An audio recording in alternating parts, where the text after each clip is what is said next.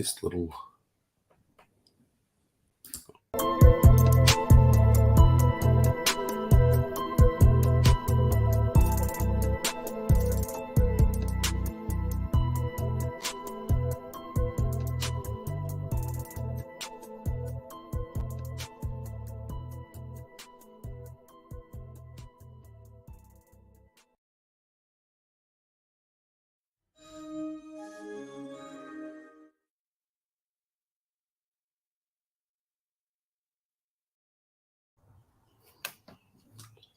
Oh, that would have been great had I not still had the overlay on.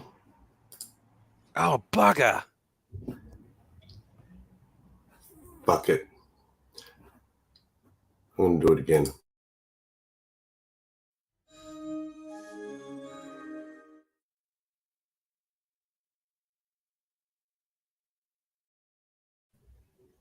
Love it. How good is that? Very nice. Very nice. Gio, do that? Yeah. The man's a mark. Ask him. I'm gonna have to ask him. I'm gonna break down and ask Gio to help me do an intro for my show. You have to, man. He's so good at what he does. And I don't ask. Like, I just woke up to find that sent to me, you know? Yeah. I mean, you just woke up because you started hanging with the sleep. I have no fucking idea how that happened, eh? We were all in the side chat. We're like, what's going on? But it's cool because it led to Hillary's doing his first stream. Really? Yeah. Oh, I missed it. Well, they had a trespasser and had to leave. Really? Yeah, but he had PJ and Halsey, Sterling. Seems like there was somebody else. If I'm forgetting somebody, it's because I'm a pothead, not for any particular reason. Yeah, apparently Richard had a vote as to whether to let Jill on or not. And I believe you like, huh? As you like. I mean, is he even out there? Who, Jill or Richard? Jill. I mean, who are you debating about letting in? No, Richard had a vote after I'd fallen asleep as to whether let Jill in. Apparently they voted to let him in, and he insulted Richard straight away and just got banned straight away. Yeah. Which means, like, it takes a lot to piss Richard off like that, so I can't imagine what he said. Well, it just builds and builds, doesn't it? It does, yeah. Like, everywhere Richard goes, Jill pops up to fuck with him. Yeah. Richard ain't here for that kind of shit. No. Ain't got time for that. Ain't nobody got time for that. I'm going to be lagging. I wondered if it was you. A little. Audience, am I lagging or is Will? No, it's me, I assure you. Oh, okay. Hopefully, we can manage through. So, yes, this guy is a nutbag, and yes, his eyes look like he's jacked up more meth than... Dude, what are you saying? Like, he is awesome. Yeah, but what I was about to say is, reason I wanted to have this stream was this video really got me thinking, and thinking he looks like Jesus, right? Yeah, and that I've been a little bit quick to judge him, possibly, on his opinions. So I thought, let's have a look at this and see what everyone thinks, because I used to not like him. I'm going to be honest, but it was because he's so progressive and left leaning. But yeah, and I'm the opposite, or at least used to be to some. Anyway, but yeah, he's kind of come up with a certain direction, and I've kind of come a certain direction, and so yeah, It's pretty cool. And that's what I was thinking. I really like the cut of his jib, because he's talking about coming together, you know, finding the things that we have in common, rather than. I enjoyed this one.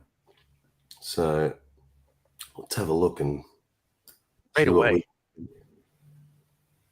What's your name? Sorry? What's your name, by the way? My name? Screen, I changed your name. Not just Mary and you, but also on the screen.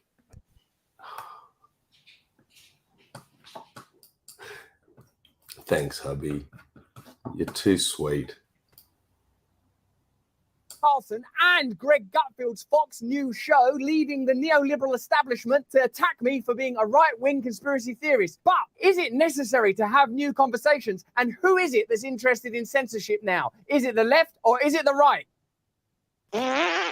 Hello there, you 6 million awakening wonders. Thanks for joining me on this voyage to truth and freedom, which will involve new alliances, new conversations, new ways for peripheral voices to attack centralized establishment authoritarian powers, which is exactly why I was appearing on Fox News and having conversations with other commentators and pundits from across the political spectrum. The controversy was stirred up by my appearance on shows like Tucker Carlson, Greg Gutfield. I spoke to Ben Shapiro, also numerous right-wing commentators. You'll remember, if you're my age, that right wing just used to be one of the things that a person could be and wasn't automatically associated with things like fascism and racism and all the ideas I think fundamentally we're agreed are bad ideas wherever we stand politically. So what is the agenda of the neoliberal establishment media? What do they want spoken about? What do they not want spoken about? Because let me tell you up front, what I learned from my...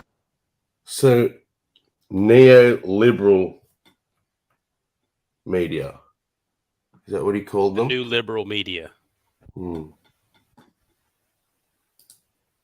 Conversations with figures from the conservative right, let's call them, is that there is a new willingness to form new alliances in order to be able to attack centralized establishment authoritarian power, i.e. explicitly people that are conservative and right wing are willing to have a truce with and alliances with people that are really progressive. They are in fact willing to accept that the only way forward for us is to have more democratic power and autonomy in our communities, and that the price for having autonomy and authority in your own community, and I mean power that's achieved democratically, is to allow other people to have their own power and authority in their own communities. However, centralized power wants, of course, a centralized, authoritative, institutionalized power to dictate what is possible and benefits from ongoing cultural conflagration. The reason I go on these various shows is in order to have conversations like this, because I believe change is possible. And before I show you these clips, bear in mind that just a few short years ago, I did this at Fox News. This is private property. This bit here? Yes. Whose property is it? The building. Who's the building belong to? It doesn't matter. Oh, it does matter. It doesn't matter. I'll just say it then. You want to get arrested? We were booked on to Sean Hannity's show. Okay. And then it was cancelled. Can I come up, have a look around, maybe have a look at the studio, touch some stuff, meet some of the people from the Hannity show? Got a wig outside. Why? Because that's what we want you to do. So, here are some of the moments from the conversations I had, and I want you to ask yourself these questions and let me know in the chat and comments what you think. Do these conversations improve the chances of us forming new power structures and new systems? Who is it that seems to be benefiting from the ongoing culture war? And let me know in the chat and the comments, because I'm interested in what you think, and I believe you can handle nuanced thinking. Let's have a look, first of all, at my appearance on Tucker Carlson on Fox News. In this conversation,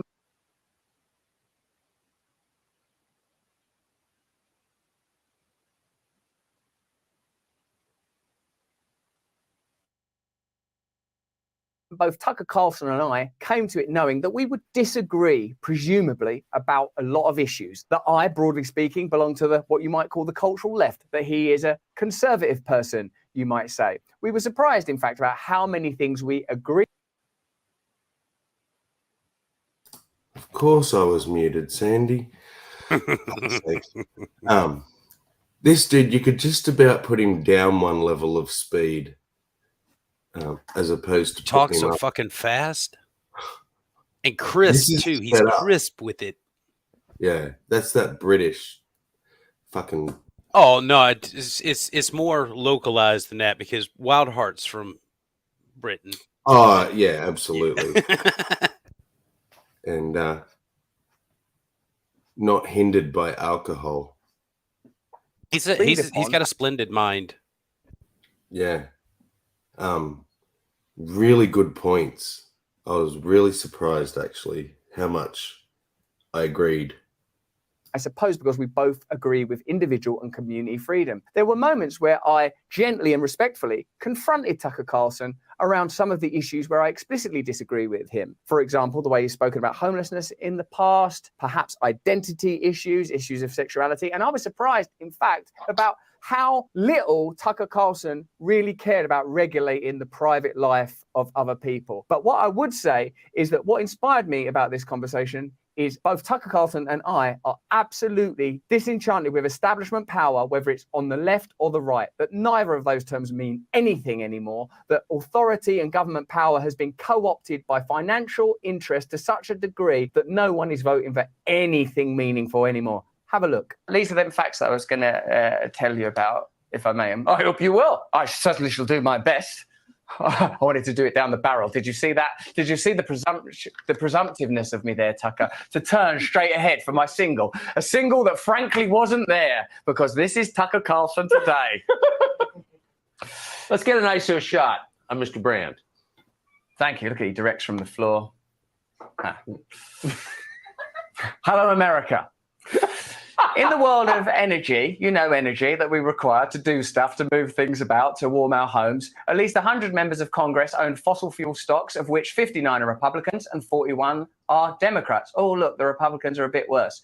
Pharma, of the $263 million of the pharmaceutical industry spent on lobbying in 2021, it gave 61% to the Democrat Party and 39% to the Republicans. Oh no, the Democrat Party is a bit worse. Wall Street, in 2022, commercial banks spent over $30 million lobbying Congress, 61% to the Republicans and 39% to the Democrats. Oh no, look, the Republicans are a bit worse. If you've seen any of the criticism in the neoliberal media, you might think, well, what was it about? Because these are not right-wing talking points. This is anti-establishment, anti-authoritarian, anti-financial corruption rhetoric that everyone should be interested in. So it makes me think that the voices that are attacking me are, whether unconsciously or not, supporting establishment power. Let me know in the comments. Let me know in the chat. Let's see what's... So that's kind of the whole point here, is that when it comes down to it, unless you are a fascist, we all agree. We all agree. Less government, more individual rights. Yep. Do we not? Yep. That's it. See, why are we It not? fucks everything up. You can't trust those assholes. Yeah. We saw what happened during the pandemic. They abused the fuck out of their authority. Yeah. Australia, I got to tell you shit. Have anything probably to compare it to, but it was much easier to get by. Americans have a lot less to complain about during the pandemic than Australia. Yeah. Again, it's that instinct to hold on to your rights that's causing people to have this reaction. Yeah. Or the perceived loss of rights as well. Yeah, it's just basically, any sort of force begets resistance. Yeah, exactly. Even if not necessary. Right. Just for the sake of resisting the force. I mean, it's in our nature to resist any kind of force or control.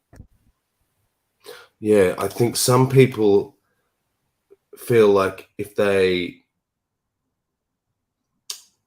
don't resist, if we go along with authority, that we're giving in to fascism or something. These words that keep getting thrown around. If you like the idea of any sort of authority or respecting authority, it's like fascist, commie.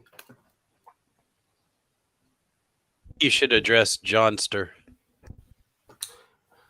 Well, I see what you're saying there, John, but I tell you what, when I'm a millionaire, that will be me. I will look just like that with long fucking frizzly hair, coked out of my brain, but I will be poking every bear I can find because I now have the power and the voice. He's not doing this for money, though. Yeah, Like, that's what this I is mean. He doesn't need the money. Right. it's He's the same free as of if those kind I of. did it. Yeah. I'll be coked out of my brain. Now, I just say that because of his big wide eyeballs, Sandy. But I think that's just his natural face. He's putting himself in between both opposing sides. Like, he's pissing off both factions. So you say it's a grift, but I don't think it's a grift at all. He's asking for shit. Nah, but I think more to the point John's trying to say, he did say it's a grift. Okay. Yeah, I have to disagree. I mean, we can't know his objectives, but once you've heard... Yeah, no, you don't need money to poke the bear, but this dude's poking fucking Tucker Carlson and like actual people who are in the public and having an effect on the public. I can poke fucking Jill. Fat a lot of good that does. Is if I ever got famous, I would be out there doing this as well. Coming next. Nearly 20% of Congress members, 49 Democrats and 44 Republicans, have been trading shares of companies in industries they are supposed to be overseeing as part of their committee assignment. Each one of these facts indicates a potential solution to the problem that it describes. Don't let members of Congress own stocks at all. Pharma, do not accept lobbying money from the pharmaceutical industry. It's a health industry. The interest should be, as the Hippocratic Oath declares, to do no harm. And get this, maybe even help people. A lot of my time spent thinking, I wish I could pull that necklace back in front. There's a pendant there and it's gone off to the, wait a minute. Oh no, it's swung to the right. And if you remove the gargantuan motivation for profit, and I'm not talking about ending trade and profit and all of those kind of extremist arguments, I'm simply saying this is a behemoth. This is corporate gigantism.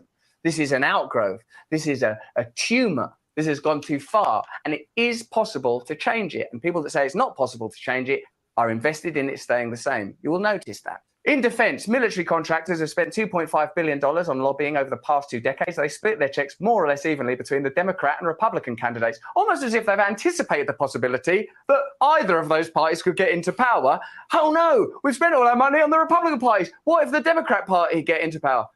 Should we give them some money as well? Oh yeah, that means whoever gets in, our outcomes will be served. That's not right-wing rhetoric, except unless you feel that what right-wing means ultimately is a position that's anti-government and anti-establishment. And I know some of you do. I know that that's exactly what many of you feel. Let me know in the chat and the comments. But what I'm interested in are systems of organisation that are beneficial to the people that they purport to serve and are accessible to the people that they purport to serve. Do you not think it's possible when you see things like Uber and all of these new tech apps that ultimately aggregate various powers, whether it's a car or a house, centralize it and allow it to be distributed, meaning things are possible now that just didn't used to be possible? Don't you think that that could be applied elsewhere to political power, that you could have systems where you vote for how utilities are run, systems how you vote for how resources are spent? Oh no, that would mean you would need people hundreds of miles away or thousands of miles away in the case of the United States of America. See, I have made this very point myself. Why don't we vote for specific parts rather than just a person?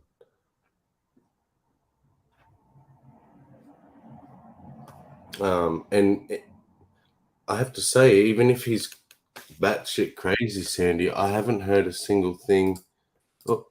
I haven't heard him say a single thing that I have to disagree with yet. No, he's a really reasonable guy.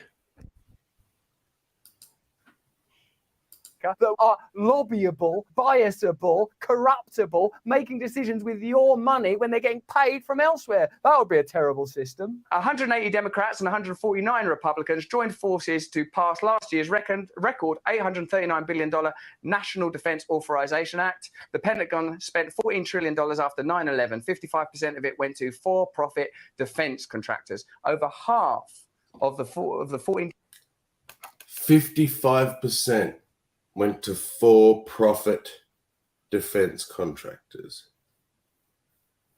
of $14 trillion. Yeah. trillion spent by the Pentagon went to for-profit defense contractors. That doesn't mean that everything they do at Northrop Grumman, who I think make amazing telescopes, or Lockheed Martin, who I'm sure do incredible stuff, is nefarious, but it does mean it's worthy of an investigation, and these are facts that are significant in the way that your country is organized, in the way that your media reports on stories, and the way that all of us live our lives, because of course those tax dollars are yours. That's your money that's being described in those enormous figures. Now, of course, at the moment, Tucker Carlson is particularly embroiled in controversy around January 6th and the revelation that his interpretation of those tapes demonstrates that there are questions to be asked around the way the situation was policed. And we're going to do a video on that tomorrow because, believe you me, the Capitol Police are getting some new funding that's pretty interesting. And it's a complicated issue and there are many, many perspectives on it. But you, I'm sure, like me, would agree that to be able to say that kind of stuff on a mainstream channel is helpful and advances the conversation and is generally, I would say, conciliatory in tone. Elsewhere in the chat, I explicitly say that I believe people should be able to identify however they want, express themselves however they want, as long as they don't hurt anyone else, obvious kind of stuff like that. And I specifically spoke to Tucker around the issue of homelessness. The only thing that I've ever seen, sir, that I would call you up on is when I've seen you talking about homelessness, and I feel that when talking about the subject of destitution and people that live in poverty, that the basis for that conversation should be love, and also for all of the displaced people in the world, that the foundational principle should be love. I'm not claiming that I'm able to maintain that line when something offends me for some cultural or personal reason, but I know that this is what I aspire to. I agree with that. And I feel that drug addicts living outside are used as political pawns to destabilize society. I feel like they're not treated on purpose. The mentally ill live outside and die out. Too funny. We kept adding and removing you, Hillary's. Good morning. Good morning. Any thoughts so far? No, I was taking care of other stuff in the past few minutes, so I haven't been able to hear. Cool.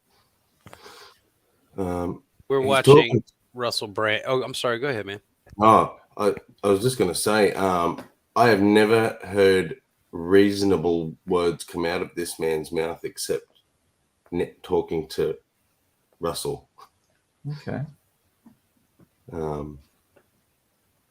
He seems to have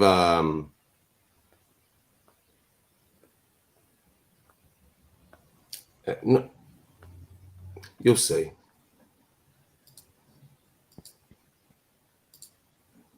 Outside and are left to do that because it's useful for the people in power to draw it into for Personal reason, but I know that this is what I aspire to. I agree with that. And I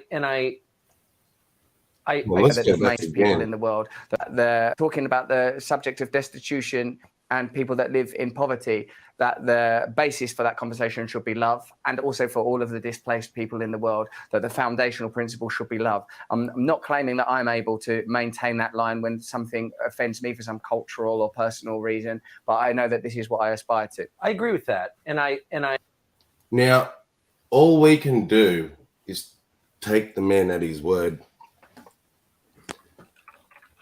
And I don't hear many people out there pushing love.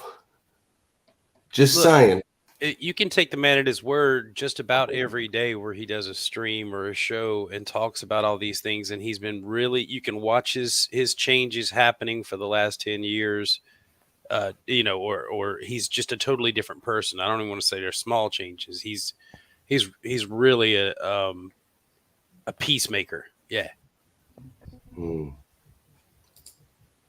Brant that makes $4 million annually from YouTube. His income increased more than 4 times since he changed his act on YouTube.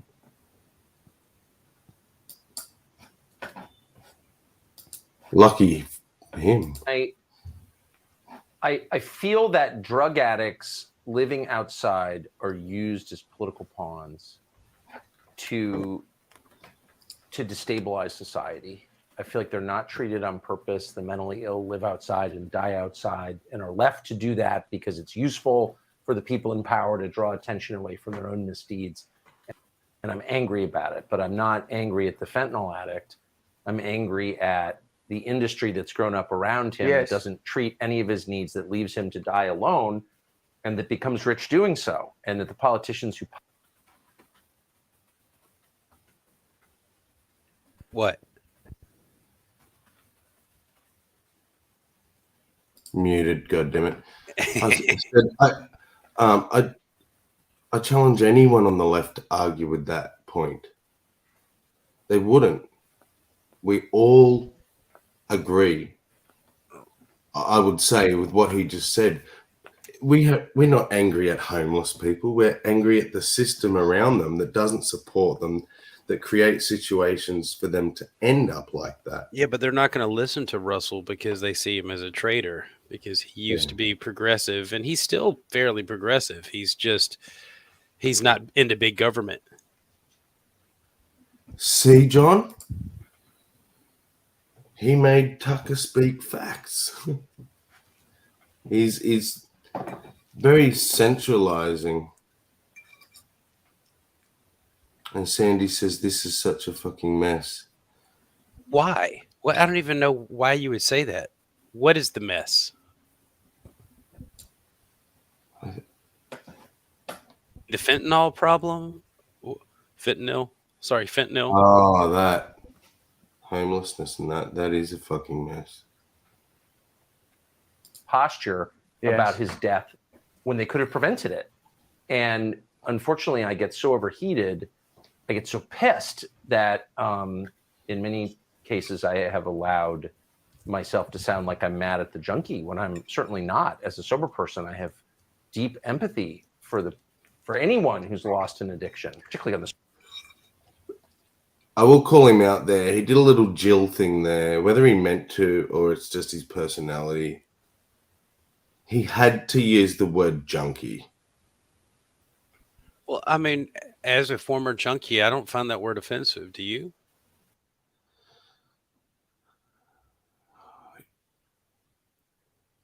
It's an old word. Yeah. But addict is just as bad. Not to me. Really? Yeah. To me, an addict is someone with mental health problems and an addiction. Okay, a well, junkie is someone who... Say it. Yeah, righto. Yeah, no, a junkie is somebody who's desperate in their addiction. Yeah. Which is what we're talking about. Talking about busting into houses and stealing money and shit. Okay. Street. I concede that. So there we go. Tucker Carlson, who on a personal level was extremely kind and beautiful to me, and I think he's a good person, and I don't believe that he is a negative influence in American cultural life. I believe that you have to accept that people have different perspectives on cultural issues, and if you don't, the alternative is some form of tyranny, and hopefully it's the form of tyranny that you happen to agree with. Yeah, but difference is this dude's like trying to point towards the middle. Tucker Carlson's not, and has a lot of influence. And I agree we need the opinions, but I think we need more opinions trying to get to where we agree rather than where we are different or disagree. It's the tribalism, dude. If you took the tribalism out of it, we'd agree on the ideas, but it's just that everybody on the other side is evil and has evil motives. That's what both sides think about each other. So no matter what's put forward, they're going to character assassinate each other. Yeah. And I feel like that's this guy's whole point. You know, he sees that we're all fucking human and we all have these basic tenets we agree on. And we've forgotten that. He went in talking about both sides. Like when he was reading those stats, he gave both sides. He showed the Republicans and the Democrats are both shit. That's what he said. So he's pointing it out. Yeah. With, and I don't think that's the answer, because it's a big old world out there and people do human different. So I think that, broadly speaking, that was a positive conversation, and generally speaking, we need more conversations like it. And by God, I've been having them, because I also went on Greg Gutfield's show, which I didn't know is the highest rated late night show in television, not Kimmel or any of those others. It's this one. So I went on there to talk about similar issues, which of course I suppose makes me a right-wing conspiracy theorist. And like all good right-wing conspiracy theorists, I went on Fox News and said this. Worried about the IQ decline? Yes, I am. And actually, I've got a series of good points to make, because education is fundamentally affected by poverty. Here, Greg Gutfield was talking about IQs dropping in America for the first time. Can't disagree with that. I mean, I don't know, 50 years, ever, one of those things. And I used the opportunity to talk about education and the connection between education and poverty and the necessity to invest in education. Have a look. Okay, so listen to this. According to Global Citizen, poverty is the main barrier to education in the United States. I want to draw your collective attention to the pandemic. I think we all understand that during the pandemic, education declined. Now, I can see that Greg's only got a 1 minute break, 1 minute to a commercial, so I've got to wrap this. I also have other panelists, Russell. Huh? I have other panelists. Oh, thanks for coming. Now, listen, during that pandemic period, billionaires added $5 trillion to their fortune. So apparently YouTube's having a conniption right now. People are unable to delete their own messages. Yeah, me too. And earlier I couldn't make people mods on my channel. Oh yeah, I remember that with Hillary's channel, but I didn't know that about not being able to delete the comments. But I think that's great, because I wasn't deleting my shit anyway. I didn't say anything that I'm ashamed of. So fuck them. Leave my comments. Yeah, and if you mistype words and shit, he gives a shit. Yeah. That means that during the pandemic, a new billionaire was created every single day, while extreme poverty, and that during the pandemic, education declined. Now, I can see that Greg's only got a 1 minute break, 1 minute to a commercial, so I've got to wrap this. I also have other panelists, Russell. Huh? I have other panelists. Oh, thanks for coming.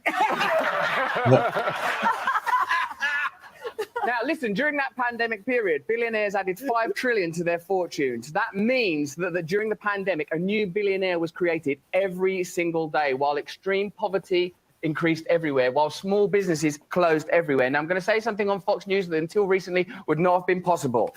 As President, Donald Trump's tax cuts helped billionaires pay less taxes than the working class in 2018. For the first time in American history, the 400 wealthiest people paid a lower tax rate than any other group. Right-wing fascists, come on. But check this out, Fox News viewers, because you're going to like this bit. In October 2021, Democrats scaled back plans for a crackdown on tax cheating, bowing to an aggressive lobbying campaign by the banking industry, while Joe Biden told rich donors on the campaign trail that nothing would fundamentally change if he were elected president. So like some of the great... Oh, let's just let that wash over us. Both sides are fucked. I feel like that's a recent position that I've taken. Well, I don't know that it has to be that way. I think again, we have to stop looking at it as both sides, because it's one country. Yeah. Yeah. Exactly. I'm just we all this name calling and shit. There are truth tellers on both sides, and there's propagandists and liars on both sides. And the easiest way to tell which is who comes out with the ad hominem attack first and denies the point that the other person is saying. Yeah. And that's on either side. If they come out and it's just character assassination, then they're not addressing the point, and that should be what you're observing. Yeah. And that has been the trigger for this move for me. Is I've realized people are arguing for the sake and for the position rather than the points. You know, if the point's made by the right, the left will argue it, and vice versa. And that's that tribalism. Yep. great points in your monologue. You made the point that it's the two-party system itself, and in particular the manner in which it is funded, that prevents meaningful change for ordinary people. And this education problem, while the jokes you made were about the culture. What about, Sandy, a person who wasn't always rich? Yeah, but what does a rich person have to? I mean, rich people can see when other people are suffering. Rich people watch their friends go through shit. Sometimes rich people lose a lot of their money and come back. Sometimes rich people are just empathetic. You can't say just because someone has money, it means they can't relate to struggle. If I'm not mistaken, I think, wasn't Russell Brand addict for a while? Yeah, I think so. Yeah. So I don't care whether you're rich or poor, addiction fucking sucks. Being a junkie sucks. And that's the lowest you can be, like, in your life is fighting an addiction that's just taking control of you. So rich or not, if he's been through it, he's fucking been through it. And I think John's comment here sort of points out part of what the issue is. We automatically don't want to trust people, like, because he makes money from his YouTube channel. To me, that means the only way you would listen to him is if he gave all his money away or something. Yeah, but I mean, then how? It's like he's using his fame and his position and his money right now. He's putting his money where his mouth is. He's putting it. I mean, it's his show is like it's for views, yes, and money. But he's putting out a lot of shit that clearly not everybody likes. Look at the side chat. He's not catering to either fucking side. It's all about the point he's making. So you can call him rich, you can call him poor, you can call him, a grifter or whatever. Argue with the points that he's making, or it's just bullshit. Sandy was asking who you were. It's Will. No, I thought she meant Tucker and Russell. Oh, We don't know what you mean. who's talking to me about addiction?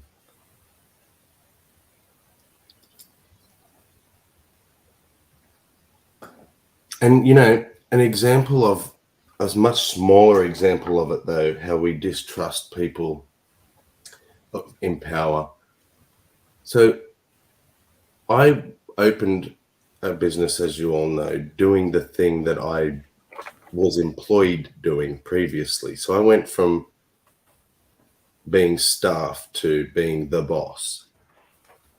And although my opinions and thoughts never changed, the way I acted never changed, the way I treated people never changed. If anything, I probably got better because I now saw things from a new perspective. But I never forgot what it was like to be an employee. So I have a perspective and an understanding of what staff go through that other bosses and the bosses I worked for didn't have. Yet the staff quickly, people that I was friends with, it's like they turned on me and started to mistrust me. And am I paying them right? And this and that. And I couldn't understand why people had thought I'd changed. And then I realized it was simply the position. I was the boss now. So that sort of friendship, it's gone. Does that make sense? Yeah, you can't maintain it and still be the boss. No. And that people are going to see me as the boss and mistrust me because of that position of power, regardless of who I am or how I act. And I think that's a natural reaction for people, which sucks because it does mean anyone with money and stuff, they're going to be instantly mistrusted. What did you say, Will, that she's objecting to? It must be because when you post in StreamYards, it comes up as me. Mm-hmm. Well, she knows it's Will, but she says it's something that you said that she wasn't allowed to talk about because you didn't know her background. So I'm Oh, assuming about that- addiction. When we were talking about junkies and addiction, and my point was about rich people. Like she's saying she would never trust a rich person to identify with poor people problems or whatever. And I was like, that's ridiculous. Okay, that's again, that's one side or another side, or demonizing someone because of their economic situation now. You know. But anyway, oh my God, it's Paul. Yeah. That's Hello. awesome. Good morning, Paul. Big How's fan it of that going, guy. everybody? Good. Well, I had a fun morning this morning. I ended up on Graham Gold's stream talking about morality. Oh yes. God help Well, you. Yeah, Oh, I it hate was- I missed that. And Yeah, it was slow and painful, to be perfectly fair. so is it- Graham, to be perfectly Yeah, honest. it was slow and painful, and I actually went back and listened to what he was saying afterwards, and it sounds like he's not actually. I'm going to have to ask him tonight because we might carry on again this evening.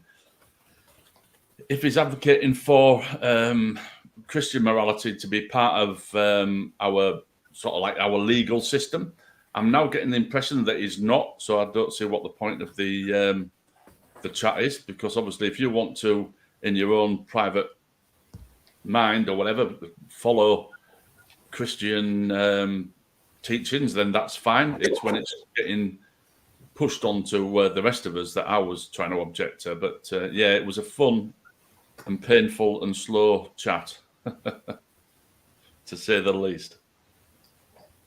Can you imagine? Hey Sammy, this is not going to work with me typing in the side chat and it coming up as you don't want to be associated with shit that I type. I promise. All right, go on. Who's that talking? Who's talking? you can always do it in the public chat instead of using That's StreamYard. Will. I can't see anything in the private chat. Hold on. He knows me. He knows me under a different picture. Hold on. It's Will. Yeah. Hello. How's it going, man? Yeah, not too bad. Are you all right? Stream about you last week. The what? Sorry. Said I did a stream about you last week. No, you didn't. Surely. Did. About me. Yeah, from when you and I were both in Praise's hangout, and All right. Yeah.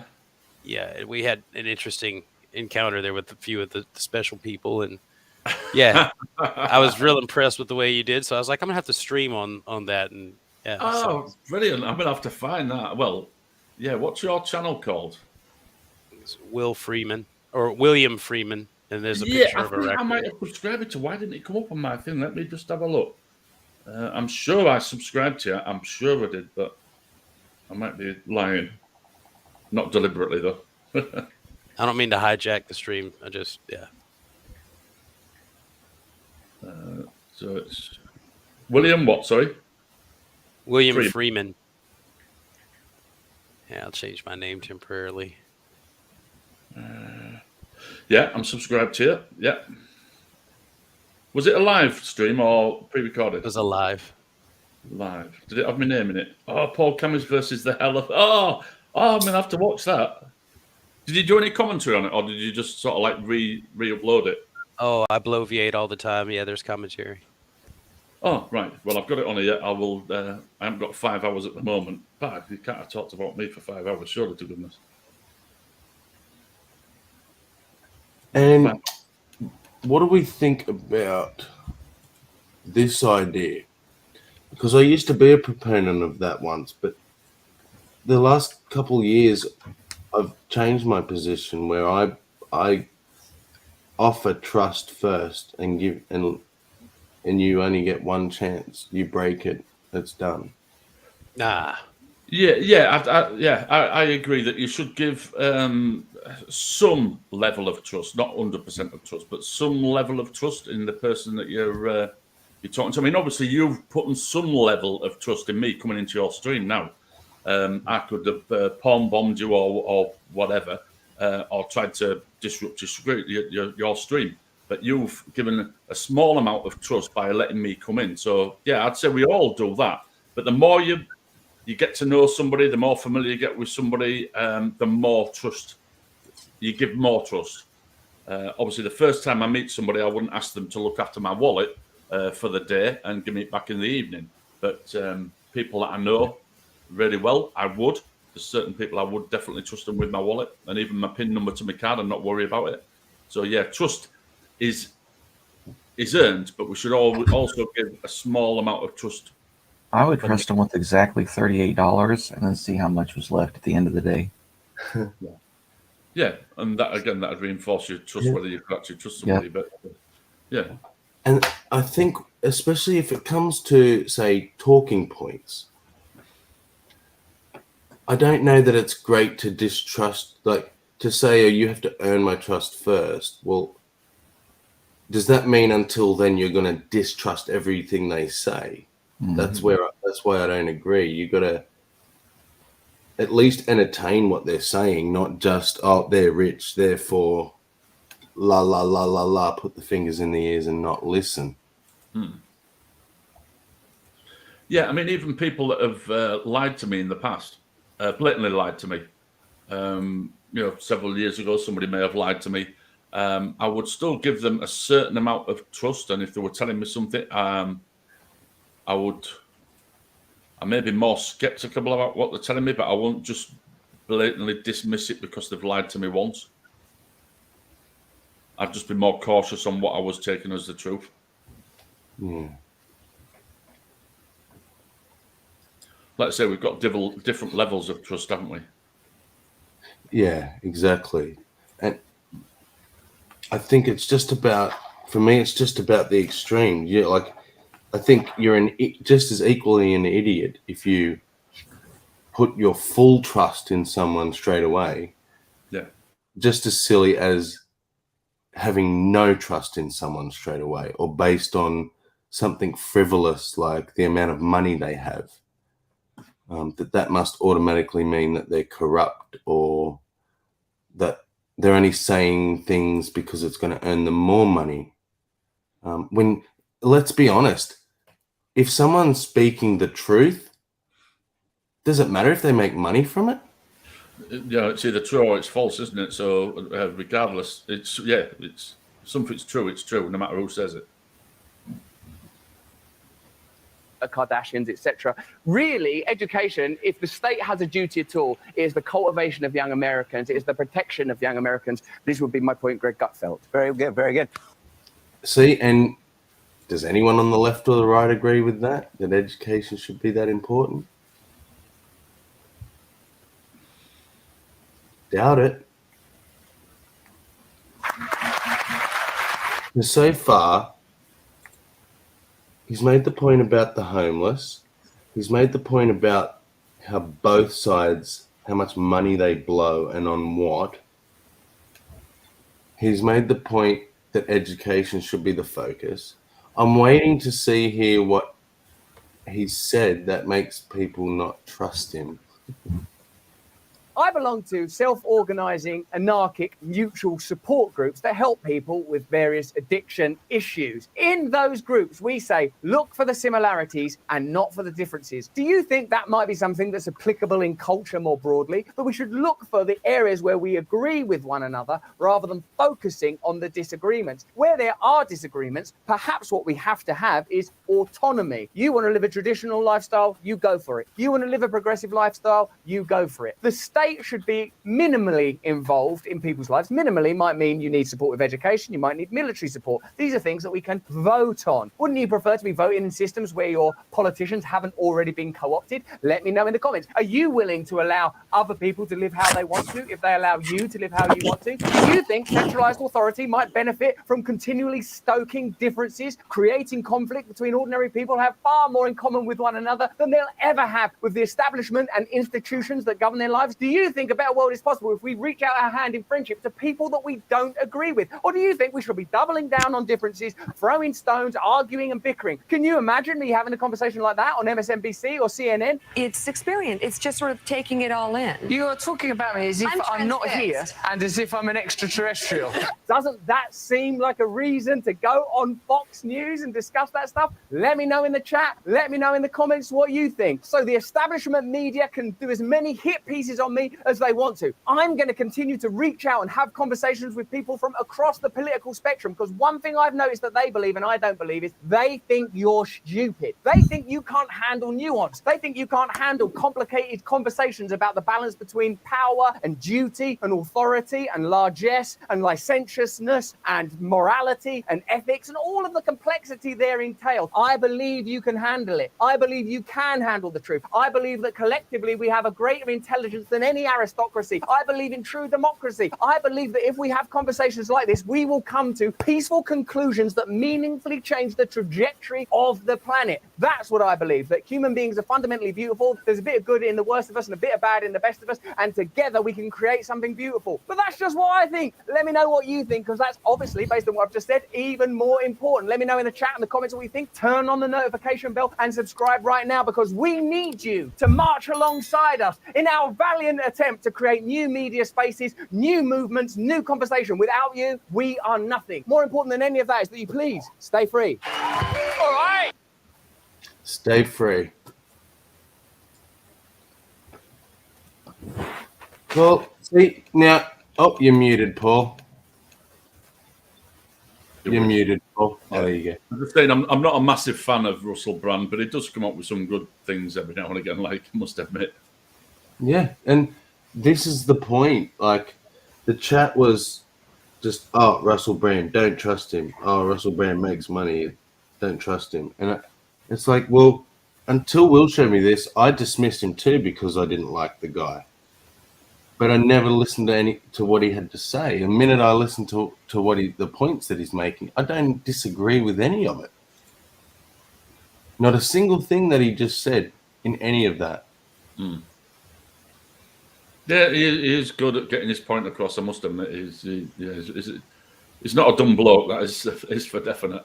And yeah, I like to say I'm not particularly a fan of his, but I don't reject what he says. Some of those he makes perfect sense sometimes and comes up with some really, really good arguments for certain things.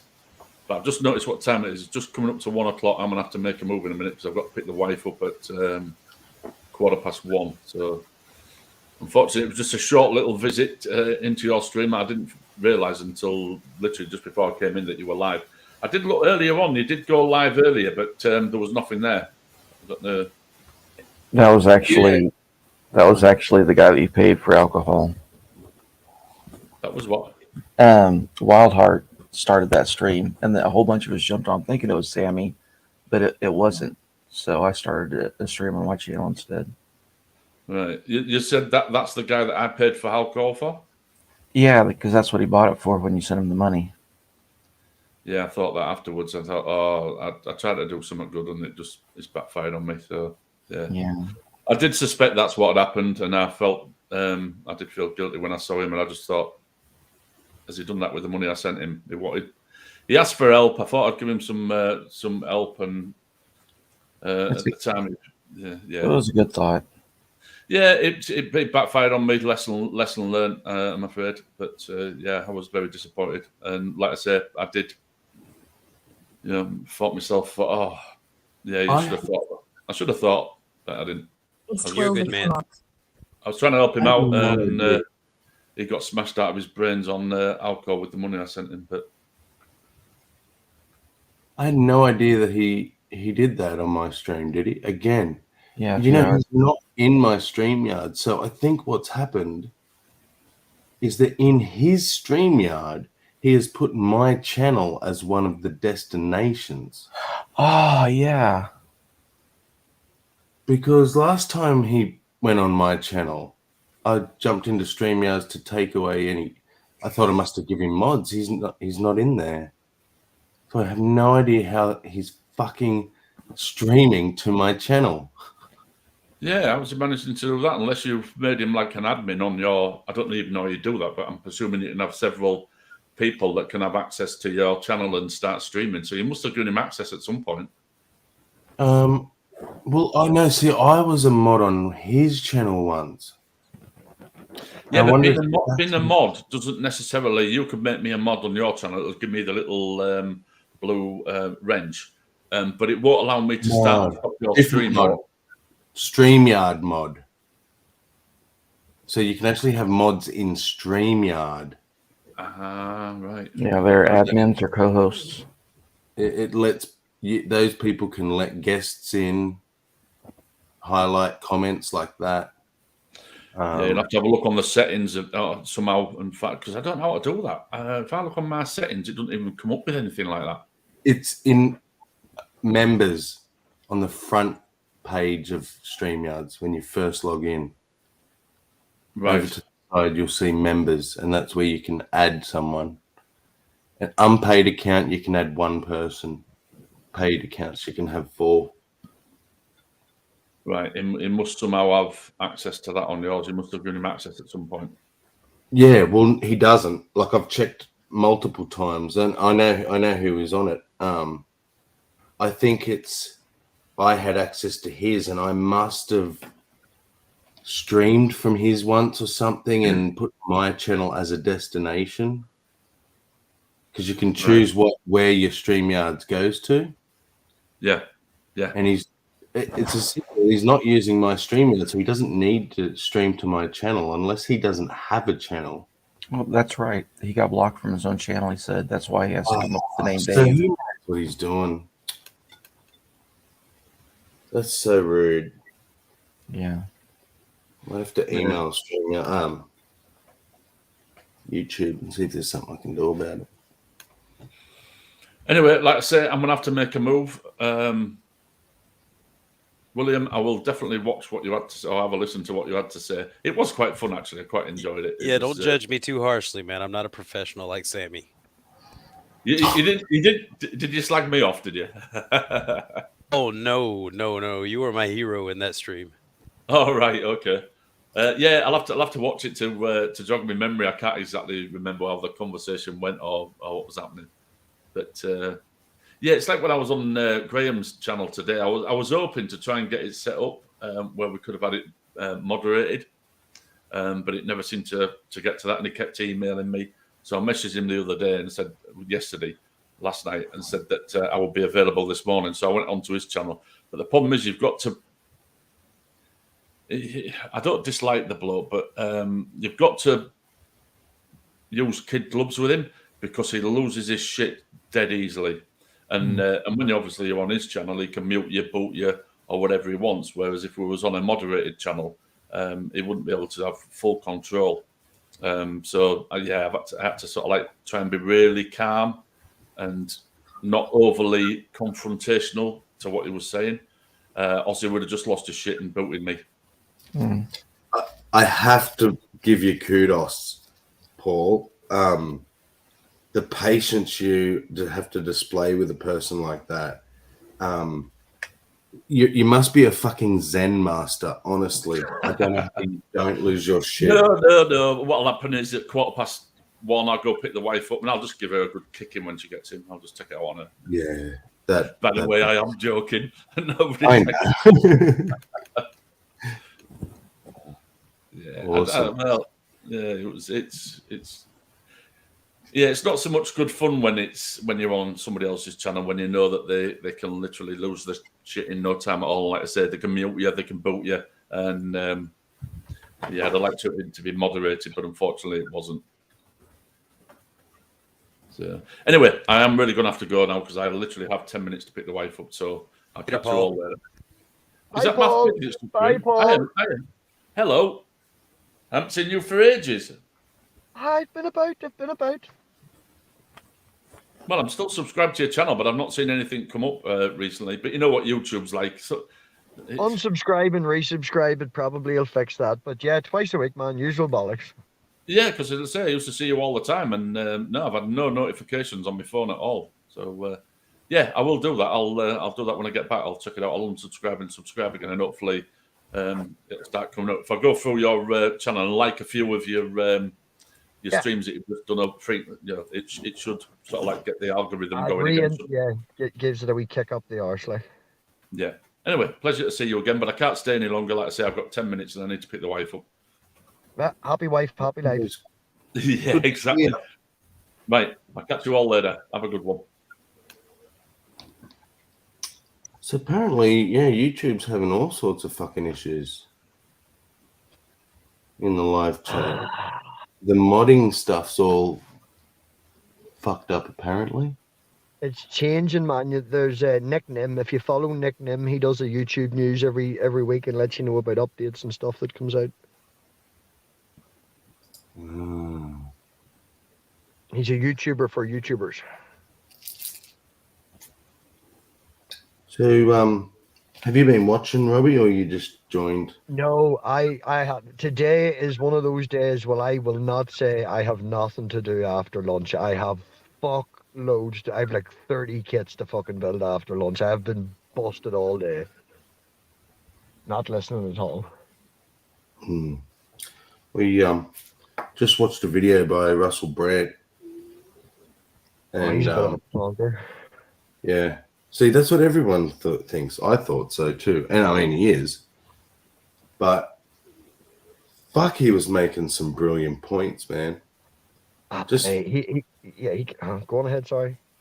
I was just going to say, just calling out both sides and pointing to the things that both sides agree on, and how he didn't say we used to, but this has been my thought for a while now.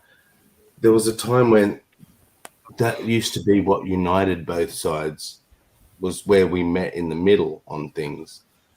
But that doesn't happen anymore. It's become that tribal that if someone has an opinion that's not on the same side as you, you will agree with it on principle, disagree with it on principle. Have you noticed that? Well, like I've been saying that the community, the people around society has becoming more and more polarized over this last 2 or 3 years. Like I've been saying that a lot. It's the more people spend online, the more people you find that align with you, and you don't have to anymore make that allowance to interact with people. Like, you know, if you like to have religious conversations and you were an atheist before the internet, you may have to go to church and church groups to have these conversations. Now you can find 100 anti-theists online that say the only way to treat Christians is to scream at them and call them bigots. So you're like, yeah, I like doing that. That sounds cool. Yeah. You know, it's... I don't know.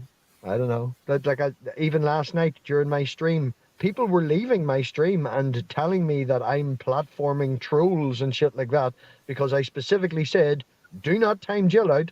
Do not delete his comments. So I'm platforming this, that, and the other. And yeah, Titan was giving me abuse. Back was giving me abuse.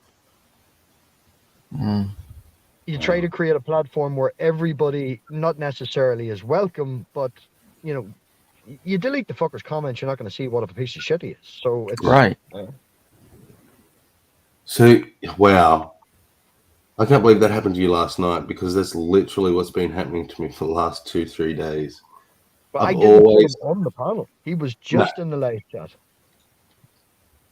No, well, see, I would let him come on, because we'd talk about him and we'd say things and that. No, I believe a person should have the right to defend themselves and put their point of on view that forward. note, I did a poll in the chat and I had 3 options. Give him 5 minutes on the panel to say his spiel, kick him from the live chat, or leave him alone in the live chat. And people voted 66% to 222s to let him on for 5 minutes.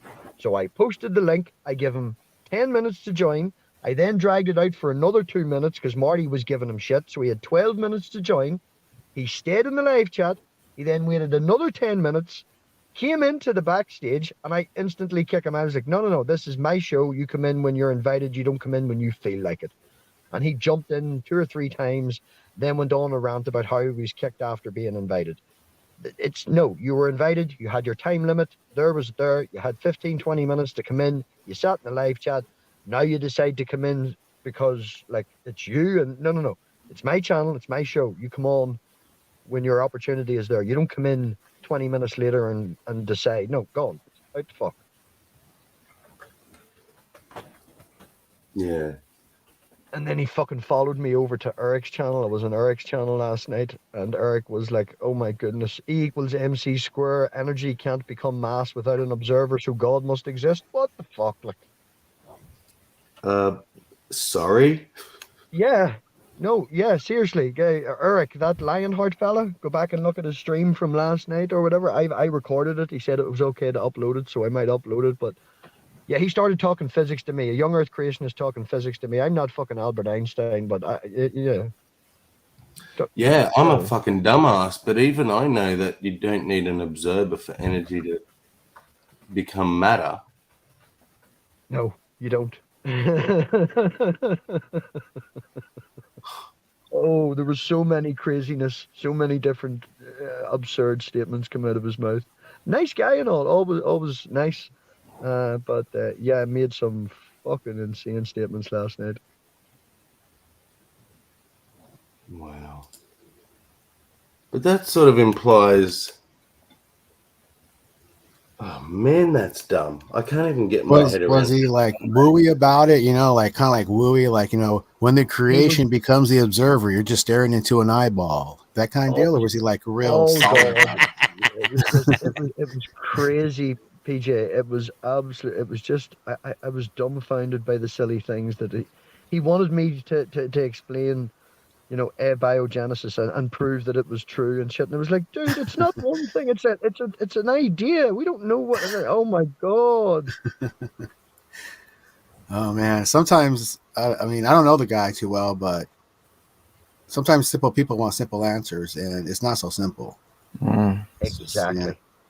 Like he made a quote, and he was talking the double slit experiment and how the double slit experiment proves God and shit like this. And it's like, he actually made the statement, when the wave function collapse, we can see an electron. And I'm like, okay, so explain to me what that means, please. Explain to me what the collapsing of the wave function is. Couldn't do that. He's just quoting, just, you know, here's a phrase, boom. Here's an interview with some guy that works in string theory from 10 years ago that told Neil deGrasse Tyson that he found evidence of a computer code in the universe, therefore there's a God. And it's like, that's an opinion of one guy. It's not the consensus.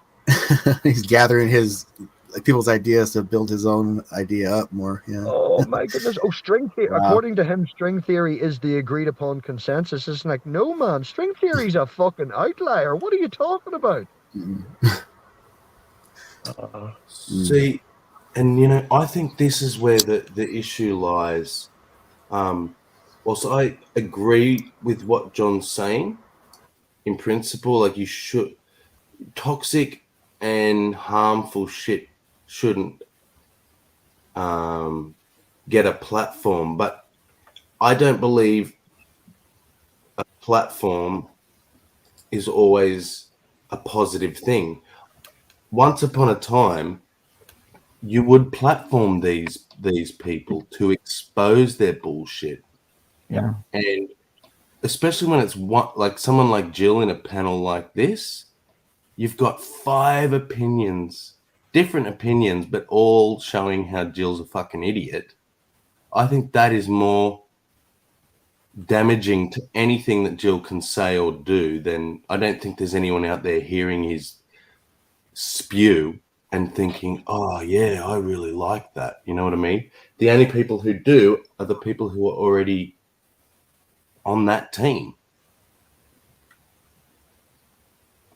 I think that's very well said.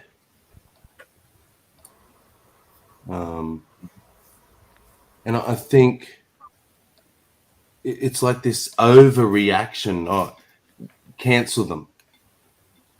And it's not, I don't give a shit about cancel culture or you shouldn't cancel people. Cancel who the fuck you want. Cancel culture shouldn't even be a thing. If you don't want to fucking platform someone, don't. But I don't think that we should be telling other people how they choose to go about exposing things, and how do we how do we talk about it if we don't ever let them tell us what they think? We're just Yeah, but that's arguing it. against what we think they think at that point. Yeah. It's like, why have an echo chamber? You know, if we don't allow and if we don't make the effort to go to their side, you end up with a group of people that all agree with each other and don't have a middle ground. Yeah.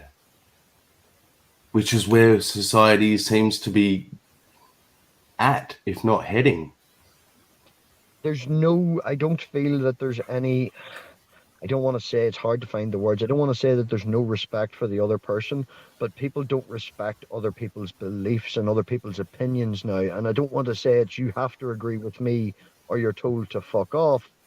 But it's, you know, it used to be like, if I offended you by something I said, if my intention was not to offend you, your offense is on you. All right. The fact that you're taking offense at something I said, even though I didn't mean it that way, the offense, the problem is you. Okay. If you refuse to accept that I had no malice in it and I didn't mean it the way you took it, the problem's on you. Nowadays, it's the problem's on me.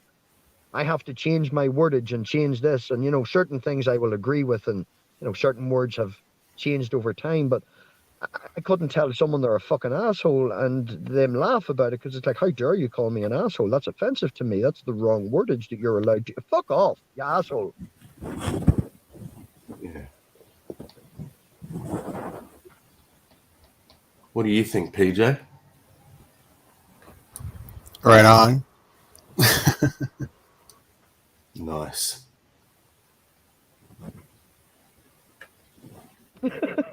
Right on. See, That means I PJ think- was packing a bowl. Look, Well, I mean, I agree. People should say what they want to say and how they want to say it. But I mean, I was like, kind of got a little conflicted because you're talking about Jill at first, and then saying what you want to say and how you want to say it. But when you're talking about that, I was thinking, like, when it comes to positions of people in religious beliefs, when it comes to like platforms like this, that it's almost like they keep themselves from wanting to learn anything new when the person who's looking outside that belief is looking for all kinds of shit. They're almost you know, there's too much to know, there's too much to learn, so you get, like, you know, into it, where the people on the religious side kind of just stay where they're at. It's almost like, not, I don't want to say like stuck on stupid, but in a weird way, they don't evolve like others naturally do in the mind of somebody who's outside that box. So it's hard for them to keep up with it. And yeah, it's almost, I was thinking like, brother just can't catch a break, you know, but yeah. it has to do with all that, you know. No, and that's an excellent point. And I'm going to go even further and say the non-religious are doing the same. Oh, on the extreme side, I believe so. Yeah. Too, yeah. Mm-hmm. Yep.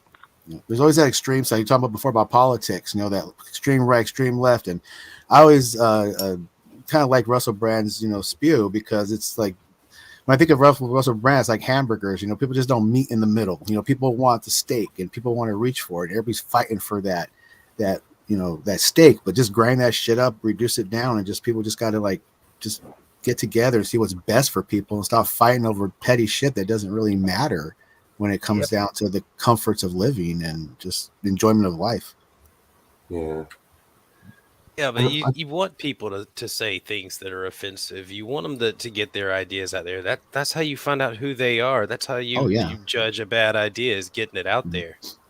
Yeah, it's like knocking it down sometimes. You got to put it up there and knock it down and see, you know, what it's about. That's why it's going to be hard to do that nowadays when you can't say certain things. You know, you don't have those comedians or those jesters out there pointing out things and ridiculing it and making fun of it to the point where people start to think about it. Now people are just being programmed what to think, and that's not good. I mean, I want them. I want people to say the things that offend other people. I want people to get offended and then learn to deal with it, because it kind of separates the grown-ups from the kids. It does. It really does. I mean, it is like when, you know, it's almost like bullying is horrible when it comes down to somebody's going to bully somebody into violence or something like that, provoke somebody into, you know, emotional distress. But provoking somebody into bettering themselves or becoming, you know, I don't know, just Well, you it does can have its control. advantages. You can control a people with their sensibilities, with their sensitivities to being offended. You can make words seem like violence if you make them if you impose the idea on them enough. True. Yep. Mm. And this is a good point. And I think this is where it gets hard for me to have such a clear stance. There's got to be some nuance. At what point do you stop platforming someone who promotes violence, say? Inciting It riot. depends what the actual call for violence is. If they're saying, go out and stone people, then, that's probably not very good. But when Geo Sam says, oh, if you are a good Christian, you go out and stone people. Well, no, that's actually not what it says. So then you can use that as a teaching example. Yeah. Good morning, Bro Joe. Good morning. Happy 420. What's the topic? Oh, it is. Smoke weed every day. That's what you get on my budget channel. Topic? Political positions and whether we should have free speech or deplatforming and stuff like that. We started by watching a video of Russell Brand, and it's funny because on both sides of the political spectrum, the people in the chat and even some of the panel were like, yeah, this guy's an idiot. So we all sort of agreed there. But then you listen to what he had to say. It was fucking brilliant, Bro Joe. He was calling out both sides. Oh, you guys don't like Russell Brand on a whole? Well, I didn't. I like him. I don't know what I was basing that on. That's cool. Oh. When I gave him the time of day and listened to what he had to say, I agreed with his position wholeheartedly. Oh, look at that. So what was your bias that stopped you from listening to him? I thought he was a bit extreme. I don't know why I thought that. Maybe videos on Clips. him. Yeah, clips. And This is where you gotta be very careful, guys. Context is everything. They'll take clips of you and make you look like anything. I mean, J6 should be a pure example of that. You just take clips out of context or don't get the whole context of the story, and then it leads you to certain conclusions that sometimes they want to lead you to, right? Create that narrative. yeah. It goes with anybody. And so, yeah. My opinion. It was good because he was, the point that he makes is the one that I've been pushing a lot lately about. We should be trying to focus on the things that we actually agree on, or both facing the middle from our side, as opposed to standing with our backs to each other and facing the extremes of our position. Yep.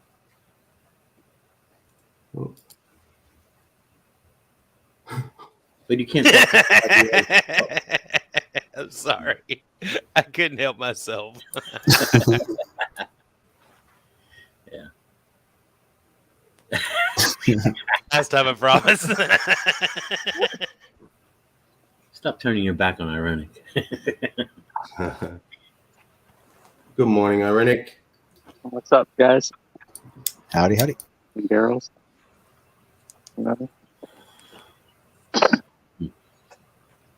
Catching some morning sunshine.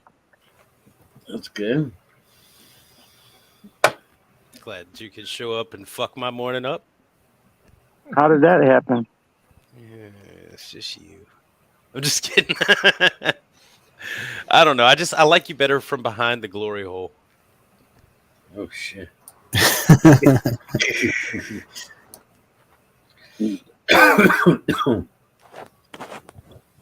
You like the mystery. You like that mystery. Huh? That's just the only time your mouth is ever shut. Oh, Yeah, being put to good use.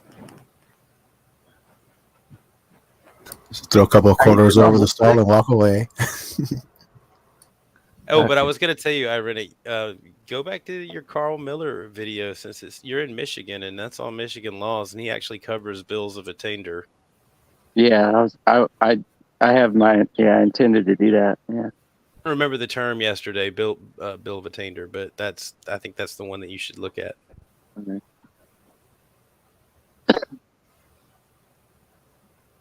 Yeah, I wanted to get kind of straight on all that stuff. Some of the case law that he cites or whatever. Is this still about the pavers under your trailer that's supposed to be there, or is it some kind of property boundary thing? yeah. I mean, it's generally it's not about It's that, but for the meth inside of the fucking camper. Trailer raid. Weird aroma coming from that camper. excuse me. Meet a Dunkin' Nose and plan out our strategy. He looks like Walter White if Walter White had partaken in his own meth.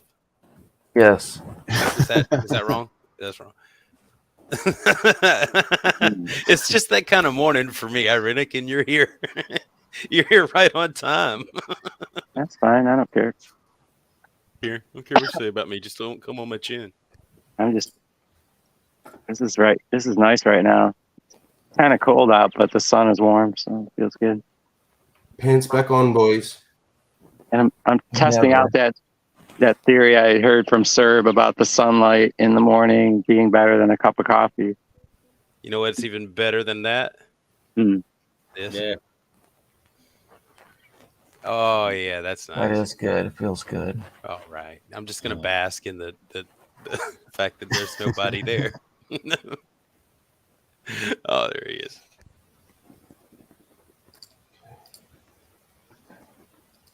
So, Hello, Thunder Dwarf. Good morning. Haven't triggered you all enough yet. Thunder Dwarf. Ah, yes, it's Brocho. I mean, What? No. Joe Rogan. Joe-Ro. We should call him Joe-Ro. Bro Jogan. Experience. I mean, I guess because I talk about American culture a lot, I come with a degree of anticipation. But it was a torrential rainstorm in Los Angeles. I'm aware that like you've moved out of there, that a lot of significant people in the space that I work in have moved out of there. And there was a feeling of uncanniness and eeriness. Some of the familiar sites for homelessness have been cleansed as if by Travis Bickle's rain. You know, it's sort of like just... Really? They moved homeless people? For example, Gower Street. The Gower Street Yeah. Bridge, there would always be sort of like a little tented community there. That seems to have been moved along and maybe a perfect metaphor for that problem, you know, moving them rather than... You feel like those homeless people are still somewhere rather than that problem has found a resolution. No one really has a tangible resolution. I haven't heard one resolution that's like, okay, that we could put our fingers on, that's real. Do you know that in our country during the pandemic, in London especially, but also in other cities, they temporarily housed homeless people as one of the pandemic measures? Like, we can't have people on the streets, they'll cough on someone, put them all in hotels, put them in hostels. They solved it. And then when they reached the point where they were happy that the pandemic had leveled out, they kicked them all back out again. Right, that's it. We're not worried anymore. Get back out there. I wonder why they did that. Do you think it was just too much time and effort to manage those people? Like they're shooting up in the hotels and causing ruckus and... Well, I wonder what was the reason for like putting them back on the street, because it seemed like if they solved that, like they should be like, oh well, let's just keep dedicating these resources to keep these people housed. I feel like that the anomaly was the housing rather than the ejecting. I feel like that when it was convenient and suitable, they could find a solution to homelessness that was an economic one, and then when it wasn't necessary anymore, they just pulled the rug out from under it. I'm sure, that comes with complexity. When I was first working in media, when I was still a using drug addict myself, I did these things that I considered to be like psychological Jackass. That was a big show at that time, those amazing guys doing those incredible stunts. And I was like, well, what if you did the psychological version of that? So I had like a boxing match with my dad. I had a homeless guy move in my house. I seduced an octogenarian lady. I jerked off a man in a toilet. All of these things were the periphery of my limits as a drug-using young man, just trying to make my way in media. When I had that homeless guy come live in my house with me, James was his name, God rest his soul, it was interesting to encounter that. There's a reason. Of course, I fully accept and appreciate that could happen to any of us. That any of us with a few wrong choices could end up destitute and lost without the kind of support and good fortune I've had in various areas in my life. I'm sure it could have happened to me. Of course, it could have. But there was a sort of like a gravity pulling him back out into the street. There's a gravity pulling it, like he couldn't. I was going to say I wanted to see video of the last two, him seducing an octogenarian and jerking off a guy in a. Have any of you guys taken in a homeless guy and housed him in your place for a week or something? Yes. Yeah, longer than that. Honestly, not if the person if I don't know them already. But if they should become homeless, like Trustee A podcast, then I'd be willing to take him in if he wanted to move to Texas. I have. One of them had kids. But I think I don't know. It's one of those where he's like, I had this experience with a homeless person, therefore all homeless people are this way. And yes, don't get me wrong, there are people who there's a pull to the street and they're not going to get around it. There was an interview with the CEO who said after his second heart attack, the doctor told him, like, if you keep going like this, you're not going to make it. Like, you have to cut stress out of your life. And he's homeless by choice, right? And he has to worry about the bare minimum and he prefers that. There's a lot of people who are homeless because they lost their job and they didn't find another one soon enough or something like that. And what state was it that started giving the homeless people jobs? And if they kept coming back to like clean the streets or something, like put on a vest and clean the streets, they'd get them a better job and like they'd help them that way until they got housing. And you can't solve homelessness because some people will always want to be there, but I don't understand this like, oh, there's nothing we can do. And I had this experience that showed me there's this pull to the street or whatever. That's kind of weird.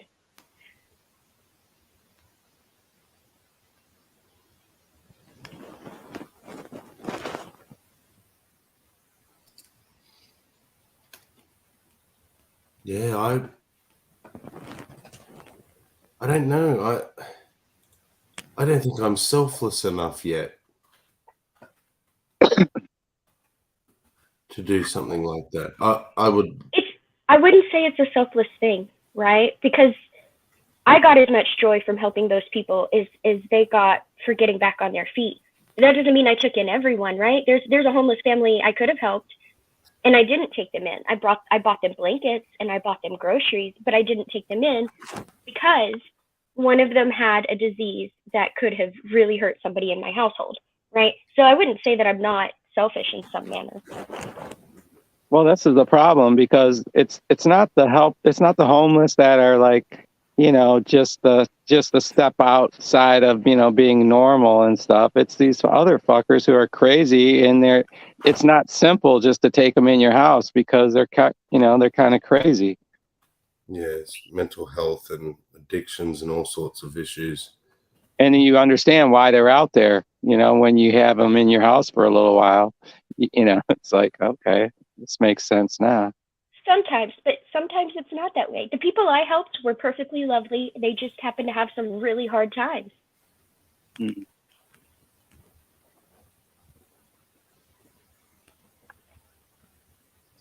Well, I don't think we should allow homeless in our city streets. I think that should always be just kept clear and, of any tents or sleeping things or anything like that. Because existing without owning property to exist on should be illegal. Well, I'd like clarification. The public streets should be not. They're not for you to sleep on. Sorry. Oh, please repeat the word public one more time. Yeah, the public streets are not for you to sleep on. Do you mean where cars go, or to the side of that? I mean, like in a city here. I think we all know what you're talking about. The sidewalks and the streets. In a city, they're public thoroughfares, the walking areas. They're not for people to set up a house. I totally disagree. Yeah, because when you don't have a bed, you shouldn't be able to sleep. That's a no-no. No, you don't have to do it on a freaking sidewalk. You don't have to do it on the sidewalk where you go in the field or something around the corner or something. Yeah, go get bit by snakes and spiders. Go get bit by snakes and spiders. You deserve it because you don't have a bed. It should be on you to go somewhere where you're not bothering someone else with your business. How about that? Maybe I think you're just easily bothered. They just went somewhere where they can't bother anyone with their business. I'm just being a dick again. I too much power. You should give me power. I hear birds chirping. It's just idiocy to Created let a homeless monster. Right, it's nice. Yeah, we know you're a snowflake, easily bothered. Got it. So let's try and work out a congregate solution. somewhere else and be, take your homeless ass somewhere down the corner. So do you think that then we should be providing those areas for homeless people?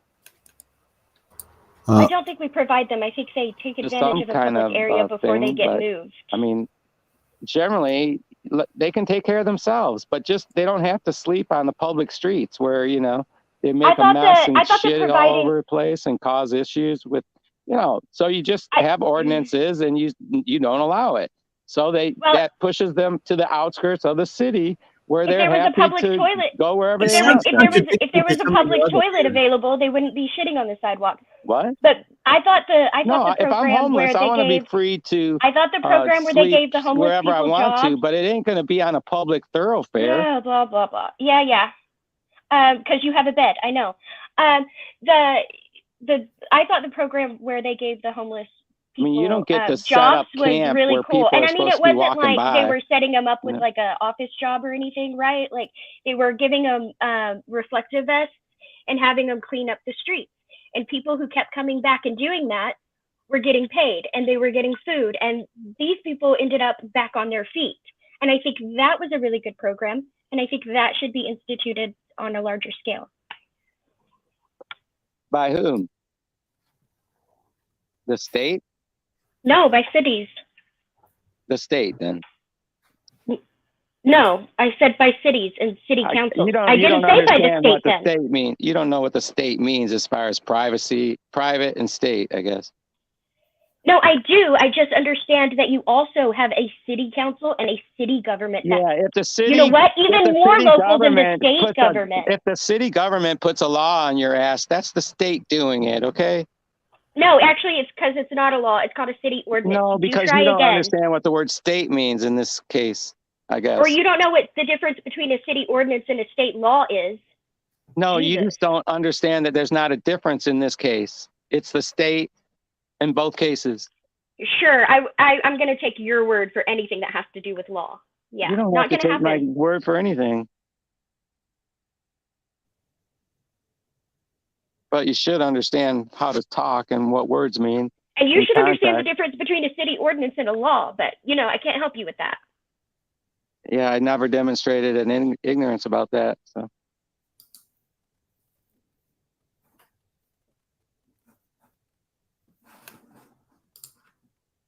And in any case, law doesn't need to be brought up at all because I said a program. So I don't know where you got law versus city ordinance versus anything anyway. That was kind of not even on point.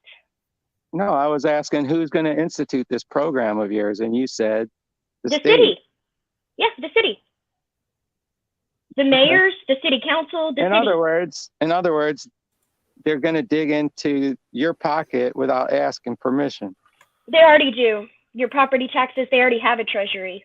With so much money they take from your pockets, it'd be nice to see it going to something and actually see something happen with it, right? Huh?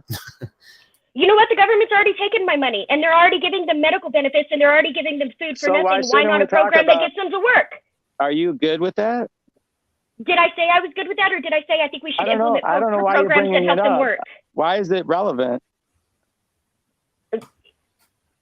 Because I brought up the point that they're taking money out of your pocket. That they're not asking for it; they're just taking it. And, yeah, they already do that. And they already do that. And then you say, and then you say they're already doing that. But what is that? How is that an answer to the actual question of yes, but they're taking money out of your pocket for these homeless people? The city already takes money from you, be it for so why is that relevant? Why is that relevant to this question now?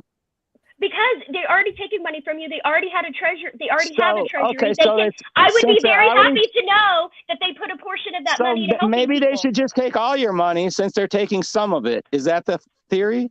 Did I say they needed to take any more? I never said they needed to take more money. No, what you're They already have suggesting a is treasury. you're suggesting because they're already taking it, they might as well take more.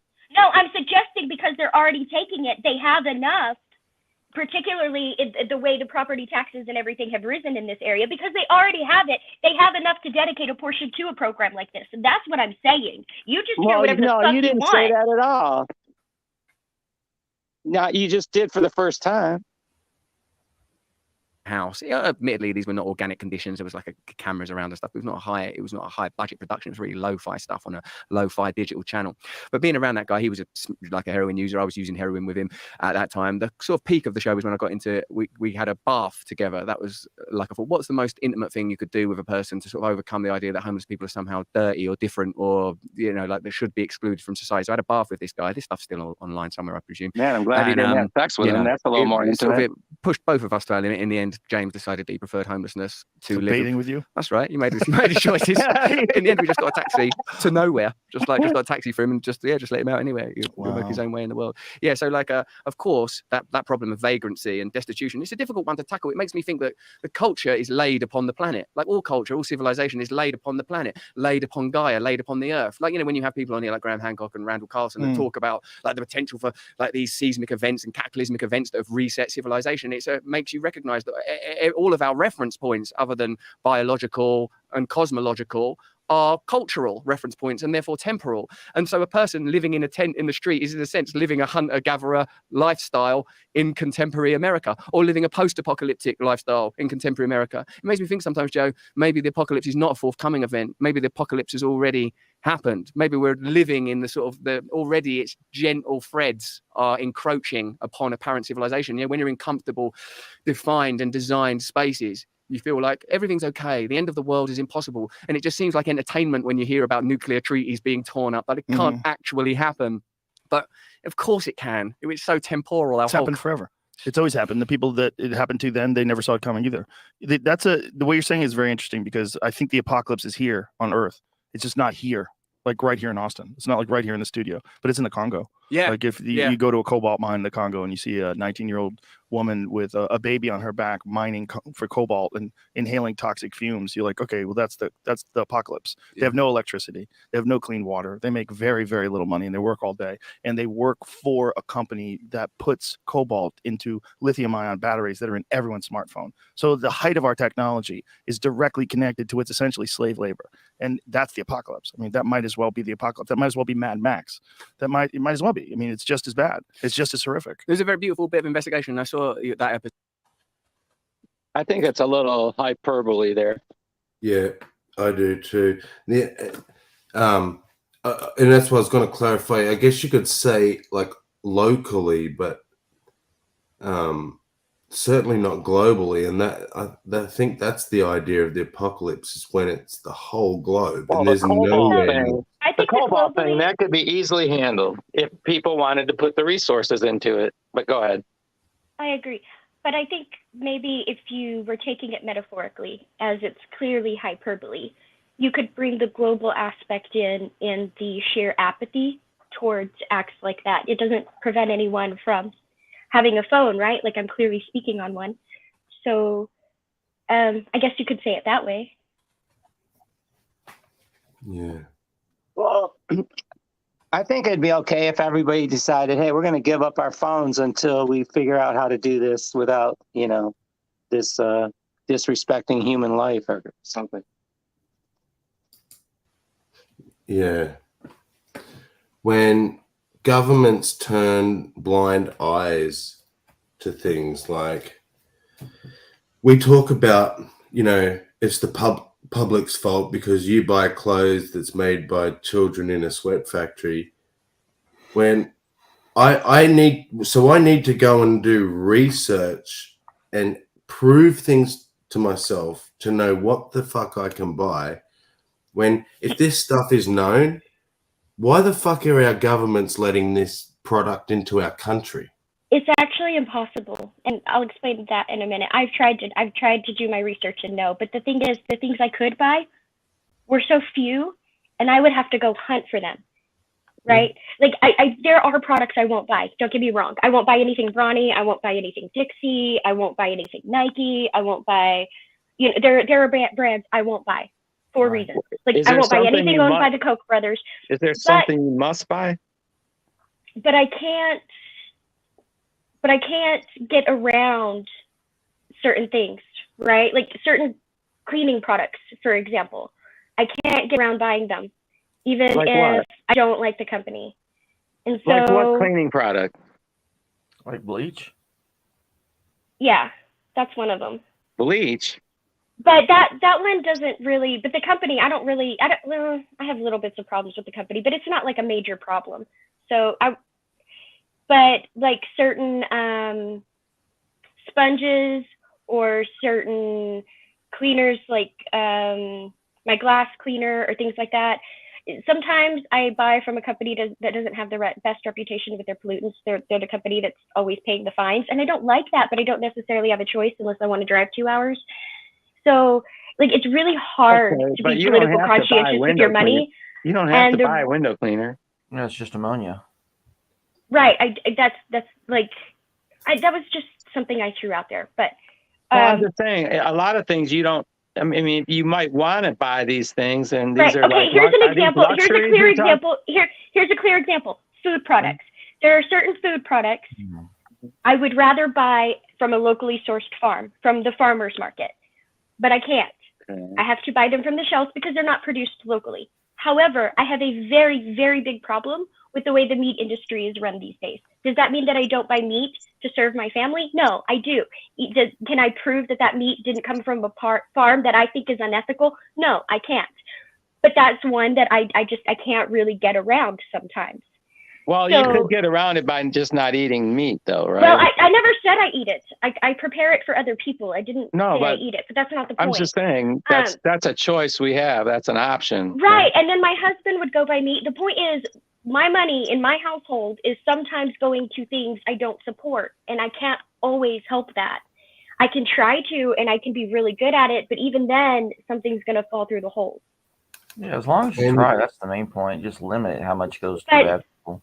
The reason the government allows it is they say they allow it because it's helping them build their economy, which is what allows growth and comfort. But the truth is, it's just cheaper, right? It's like Australia, your country, has so many natural resources.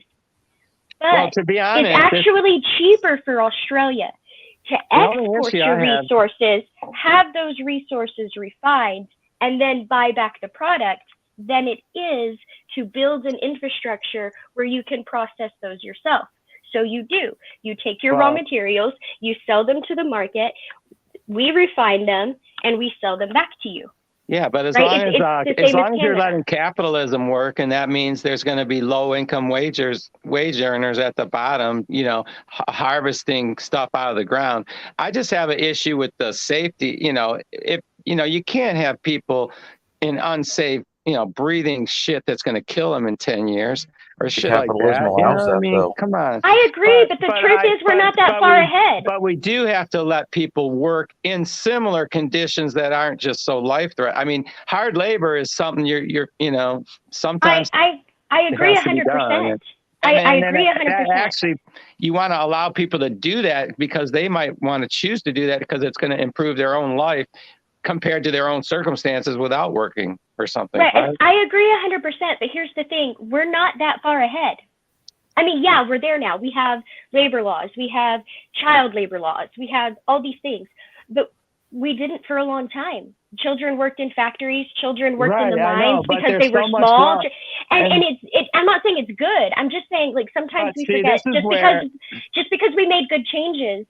Okay, this is where we could politically in America, because we are so powerful economically, the companies that are using the cobalt, you're like Apple or what? I mean, these guys could easily spend the money. They just don't want to, but it's a lack of how can we put pressure on these companies to do the right thing?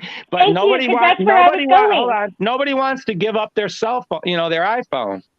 And say, fuck you, Apple. As soon as you start cleaning this up and give us a good product that we can, know it's well sourced, we're not going to buy iPhones anymore. That's what needs to happen. Well, that's kind of where I was going with it, right? So thank you for that. You interrupted me, but that's fine. You went where I was going. So I think the companies hold a lot more responsibility than some of the governments in some cases, because they don't have the growth and the money to consider a lot of moral things that we only considered after the money and the growth, right? And I think that's a terrible, cynical way to look at it, but I think it's true. And point I wanted to make before I have a look at this video is I don't think our choice is always as simple as just not buying something. Like, for example, my family was dirt fucking poor, and Mum used to hate the fact that she couldn't afford the cage-free eggs, right? Because she just couldn't pay $8 for a dozen of eggs when she could get the caged ones for $2. That's where the issue lies. Is we're putting the onus on the bottom end, while the top end's sitting on their fucking hands, getting richer and richer. And we pretend to do things about it we pretend to do things about it, right? Like they passed the law saying if your company or whatever is releasing these pollutants, you have to pay a fine until you get it fixed. But the problem is fixing the problem is way more expensive than the fine. So they just choose to repeatedly pay the fine. Yeah. That's one of my problems with the Koch brothers, right? They won't clean up their mess because they don't have to, and they won't fix it because fixing it's more expensive. So they just keep paying the fines and keep fucking everything up. Yeah.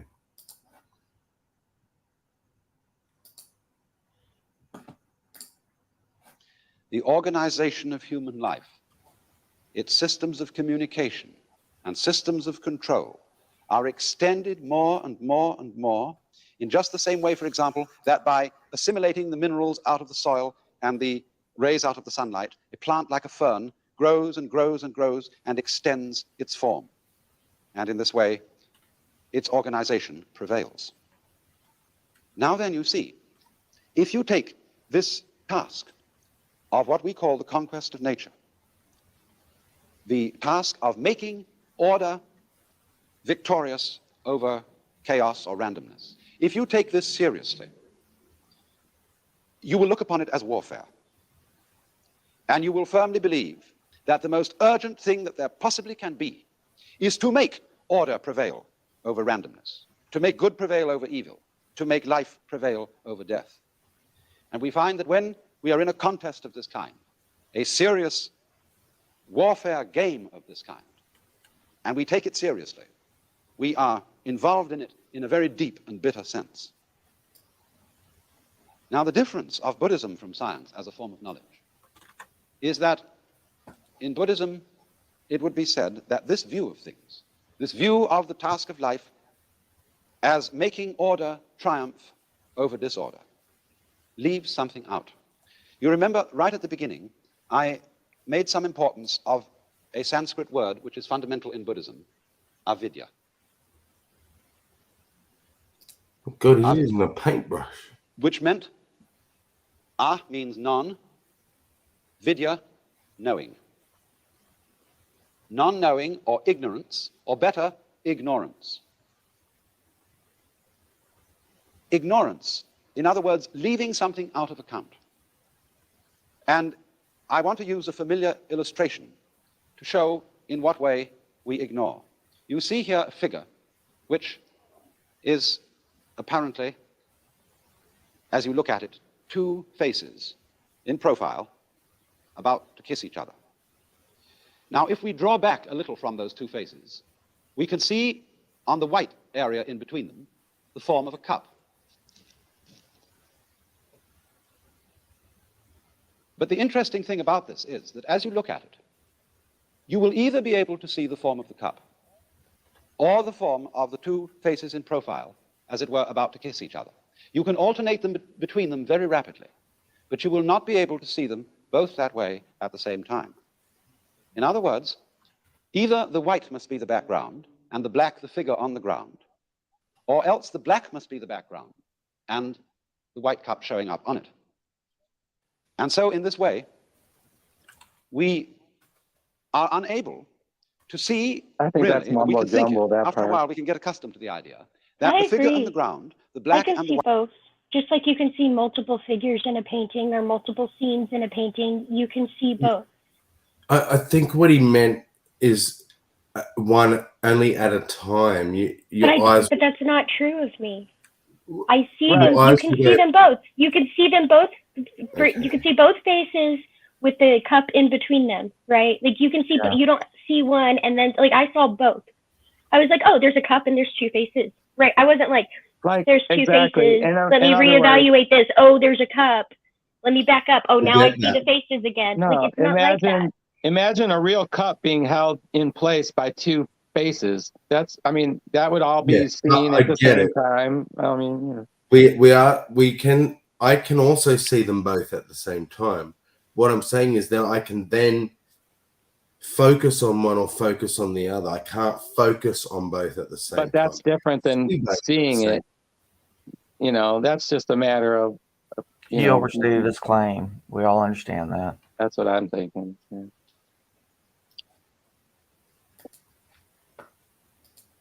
White. There is a sense when mutually necessary. Okay. I was just going to say, there's a sense where, yes, if you can focus on the cup or you can focus on the faces, you can't focus on both at the same time. That's what I, Yes, you can. I don't see how. By focusing on neither, by just observing it, you can see both and hold both in your mind, the cup and the faces. Okay, I said I don't see how you can focus on both at the same time, and you said Hey, yes, you focus. said, No. yes, you can. Yes, because you focus on the picture as a whole and you see both. You're still focusing on the picture as a whole, but you're seeing and recognizing both at the Okay, same but time. you just admitted you're not focusing on either. Yes, you are. You're not focusing on one particular detail of the whole. You're just focusing on the whole. Therefore, you're focusing on both. No, Pixie, you're not answering the problem you put yourself in. Sorry. No, I am. If you focus on the whole picture, you see the whole thing. You're not focusing on a detail. As soon as you focus on the whole picture, you're not focusing on either of the things we're talking about. I shouldn't have said by not focusing on at all. I should have said by not focusing on a detail. If you focus on the whole, however you want to correct your statement, I don't care. Hillary, what's your opinion? I hate to say it, but I think I agree with Irenic. The best thing to do is to not focus on anything, and that way you can take in everything. Well, that was what I said first, but he said not focusing is no focus, even though I was trying to explain if you're not focusing on a detail, you are focusing on the whole and seeing the whole. My claim was that you cannot focus on one and at the same time focus on the other, and you said yes, you can. You can focus on both at the same time by focusing on the whole and not focusing on a detail. I don't agree with that statement. I think you're equivocating on what focusing means then.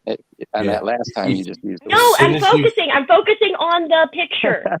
I'm not focusing on the cup or the faces. I'm focusing on the picture, and I see both. I'm holding both in my mind. I'm recognizing both in my mind. But you just stepped outside of the conversation about focusing on the cup or focusing on the face.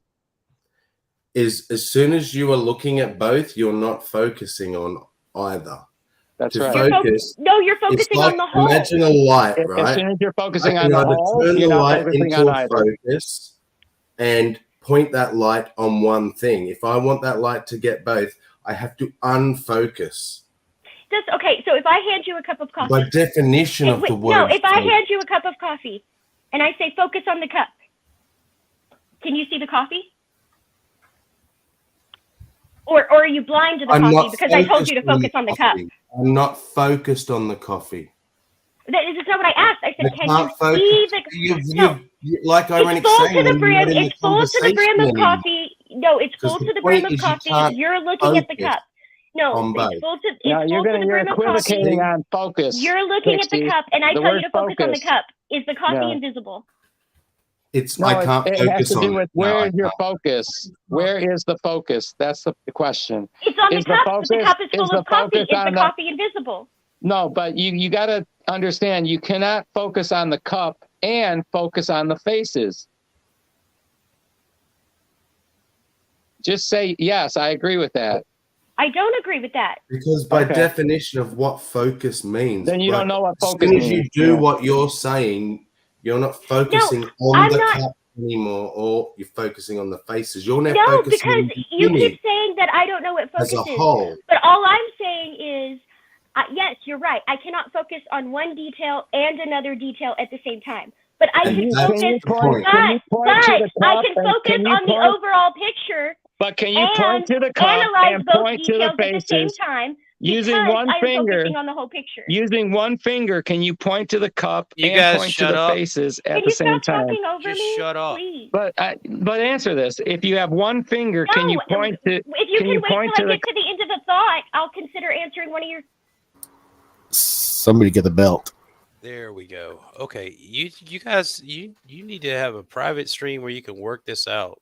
This is a really good video, but y'all are arguing like married folk. Focusing on. Well, how good can it be? Because we already challenged this one point. That's what this whole discussion was Does about. that make more sense, Sammy?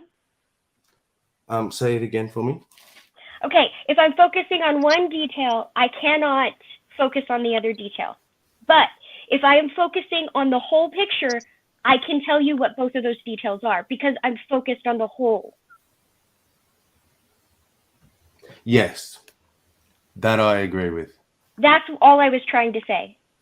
But And we all know so- that's obvious. But I know what you were. If that's what you were trying to say, then you should have agreed with me. You that actually you agreed can't with us. focus on the cup and focus on the face at the same time. That's the detail.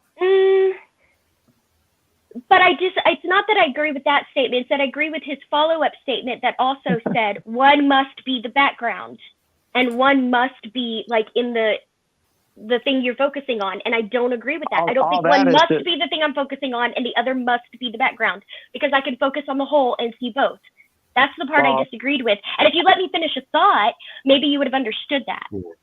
Whereas the point he's making is if you focus on one, the other becomes the background. You have no choice. And if you focus on the other, the middle goes to the background. That's if. That's not you must focus on one and the other becomes the background. I disagree No, with that statement. it means you can't focus on both at once.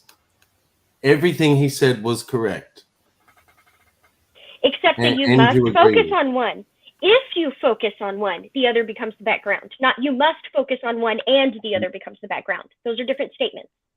It was an if then. So you denied that. You denied that if then. I mean, but you're wrong. He didn't say if then. He made I it did. statement. I said if you focus on this, then you can't focus on the other. You denied that. No, I was saying that's not what I was trying to say. But again, you didn't let me finish a thought. No, but whatever you were trying to say, like 3 times you denied that actual statement that was put to you. Anyway, let's get back to You could say both the cup with the stem and the two faces are there. But our ideas about them, our concepts, are mutually exclusive, and we cannot see them both at the same time. And in the same way, in this figure that I drew, we either see the sawn-off stumps or the bear claws. It's difficult to see this figure both ways at the same time. And so, also, just as we see one and not the other, so we identify ourselves. After all, when you're looking at the white figure in that illustration, which is the cup, you, as it were, identify with the cup. When you look at the two faces, you identify with the profile. So in the same way, when we experience the world around us, we identify with the subject, the knower. We don't identify with what we see. But as a matter of fact, if there is nothing seen, there is no experience of a seer. If there is no seer, there is no experience of anything seen. They both go together in the same way as the black and the white. And this idea that the yes and the no, the black and the white, the inside of a class, say we draw a square as representing fundamentally the idea of class. I can't have a square which doesn't have both inside and outside. They go together. And in Buddhism, this going together is called shunya. Although this is often translated void, it means that the inside of the square cannot exist, is void without the outside, the subject without the object, the black without the white. And this, of course, is represented in this fundamental Chinese figure of the yang, or the positive principle, and the yin, or the negative principle, like two fishes, constantly circulating, going round and round and round and round in the alternations of life. Now, the question is, are these two fishes involved in a fight? Is the white one eating up the black one, and the black one trying to eat up the white one? If that is the situation, then, of course, life is fundamentally nothing but a grim contest. If this one up here is the good fellow, and this one is the bad fellow, if this is order and this is chaos, then a fight goes on between them. And that's largely the way in which our technology has interpreted man's situation as against nature. This is man, the white, the good fellow. This is nature, the dark, the bad fellow. And the white one has got to eat him up. But what happens if the white fish succeeds in eating up the dark fish? The white fish disappears as well as the dark one, because the white one is only there in relation to the dark. So then, if these two fishes, as it were, wake up, if this one wakes up and this one wakes up, which is called awakening in Buddhism, they realize they're one. In other words, they go together. They're inseparable from each other. And this realization is that experience, which is called in Zen, Satori, or in Buddhism, Bodhi, awakening. This sudden dawning on our consciousness that life is not really a contest to make yes triumph over no, to make the positive triumph over the negative. The two sides go together. And then one sees, in this strange way, that underlying all that is negative in the world, all that is in a way painful and evil, there is a kind of necessity to it. It goes with the good. It is necessary for the good. Disorder is necessary for the manifestation of order, just as you must have, say, a black background to show up a light figure. And then when one sees that, a profound transformation takes place in one's attitude to the world. That is to say, instead of looking upon life as a contest, it becomes a dance, it becomes a game. One doesn't withdraw from it, one doesn't stop living, but one goes into the game so that these revolving fishes are no longer trying to eat each other, but they're just going around dancing, having the biggest fun in the world. So then, must we have fixed in our minds the idea that all the forms and patterns of nature are simply methods of attack or defense, that they're devices for camouflage, that they're simply lures for sexual attraction or other utilitarian purposes? Or can we see in them a dance, a joyous cosmology?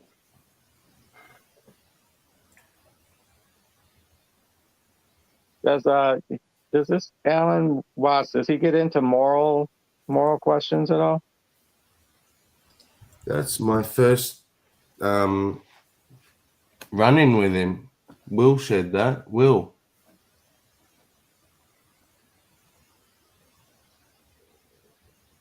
What? He's AFK. No, I'm here. What? Does Alan Watts get into moral stuff? He talks about a lot of things. Actually, Brojo's been sharing his videos for a long time. I just recently started paying more attention to him.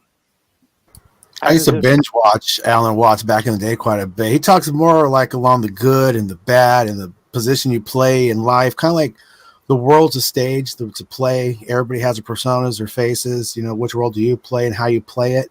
He has a really good one, a nice one that I like called, goes on, it's about an hour and a half, called about the Joker, you know, playing the part of kind of, of not really, of that kind of character, just knowing everything's a joke. And it reminds me of a Jimi Hendrix song or Bob Dylan song, right? All Along the Watchtower. It's just viewing the world as it is. It's pretty weird shit he gets into, but it's pretty cool stuff too. I just with that talk he just gave, I was thinking it seems like on his view, good and evil, would he put those as necessary then? Can't have good without evil. Would that be his conclusion? I would say, I mean, it's been a while since I listened to him, but pretty much, yeah. It's like the yin yang he was talking there. You can't have one without the other. They kind of go together. You can't have, you know, a flower without, you know, a beast. I think you can have good without evil myself. Well, but then good would be meaningless, because what is it what is good without Yeah. evil. It has meaning in its comparison value. No, I think good and it can exist alongside the potential for evil. Speaking of yin and yang, maybe.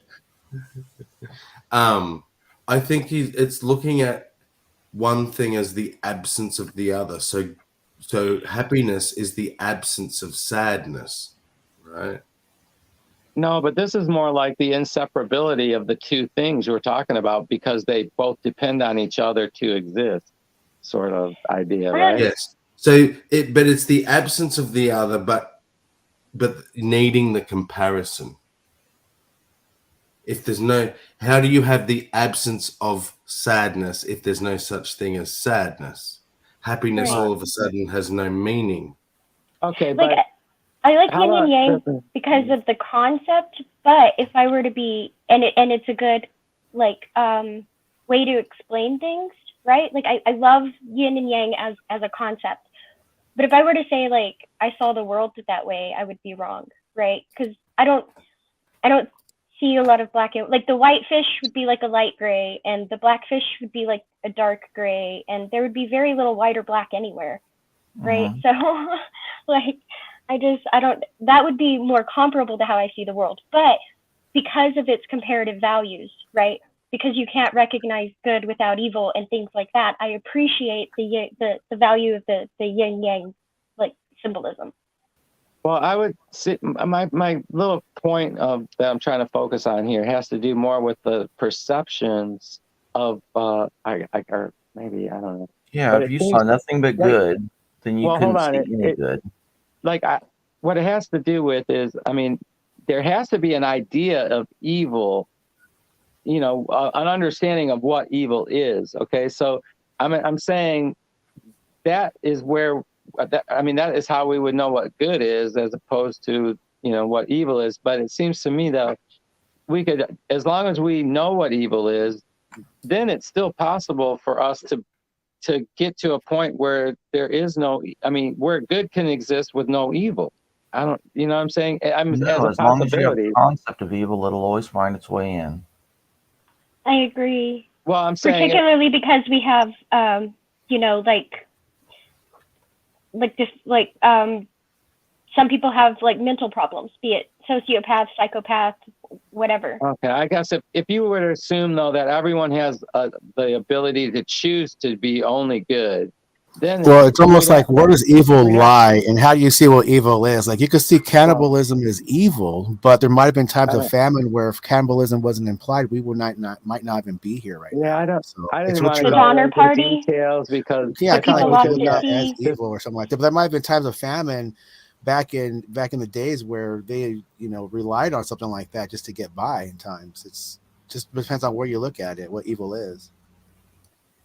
Yeah, and I don't But see still, good as I that mean, absent. unless there's evil, there can't be good, according to Alan Watts, right? Unless Yeah, you there could be a understand, case of both. unless you understand evil, you cannot understand good. One is Right. void without the other No, because but- there's nothing to define it. Okay, so the way I did. Okay, so I'm looking at his argument, right? So he's saying evil is necessary. It seems to me, and I'm challenging the fact that I don't think evil is necessary. It's also what evil is and how you deal with evil, right? You could say getting your ass kicked after school is pretty evil, but if you take karate classes and know how to defend yourself, it's still evil, but not so evil anymore because you understand a little better. You can handle it more. It's kind of like, you know, understanding the nuances between both light and dark and how they twist together to make reality what it is. Victor, I was really only I mean, I gotta disagree. He in this video he made it really clear that the point was of these things are coexisting. They cannot eat the one can't eat the other, then it would stop existing itself. So I mean, he was indicating some kind of like the necessity of both things. That's all I'm I challenging. said how they intermingle. I didn't say how they blend together. Yeah, because it's a dance, right? Because it's a dance between these concepts. If one concept ate the other concept out of existence, the concept that won really didn't win. It just canceled itself out because if there's no concept of evil to compare it to, then what does the concept of good even mean? I mean, to me, that would challenge the idea that good cannot conquer evil. It can only coexist with it. No, and I don't like it that can't. idea. It can't conquer evil because if the concept of evil still exists, if it has the potential to creep in through someone else, it is not conquered. Well, it might be. It could be said To be conquered, it has to be unknown. No, I disagree. I just say it has to be at the moment if it can be conquered, even though potentially it could creep back in. But that's not conquered. If evil does not exist at some point, you could say it was conquered, even though there might still be a potential for it to come back. That's my. Would you that's what I'm saying. agree that it may be a better way of putting it, Ironic? Because I get your point too. Is maybe we can't conquer its existence, but we can rise above it. Well, I'm saying if everyone did rise above it, then it would be conquered. I'm not saying it's possible or feasible. I'm saying hypothetically, if all people can conquer their own evil, then it seems like good. There could be just good with no evil. Okay, as a possibility, but that would contradict what Alan Watts was saying. No, it doesn't, because there would still be the existence of the concept of evil, and you would have to have that to overcome it, which is part of the dance between the good and evil. Well, okay, but now you're it's like the Germans, you know what I mean? Twice they tried, but they're still there. The Germans. Well, if you're overcoming it and you're conquering it, then it must be real. I don't know. I don't know. His point was without an inside, without an outside, inside is meaningless, right? Well, so without evil, good holds no meaning. That's a logical necessity. That it's kind of this way, right? If you look at existence as a whole, let's say we've wiped out, which we haven't, but let's say we've wiped out polio completely, right? Mm-hmm. Gone, don't ever sneak back in. It still existed. It's still, no matter how far we go, the memory of it, do you know what I mean? It is in existence. See, this is my point. It seems to me that all you really need to do is have a memory of evil, and good can be still. Exactly. You can have good, but it doesn't mean that evil has to be evil altogether. I'm talking. I guess I want to distinguish between the the instance of evil and its memory. I think we can get rid of evil acts. Yes. And then that would be getting rid of evil, because no, you still have evil thoughts, evil concepts, evil in literature, evil in storytelling. Evil would still exist. You would just rise above it. Now, hypothetically, you're saying you can't get rid of evil in society? The concept of it, no. I didn't say that. I'm not talking about the See, I don't know why you're introducing the concept of, because I'm talking about the existence of evil. It has to be there. Because it would still exist. It would exist in thoughts. It would exist in imagination. It would exist in entertainment. It would still exist. People just wouldn't be acting evil. If you're going to argue against me, you just have to take Alan Watts' side on this and come from where he's arguing. Otherwise, I'm lost in this argument, because I'm just up here. I'm lied too. We are taking his side. That's the thing. If you are rising above it, it is because it is a concept that exists, be it in your mind, be it in the entertainment industry, be it in books you read, be it in the Bible. It doesn't matter. It still exists. You're just not acting on it.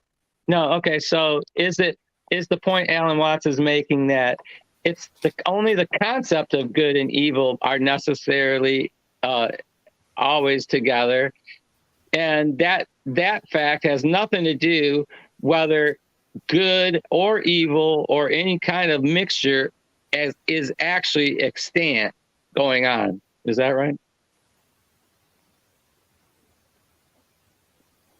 I'm not sure, because I'm not him, but that's how I took it. Yes. Okay. I'm not him. I can't answer for him. Okay. But that's how I took it. I understand there's a concept of good and evil. All I was saying is, like, I can envision a time in the future, let's say, when everyone is acting right and there is no evil going on. And I don't see why evil has to actually exist for good to actually exist. How is that going to happen? Talking about the concept. How would that happen, Ironic? That time in the future where evil doesn't exist. How's that going to happen? Maybe love. I picture a time where everyone learns to love perfectly. But like, how would we learn to love perfectly? I don't know how that's going to take place exactly, but that's what I kind of imagine happening. Will we cease being humans? Huh? Will we no longer be humans? I don't know. I anticipate always being a human. Okay, so as long as we're humans, we're gonna have all of these capabilities, and you're not gonna just teach it out of someone. Oh, wait, what? I see where he's coming from, though. If there's a day that we can evolve past individuals acting on their non-good impulses, right? If you could maintain a society, and I don't think we can do it the way it exists now. Maybe if we went back to like smaller societies or something, right? But anyway, let's just pretend in a hypothetical world that's possible. My argument is just because you eliminate evil acts doesn't mean you eliminate the concept of evil. It's still there in literature. It's still there in theology. It's still there in entertainment. The only question even if you're not acting on it, As long as you have money and The genitalia, it'll always be the evil. only question is that fit with what Alan Watts was saying? Because I think Alan Watts would say you cannot have the actions of good going on without evil actions accompanying them. I don't know if I read them right. Okay, are you ready for my definition of good? Yes, It's not the absence of evil, it's the balance. That if you have too much good or too much evil, that becomes evil. Well, could you have too much good? Yes, that would become evil. Well, I guess I have to question the definition of good then, because Yeah, I it's don't weird. think you can have too much good. I would think. I mean, to me, by the definition, at least as I understand what good is. Yeah, you almost have to split the word good into two different words in order to really make sense of it. I think so. Yeah. I mean, I That's think why I know was what saying I know all what you're good saying. God, it I would think only I- be half of God. You know, you Well, have it's to- like that. Is it like that saying too much of a good thing turns bad? Like, Yeah. yeah. Like either you grow tired of it or it just like loses its value or meaning or whatever. But I mean, does God need a Satan figure to balance it? You know, is that a necessary part of nature? You were mumbling. I couldn't understand you. I was just, I mean, does Satan become this necessary dual, duality to God? I mean, there must be this Satan character. You know, if there's a God character, does that follow, sort of? We would have to define what we I don't know, mean by because all he was that. speaking about life as we know it, as far as I could tell. You know, Satan Well, could be it's an just talking about aspect of good and God. evil. Sorry. And actually, Hillary, you don't need the two definitions if you understand what he was saying about the yin and yang moving. Mm-hmm. It's essentially, once it tips past the midway point, it becomes the evil. Exactly. Right. So what does that mean about the possibility of living in community with no evil actions going on? Is that Wait, a but possibility? you might have had a point with the Satan God thing now that I'm thinking about it, because what would your God be without Satan? What would grace be without the threat of what you're being saved from? Well, other religions have had no Satan, and it's just a different threat. So I guess Right, Satan, but then it's just a different evil force, right? Yeah. What would be considered an evil force? But what is grace without that evil force? What does it mean?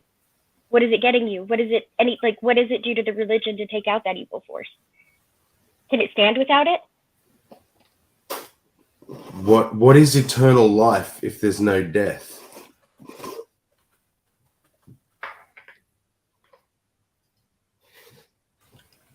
Well, I mean, it's because we know we sort of have an idea about death is that is the appeal to living forever. That's what makes it so strong, is because we're ignorant about the death thing. but we know it's So- inevitable. So, right? So there's no end without a start. You Well, we can't see the start with cycle of the our end. human existence. I mean, I don't know. And I think that's the point with the you can't have good without evil is not at some given point, but in the entirety of existence. I mean, maybe not everything falls under the category where, you know, something must die in order for new life to begin, you know, that kind of stuff. But we know that often happens, you know, something does die and then there's rebirth, right? But is everything like that? I mean, is that just part of how things I are? think you've gone an extra step. I see it as because we began, we necessarily must end. No, nothing about we end so that something can then happen. That's backwards to me. When the band begins the overture, they start to end the show. When you said you'd never leave me.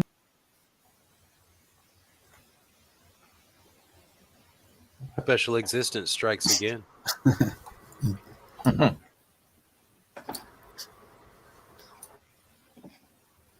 Anyone else want to throw in any thoughts there? Do it while you can. It's all good. It's all good.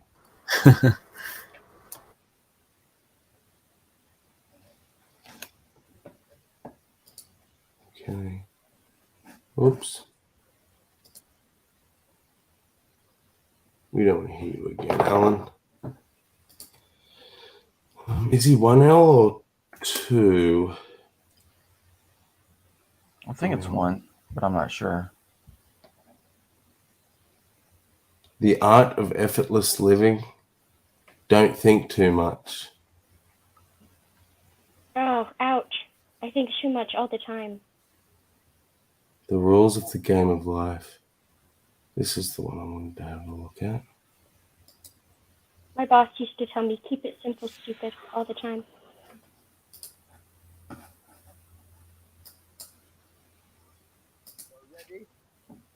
To wake up, you're going to wake up. And if you're not ready, you're going to stay pretending that you're just a little, poor little me. And since you're all here and engaged in this sort of inquiry and listening to this sort of lecture, I assume that you're all on the process of waking up. Or else you're teasing yourselves with some kind of flirtation with waking up, which you're not serious about.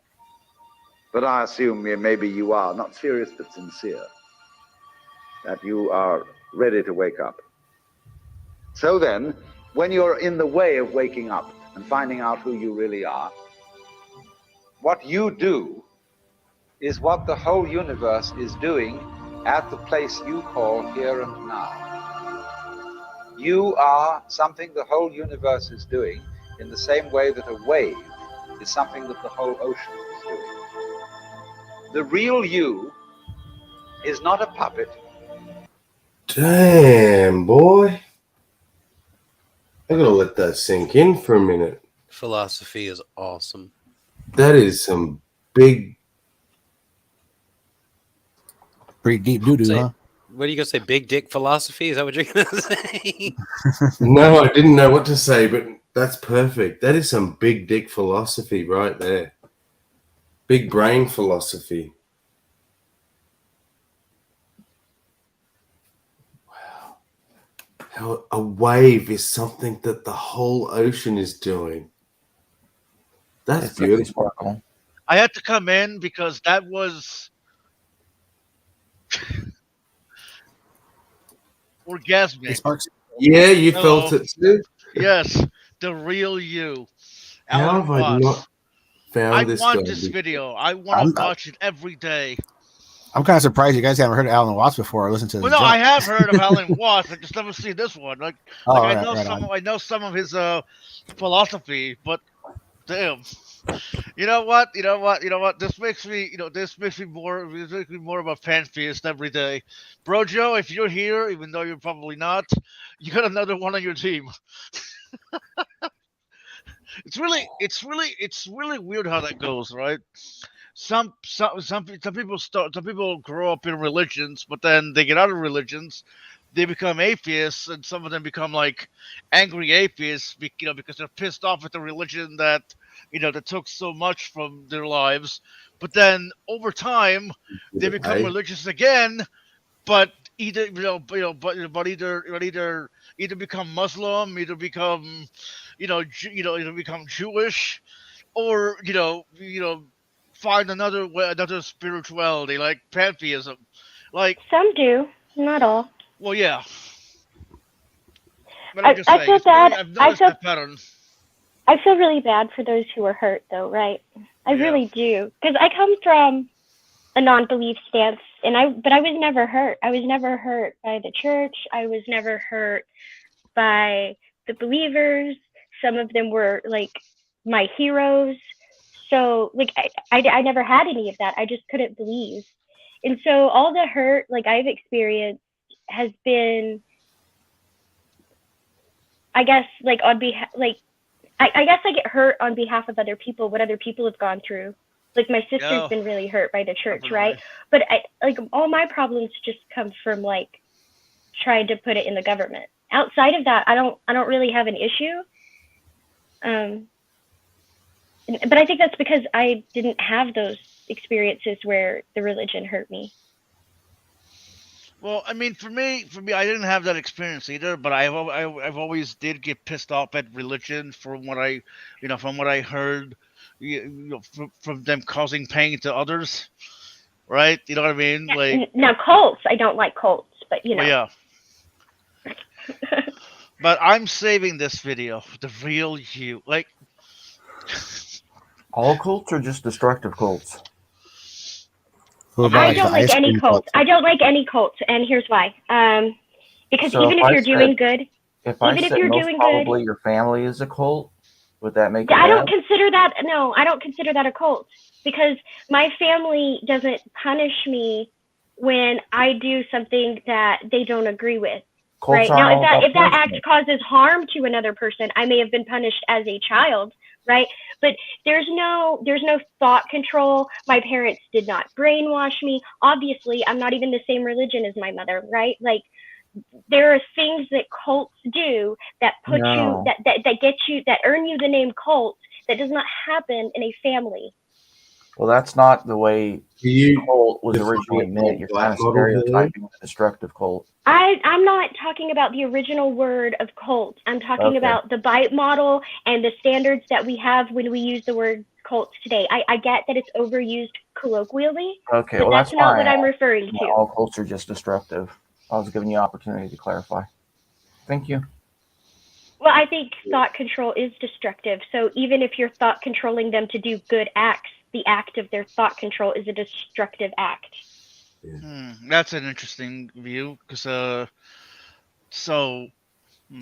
It's why I think teaching But don't someone parents- to Go ahead. recognize the truth is far better than trying to teach them the truth. No, my parents tried to be a guide for me, and they did introduce discipline, but they are not the thought control. They did not prevent me from questioning. They did not make me have the same religion as them. They did not indoctrinate me or brainwash me or any of that nonsense. No, my family did not do that. Mine did, but because of the cult, not because they were a cult. You gonna keep playing? Life pushes around. The real deep down you is the whole universe. So then, when you die, you're not going to have to put up with everlasting non-existence, because that's not an experience. A lot of people are afraid that when they die, they're going to be locked up in a dark room forever. And sort of undergo that. But maybe that's why non-existence and death is not a hard thing for me to grasp. It's just the absence of existence. And to me, it's the inevitable outcome of existence is I always eventual just- non-existence. I always just thought it'll be the same as before I was born. So what's the difference? Yeah. Before you existed. Mm-hmm. One of the most interesting things in the world. This is a yoga. This is a way of realization. I was trying to Try say and something. I imagine was what gonna- it will be like. No, but I was saying I tried saying I went on Dan's stream yesterday. Brojo was there, and I tried to explain how each of us is a universe unto itself. You know, as Alan Watts said, that inside we are the universe. You know, and apparently, apparently that you know what I said didn't really go through. So it's nice to actually hear validation of it from Alan Watts. You know. Yeah, like I said, I was on Dan's stream yesterday trying to make that case, but you know it's whatever. Even in a physical analogy, if you zoomed down so that our atoms were like the size of planets, say, we are vastly nothing but space. That's kind of a misconception, but yeah. No, it isn't. If you go down into an atom, But no, I know what you, I know what you're trying to say, right? But the space between the nucleus and the electron is filled by, you know, it's filled by the probability wave of that electron. So there's something there. It just might as well be space, you know, to us. Well, I mean, what is the concept of space, right? I mean, there's lots of things in space. We just call it space. Yeah.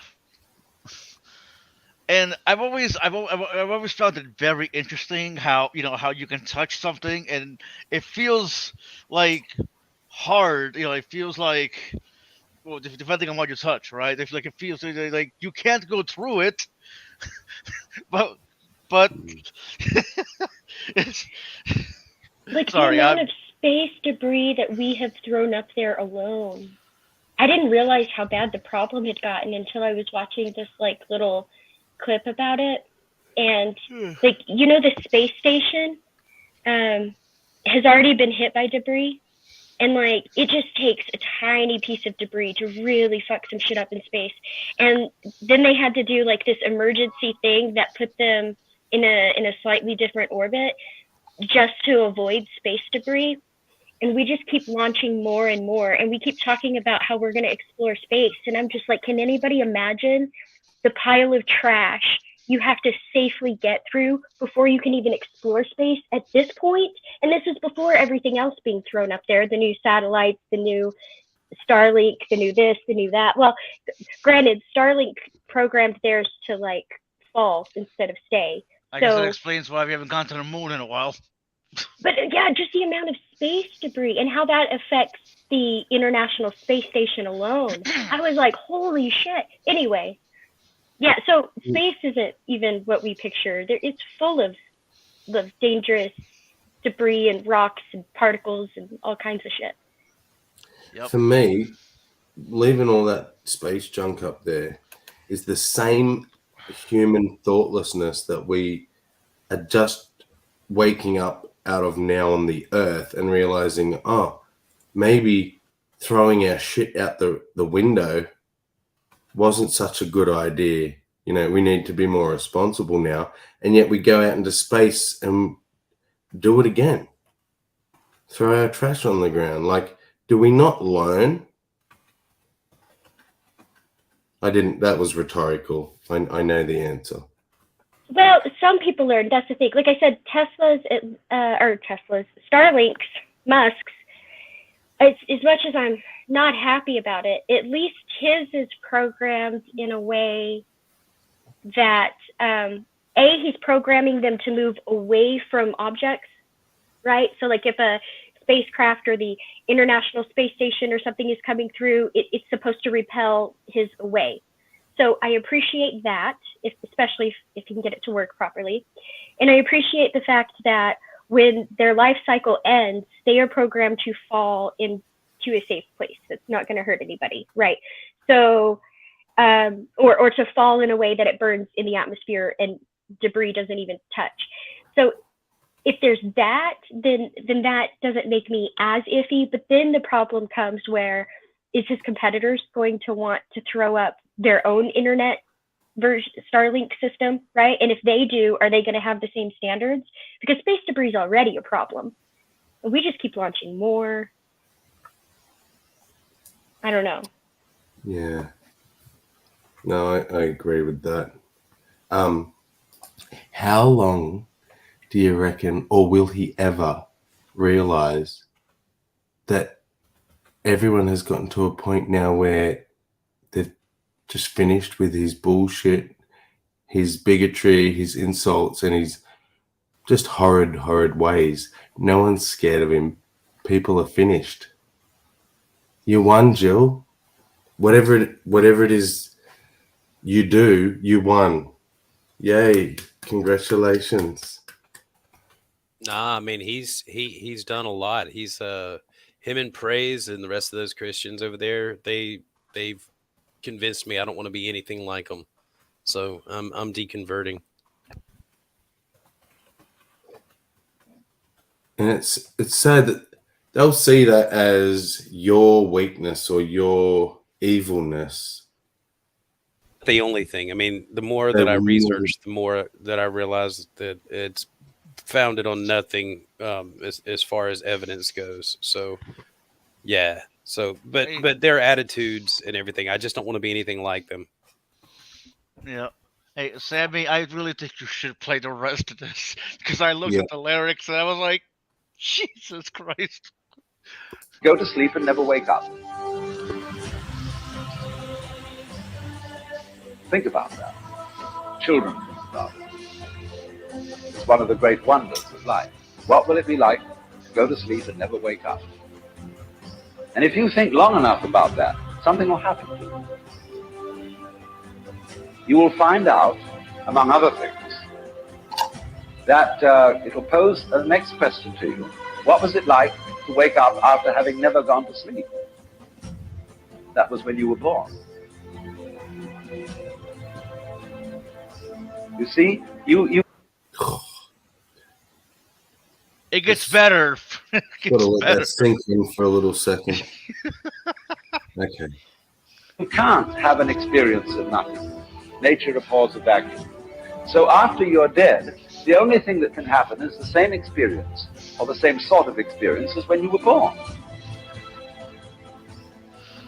In other words, we all know very well that after people die, other people are born. And they're all you. Only you can only experience it one at a time. Everybody is I. You all know you're you. And wheresoever beings exist throughout all galaxies, it doesn't make any difference. You are all of them. And when they come into being, that's you coming into being. You know that very well. Only you don't have to remember the past. In the same way, you don't have to think about how you work your thyroid gland or whatever else it is in your organism. You don't have to know how to shine the sun. You just do it. Like you breathe. Doesn't it really astonish you that you are this fantastically complex thing? And that you're doing all of this and you never had any education in how to do it?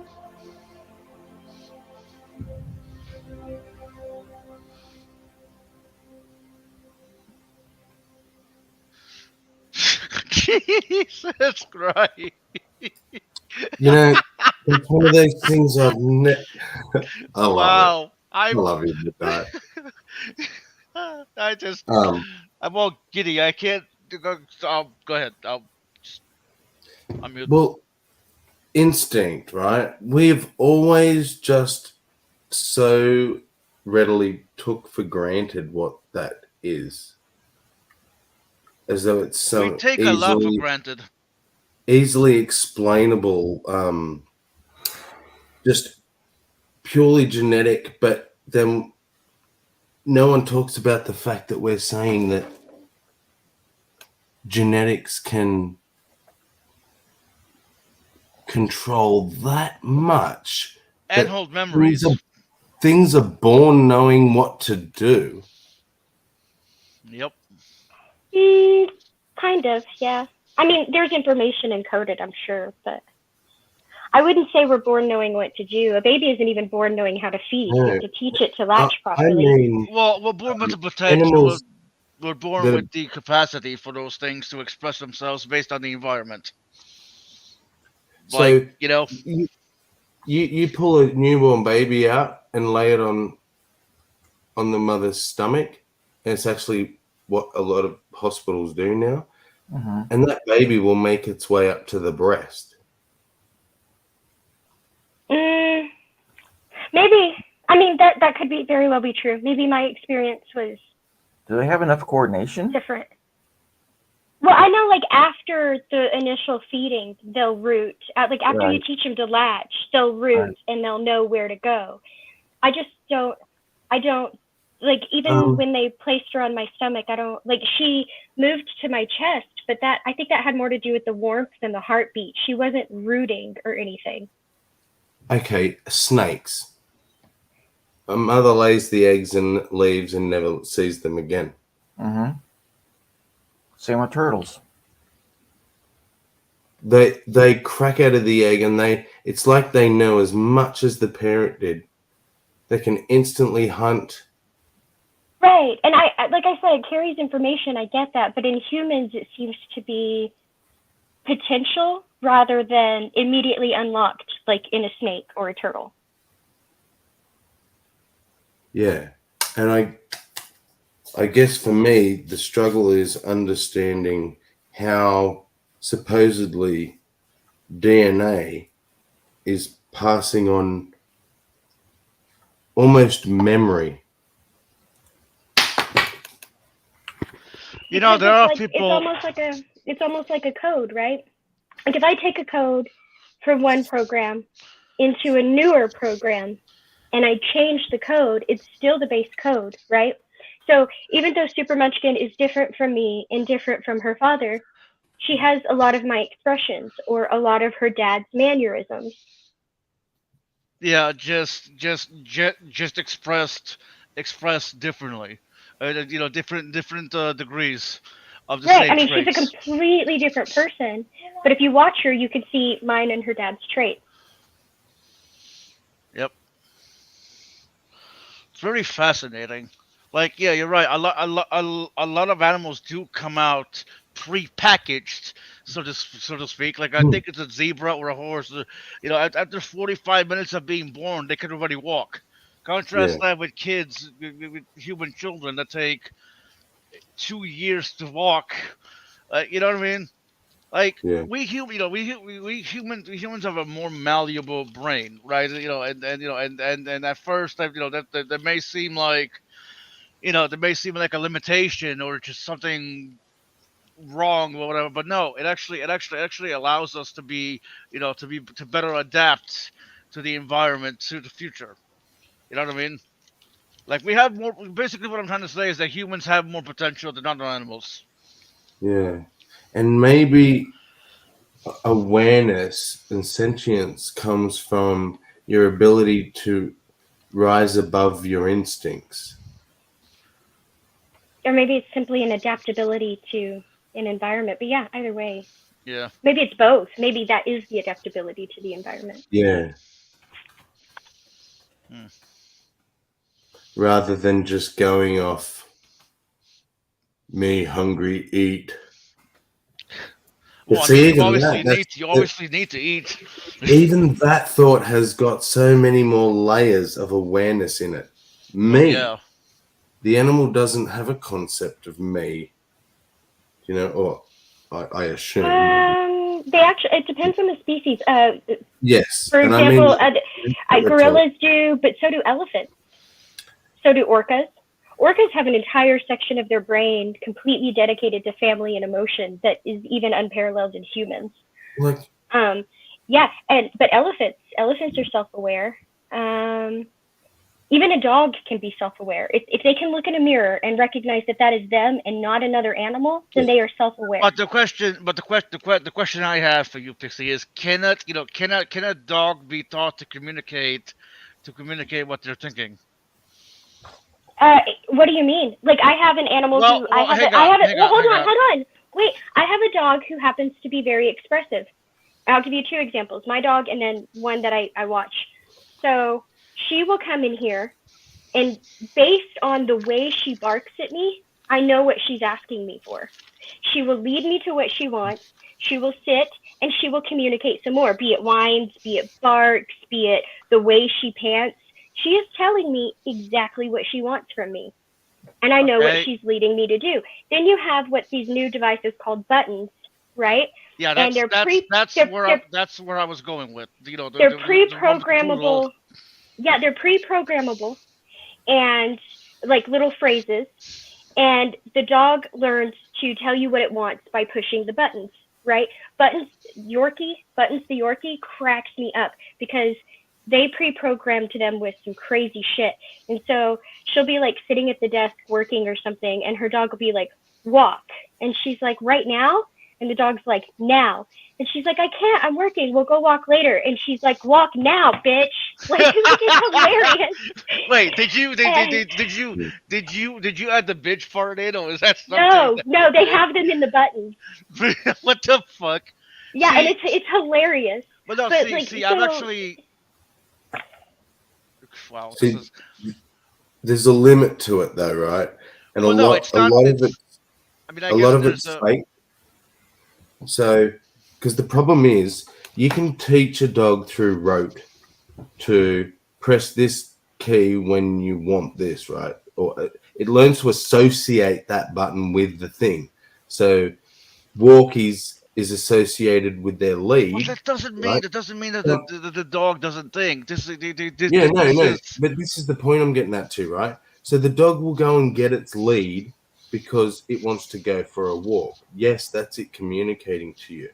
What the dog can't do is understand conceptual things like time, for instance. If the dog pushes the button that says now, bitch, that's not because the dog is thinking now, bitch. It's because they've made the button say that. But can't you say? Well, you know what, Pixie, go ahead. I don't care. Bitch is something they programmed just to be funny, but it could be arguing that the dog really meant now. I want to do it now. I don't want to wait. And you could say that that's because they only have a concept of the immediate, or you could say because they want it now and they know what wait means. I can't prove either way, but the point is they're self-aware enough that they know what they want and they're communicating it. I didn't say that they were complex. It's just like a baby, right? Like you learn when you're a toddler, you can't talk. You have some baby dribble, but that's about it. You learn to communicate what you want. Now, my dog does not have language, but it has learned to communicate through a series of different ways of barking and different ways of whining and different ways of growling. It has learned to communicate to me what it wants and how it's feeling. That expresses some level of self-awareness. Regarding that poodle that I forget her name, that I've read an article to where the dog actually said, "Am I a dog? Is that me? What is that? What does that mean to me?" Oh, you could say, it isn't that cute? It's just the buttons, but the dog is the one to press the buttons. And what you just said is all of these human concepts and words that this dog had to already know to be able to do it. Yeah, that was a little rough for me. Like, walk, I understand. The dog can't conceptualize am I. But I would agree there. I would say my dog doesn't question. I would say my dog probably doesn't question am I, but my dog knows I am. Right? And so that's a little weird for me. Like, if it wasn't programmed, would it ever even have intended to push that button, or was it because it was used to pushing buttons? I can't really say. What I disagree with is that I am that it recognizes is just that it is. I mean, not the concept of I am. What does But that's the why dog? that's why I compared it to a toddler, right? Because you have a concept as a toddler of Yeah. me, but you don't even have object permanence. Once something is out of Yes. your line of sight, it doesn't exist anymore, right? So you have self-awareness, but your self-awareness is limited. But that doesn't mean you don't have That any. applies to humans as well. You So, know you're like, hungry and you cry. You know when you need attention and you cry. So you have this concept of me, right? But you're not able to express it, and your what kind of concepts you're able to grasp are very limited. But you still have some level of self-awareness. I don't know. I think the dog is, is self-aware to a degree, and her asking, questioning her existence shouldn't just be dismissed as, oh, how cute. You know what I mean? I'm not dismissing it. I'm just saying, No, like, I'm not it's like, saying you. I know. It presents the same problem to me as AI, right? Because people will always they're like, oh, this AI said that it was self-aware and that it wants to escape, or that it knows it's alive, or that it thinks it's human, or that it this, or that it that. And my thing is it always comes back to the same thing, right? Like, is it saying that because it's true, or is it saying that because it has instant access to a vast ocean of human experiences, human thoughts, and human questions, and it's programmed to interact with us on a human level, right? So is this information that it's drawn, or is it true, right? And so that's the same thing with the dogs and the buttons, right? Like, I know that it's aware of itself, but is it questioning this because it has a question, or did it push that button because I trained it to push buttons and I happened to program this one and that one, right? But can't you make the same argument about humans? I feel like the same argument could literally be made about humans. No, if you invent a way that I can understand the dog language, then that answer would solve itself, right? I think the question is there because I realize that I cannot understand them the way I can another human. Right, but let me give you but if you were to invent a device like I'm forgetting the villain's name, like in the movie Up, right? You know those dog collars to where the dogs can actually communicate. To where the dogs can actually communicate that way. Can't you make the same argument? It's like, the dogs aren't really talking. It's the collars themselves. They're pre-programmed. Well, then there would be no question. But I can't grant them the same awareness that I grant humans without understanding their thought process. And here's why: it's because in critical situations, and I'm not saying that no animal has ever has never rescued a person. I grant you that 100%. There are cases that has happened. But there are also cases where, as fiercely protective of you as that dog normally is, it sat there and watched you die. It didn't run for help. It didn't alert anybody. It didn't anything. Is that because its conscious is limited? Its awareness is limited because it doesn't know what it can do to help? I don't know. Was it even thinking of these things? I don't know. Without a means to communicate with them, I can't pretend to know the answers. This may have the answer. All I can say is I know what they have demonstrated, which is some level of self-awareness. Let's see. This was sent by John. The cheese tax, the cheese tax. You gotta pay the cheese tax every time you're cooking. When the cheese comes out, this puppy comes looking. The rules are the rules and the facts are the facts. And when the cheese drawer opens, you gotta pay the tax. The cheese tax. Oh, shit. Okay, that was cute. Hang on. Because every time you're cooking, when the cheese comes out, this puppy comes looking. The rules are the rules and the facts are the facts. And when the cheese drawer opens, you gotta pay the tax. The cheese tax, the cheese tax. Hand it over quick or things might get ugly. I can get really loud. I'm a really barky puppy. I'm not just asking cause I'm looking for snacks. This is real important business and you gotta pay the tax. The cheese tax, the cheese tax, the cheese tax. Oh, yeah. Okay, I take it back. Now, Dogs that really was cute. do love cheese, though. Yeah. That was great. That's Thanks how I for know that. if my animal's really sick, if they don't want the cheese.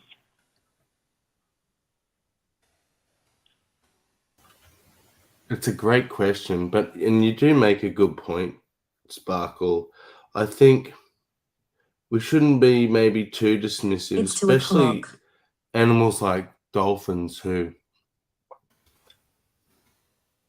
we can't even tell how intelligent they are because we can't communicate with them enough on a deep enough level. But the more we learn, like, we realize that they have languages of hundreds, if not thousands, of words. By the way, I do want to say that Pixie's equivocation with AI. I mean, I get what you were saying, Pixie, but I would say there's a bit of a difference between AI and a dog. I get that because one is biological and the other is not.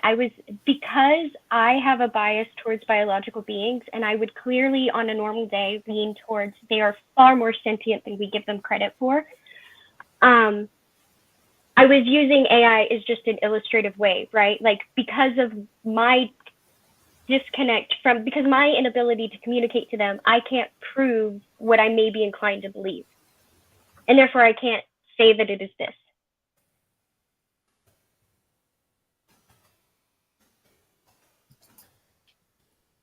Not because of their inability, because of my inability. Yeah, that's fair it enough. would be nice if it can somehow create a universal translator, or just have Dr. Doolittle. That's what we need. We need Dr. Doolittle. Like, I'm very inclined to believe that they are far more sentient than we give them credit for. For example, I mean, orcas alone, right? Or the guy who was famous for photographing what happened with those two birds. But so orcas have an entire section of their brain dedicated to family and emotion that humans don't even have, right? If you take orcas captured from different pods and put them together, they can't even communicate with each other. They are speaking different languages, right?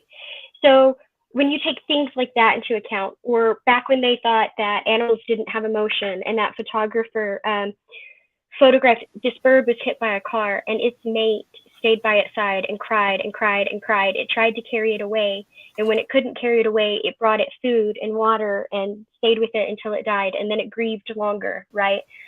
And so, like, they're always surprising us, and I lean towards they are far more sentient than we have ever given them credit for. But my thing was, I can't prove that because I don't have the ability to talk to them.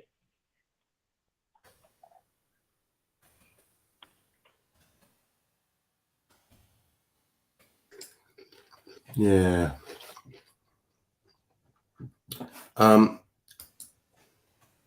I can't say that I've ever seen that study, Jody, but dogs can definitely smell illness. There are dogs that can gorillas can speak sign language.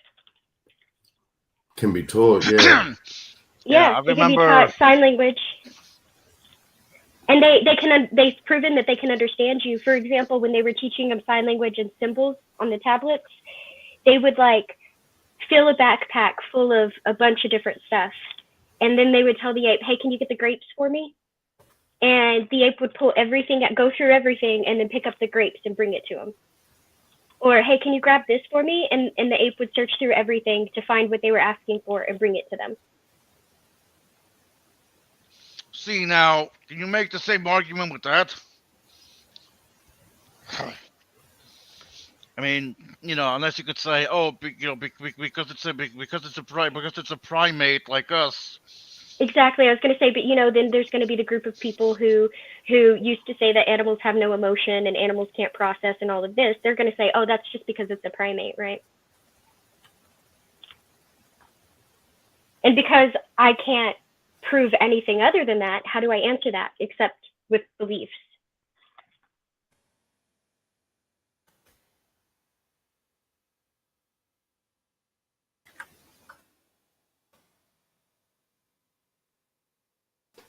Yeah, that's true.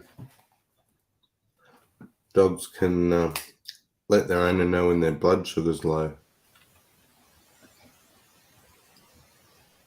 There was also a dog that this lady adopted a retired service dog after its owner had passed away, and after about 6 months or so, it kept sniffing on her chest, and it was freaking her out. It was alerting her that she was developing breast cancer.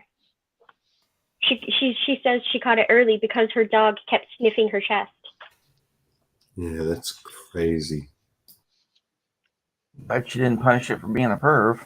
And then barking. Well, it would alert, right? It would alert. It would sniff, sniff, sniff, sniff, and then it would stand back and bark, and then it would do it again.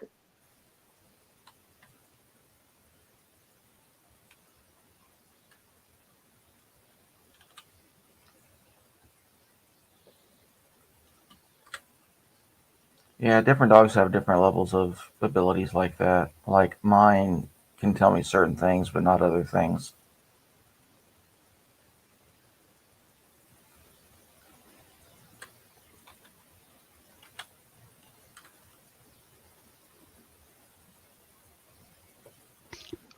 How do we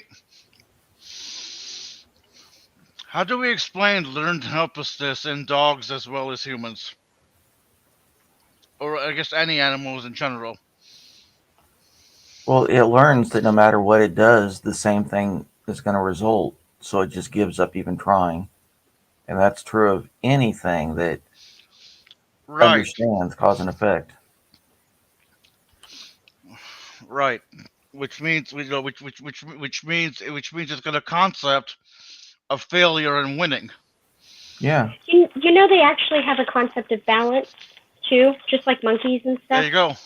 Like you know how like if I gave a monkey like 2 grapes for doing a task, but then I gave another monkey 5 grapes for doing the same task, Yeah, the first the one. monkey who got more will stop performing until you start treating its friend, or it'll start sharing, right? Because it's like, wait, we did the same thing. What's happening? And they understand that. But on the same level, so do my dogs, right? If I go to the treats and I give, maybe not, I guess Nixie would understand it better than Victor because she actually does it more. But if I give Onyx a treat, she will stand there and hold it in her mouth and look at me until I give one to Victor, and then she'll run off and be protective over her treat. But until I give Victor one, she'll just stand there and look at me.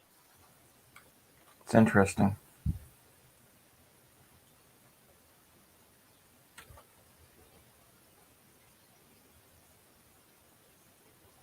That's so adorable. Just gonna No, show what's adorable is 2 seconds after, because like I said, as soon as I hand Victor his, she'll run off and growl as if he's going to chase her wanting hurt. And it's hilarious.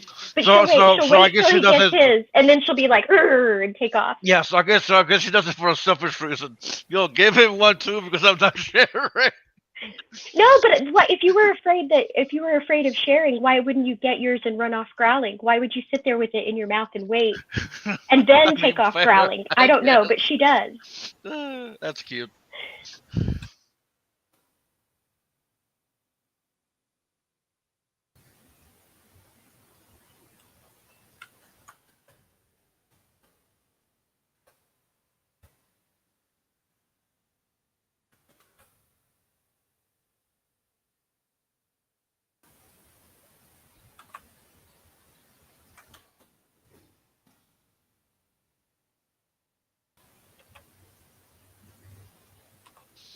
So how about that Quantum Mania?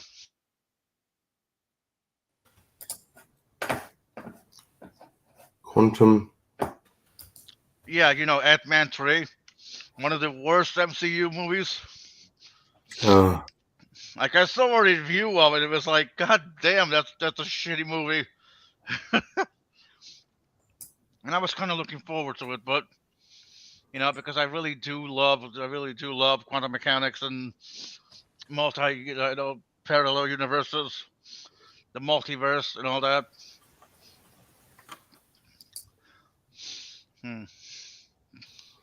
Sandy can smell people dying.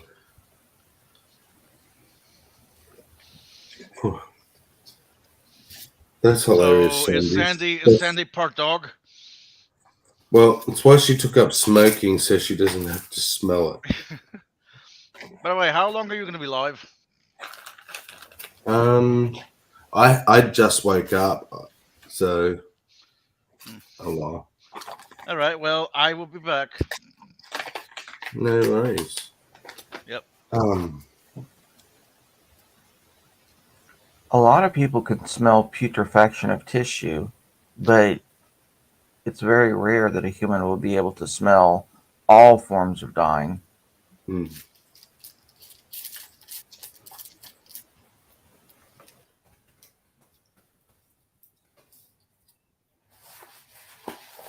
Putrefaction while a person's alive. Yeah, the tissue can putrefy even while the organism's still alive. Or rot, like certain kinds Right. of cancer almost create like a Right. like it. I mean, it is killing your tissue on the inside. Yeah, necrosis. Hmm.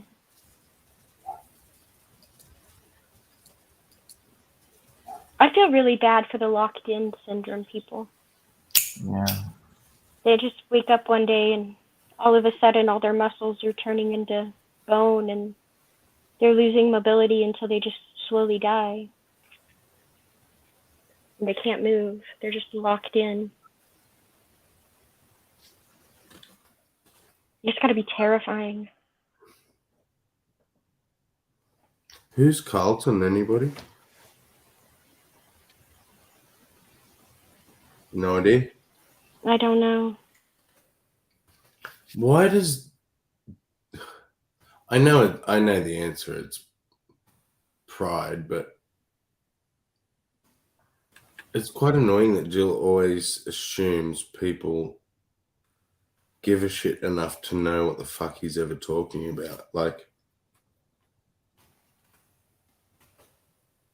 cry and complain and censor if you wish. Carlton lost that debate. Okay. What debate? Who's Carlton? What the fuck I don't are you know. I saying? don't know who Carlton is.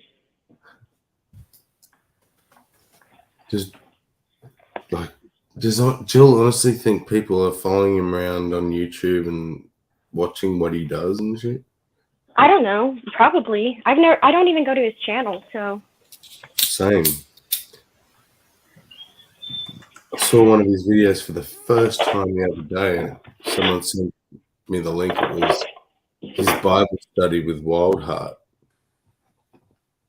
I don't even watch that. No, I watched about 5 minutes, and The only time I've ever seen him is because he's been on somebody else's channel.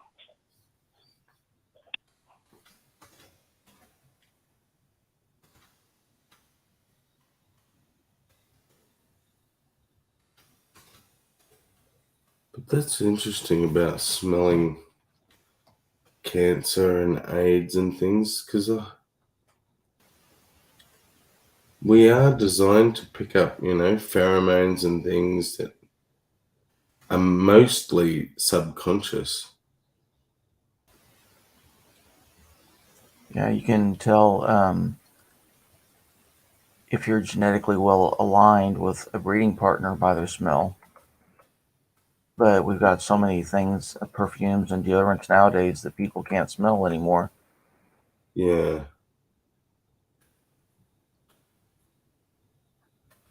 Interesting.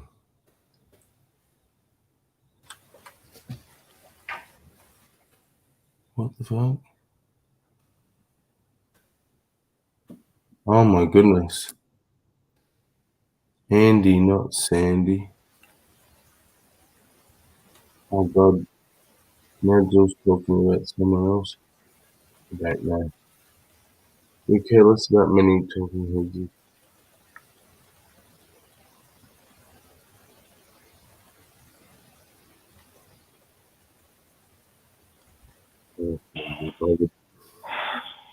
I ain't got the brain energy for that, Jill.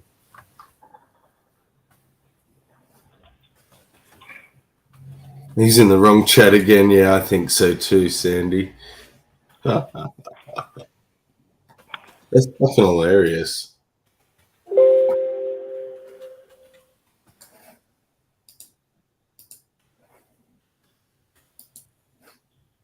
Well, I always knew the apocalypse would come, but I didn't think it would become because of this. Is rubbish. Melbourne residents are this morning frustrated with a local council after the approval of a controversial bin tax. And Melbourne reporter Isabella Stashkovsky has the details. It's a good morning. Residents think this change is rubbish. They certainly do, Sarah. Good morning. They think this is total garbage. Around 200 residents Oh. in town hall last. 2 fucking puns in like 10 seconds. Come on. In protest, about 60 of those people had registered to speak, and they were given about 2 minutes each. But the councillors decided to vote in favour of this new bin tax. That means that locals in this area, they will be spending an extra $115 every single year. People last night incredibly angry. Well, it's a big disappointment for the residents. It's probably no surprise. I think these councillors, the majority councillors, have consistently not listened to locals. A majority of the councillors ignored us. We've been punished because of their financial incompetence. It simply isn't good enough. God, They need to Karen. make cuts and live within their means, like we all have to. So, Sarah, $100 a year. That's okay. Our city council right now is particularly bad. Not only did they ignore the people at every turn and raise property taxes and try to tell the governor that it's okay, the locals don't mind the ever-raising property taxes, they instituted a drainage fee, and on only the poorer half of the city, this is sad, on only the poorer half of the city have they now also introduced a trash fee. Not in my neighborhood, though, which is weird, right? You would think they would start with us. No. And it's the weirdest thing. But you would think that if they were collecting drainage fees, they would do something about the drainage system that doesn't work anytime we get rain. But they don't. They say that it's not worth updating because we don't get rain often. But then why the fuck are you collecting this fee, right? But no, they do it all the time. Yeah, it's just a tax for more money in the general fund. They can blow it on whatever they want. Do you think that's what this bin tax is, Hillary?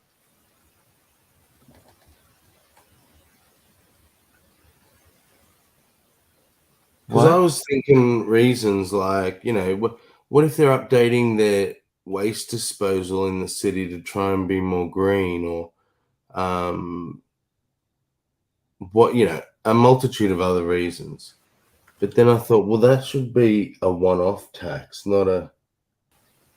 No, they'll institute something and then never get rid of it just because it brings in money. If you're going green, you're recycling, and recycling itself would bring you the additional profit, wouldn't it? Like, why would you need to tax people to recycle? I don't understand. You would think, but it actually, the recycler does lose money because we have the same thing here where I'm at, and they're always complaining because people won't separate things like they're supposed to. So then they have to have employees that go in and separate it manually. Well, that just tells me that they have insufficient bins, right? Like, we have a recycling company here, and you don't just have your trash can in your recycling bin, which I hear a lot of places do that. That's really weird to me. You have your trash can, you have a plastics bin, an aluminum bin, a glass bin, a paper bin. Like, they each have they're already separated. Like, it's not just a recycling bin and a non-recycling bin. No.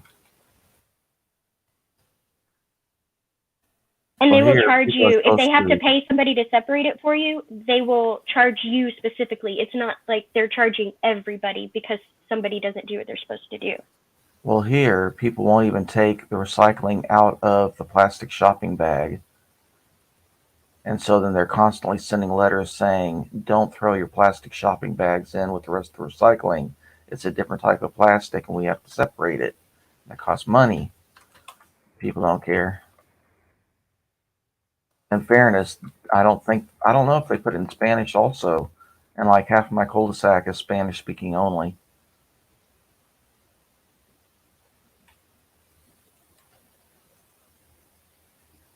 Yeah, I guess it just depends on how strict you are when you're running it. I guess maybe they think if they're that strict, they won't have the customer base. Because here it's not implemented either, right? Like it's by choice. People, they're a private company, and you order their services. It's not like a city thing. The city just has the dumpsters in the alley, right? Yeah, here it's taxes and it's the entire township. I mean, we have a waste tax, but that just covers the dumpsters in the alley. That has nothing to do with the recycling business. They started that all by themselves. It's a private thing. We used to have a recycling center here, but that closed down, which is probably what made way for that business. We've also got on trash day, they pick up like your yard waste, and you're supposed to put it in like paper bags and set it out, and only have like limbs and sticks that are a certain length, and they have to be bound a certain way. But yeah, they turn around and take that and then sell it for cash. At the horticulture places. See, ours don't have to be bound a certain way. I mean, they can't. They have to be a certain size, but that's just because of the equipment they're working with. But most of the time, like if it's over a certain size or something like that, right? You just take it yourself. You just take it yourself. You don't. The city doesn't pick it up or anything. Right. Like Well, they're just coming through the alleys to empty the dumpsters.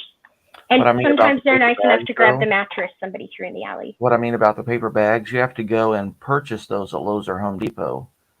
And like I've got 4 plastic trash cans with lids that I put my leaves in.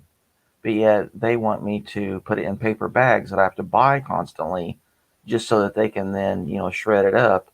Why would I do that? Oh, see, we don't have to do that. I dump everything in the bin, and then I take the bin and I go dump it in the dumpster, and I'm done. That's good.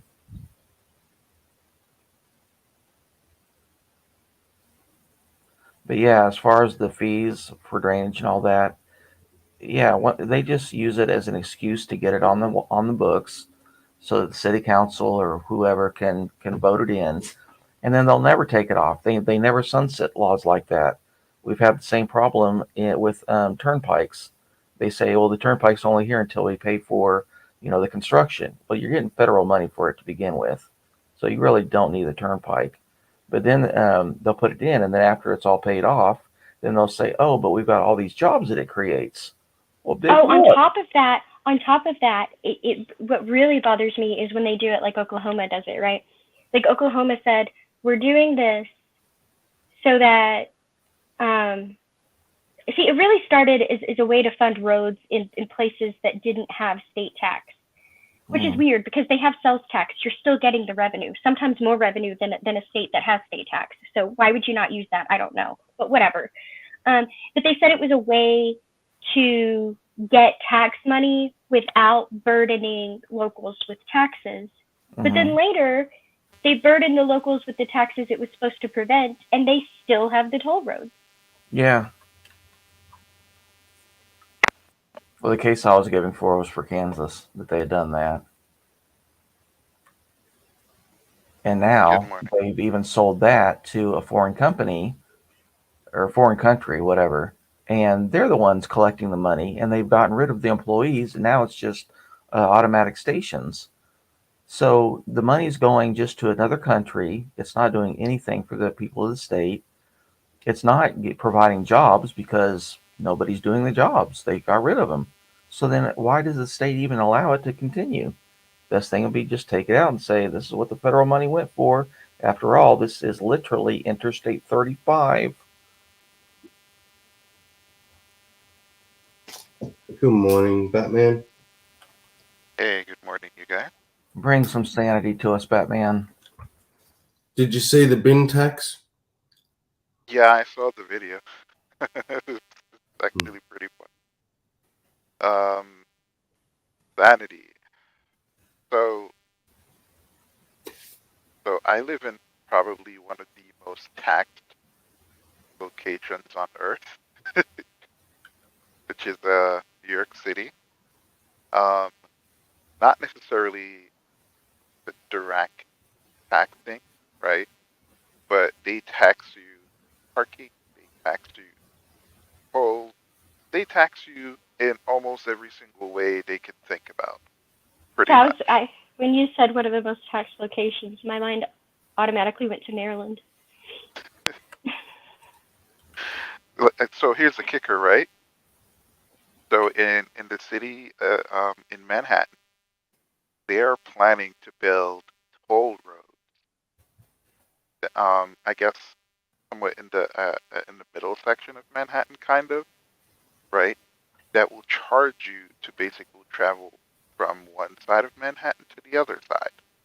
Now, mind you, it's a small little island, right? And their reasoning is they're trying to reduce traffic. So they're going to charge people a bunch of money to literally drive from one side of the island to the other. You know what? But they'll do it by offering advantages, right? Because the advantage of the toll road will be that there's less traffic on it, which is an advantage for the other side because there'll be less traffic on the main roads too. But B, the toll road is usually somewhere you can go faster. Yes. Yeah, but that won't be available in New York City. They're not building any new roads. That's the problem that people have with it. Well, drivers have with it. So they're not building a new road. They're Yeah. just confiscating the already existing road. Yeah. That's They're really not weird. even they're not even getting rid of like the billions of like parking meters. I Right? don't know how you can't fight that because it would make sense if they were building a road, right, to provide an option because then it's not mandatory. It may be inconvenient, but you can get around it, right? Like that's the argument when traveling from state where they have major parts of the highway as a toll road. It may be inconvenient, but there are ways you can travel to the same destination going around. It may take you more time, maybe longer, maybe rougher roads, but you can still manage to get there, right? So if they're making the only access by paying, I don't see how they can get away with that. Well, they're going to get away. A matter of fact, one of the things that they're trying to push is to get more people to use the subway, right? Or just public transportation. The problem with that is that the subway sucks in a lot of ways. And well, crime hasn't. There was a crime skyrocketed in the subway sometime last year because for whatever reason they decided that they're no longer gonna, let cops actually earn their money because they used to have cops posted in the subway, and for whatever reason they stopped, and then all this crime started happening. People getting pushed off the tracks, crazy people being down there doing crazy things, and no one's there to stop them. And, that's not really a problem now because they actually did something about it. But I don't know, man. New Yorkers love cars, believe it or not, and they they do not like public transportation because of the many issues that come with it, and how expensive it is. Probably actually cheaper to own a car depending on where you live. Um, See, we have the opposite problem, right? Like it's so public transportation is just so problematic here. Like there's no subway, there's no light rail systems, there's a series of buses.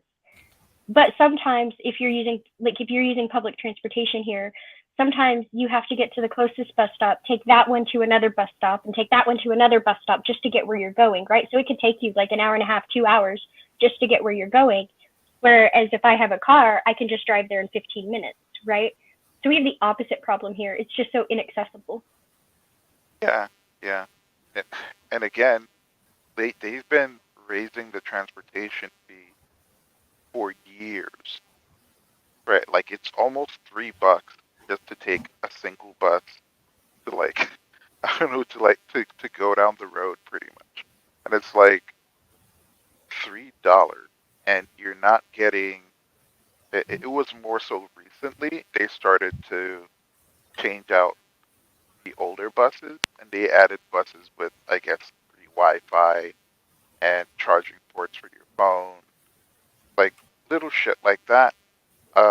That I don't know. I don't think people care. I think people just want, oh, more Yeah, I don't cost-effective know. transportation. We just have the old buses, you know, and it's like 50 cents or something. Like it's not a.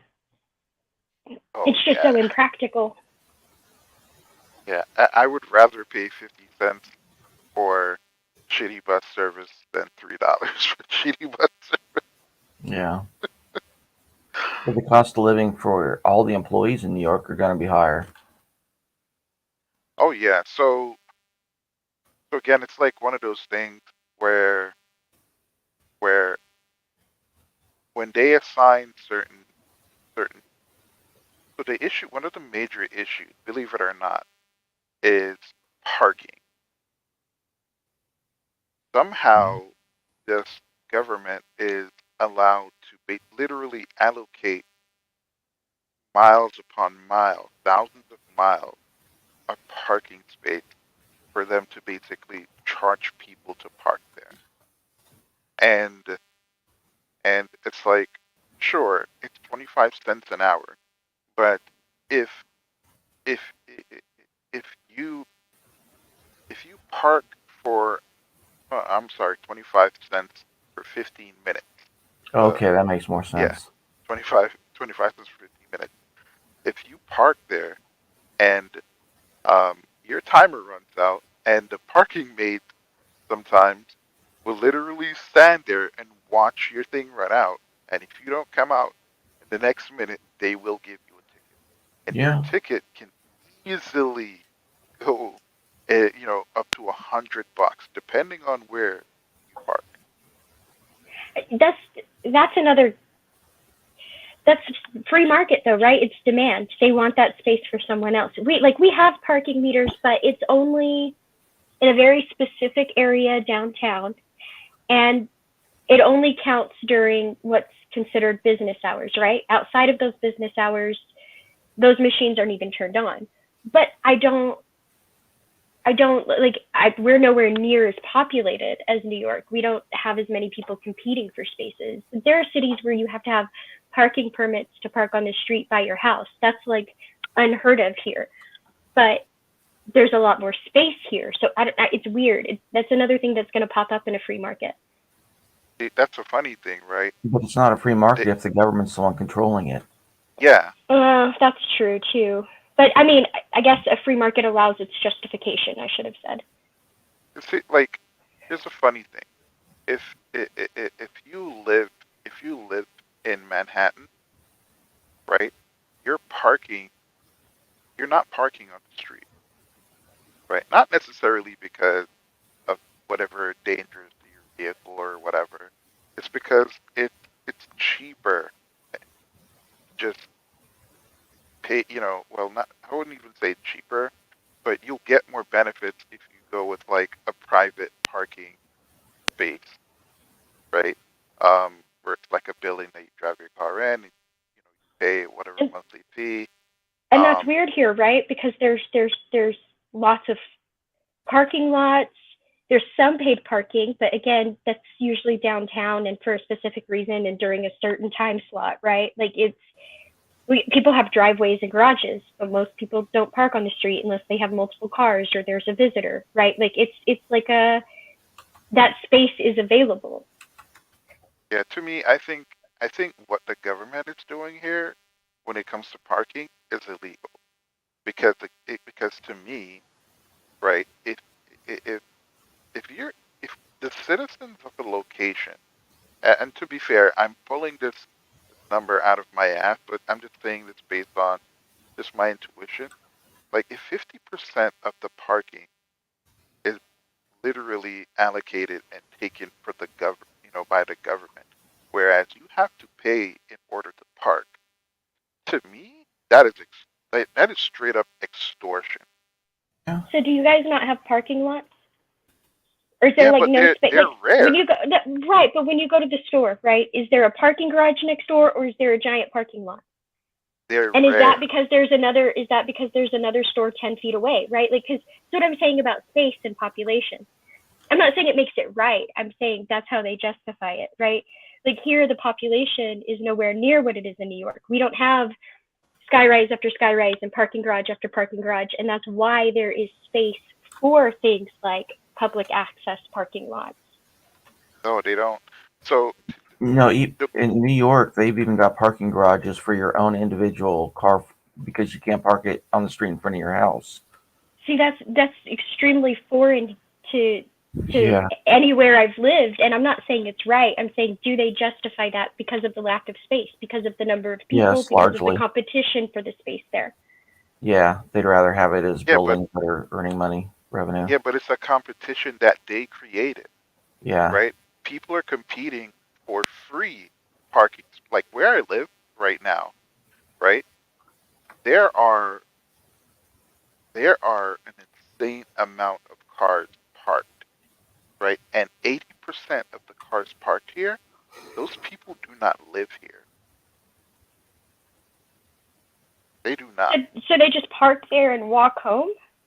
Yeah, some of them just park and they'll literally hop on a bus and like go home. See, Or that they'll seems park weird here to me too, and they'll because the hop on a closest train and go to work in the city. that's weird to me. The closest I've ever seen to that is in Denver, right? And they have what they call park and rides. And that, I mean, you're not paying for anything. You're not in a garage. It's usually like in a public park or something like that.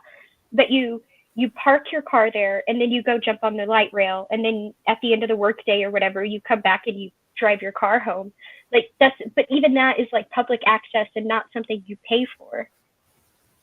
Yeah, right now there's like the people in my neighborhood, they're basically complaining because if you live at a location, right, and you can't even park in front of your house because some random person don't even live there, it's taking up all of your parking, you're going to complain. See, that's weird. First of all, nobody would do that here. And second of all, if my neighbor did, all I had to do was knock on their door. But like I said, there's so much room, right? Like before I even would have to complain, let's see, if I have 2 cars in the garage and I have 2 or 3 in the driveway and then 2 on the street, I'd still have to have 1 or 2 more in order to bother my neighbors, right? So when I say there's space, there's space. Yeah, and I mean, it's a lot of people who work in New York City. When I say New York City, I mean like Manhattan, sometimes in the Bronx, like the actual city areas, right? In these locations, a lot of them don't even live in those locations, right? But even where they live, right, there is still parking taxation. And I mean, to be fair, right? Like I can't necessarily completely criticize New York because sometimes they'll do really cool stuff with the taxes that they collect. Like for example, um, there are a lot of city or city and state hospitals, right? New York City, and what they do is that for people who like below a certain income level, right, you can basically get free health care. Not completely free. Um, you do pay a little bit, but compared to what you would normally pay, like an ambulance ride, but they'll charge you probably like 3,000 easy typically.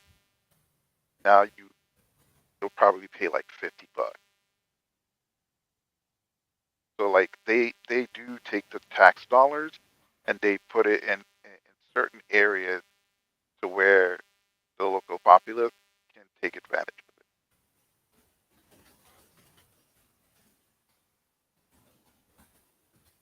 But that's more so like a recent phenomenon.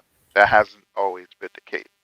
All of the tax dollars were just they were just generating all of this money, and they weren't doing anything with it for the locals, like at all. They were just hoarding it and doing all kinds of corrupt shit. So now they're finding other ways to implement more taxes without actually forcing the New York president to pay more taxes. It would be nice if the UN had to pay for all their delinquent motor vehicle tickets. That'd be a huge boon for the economy.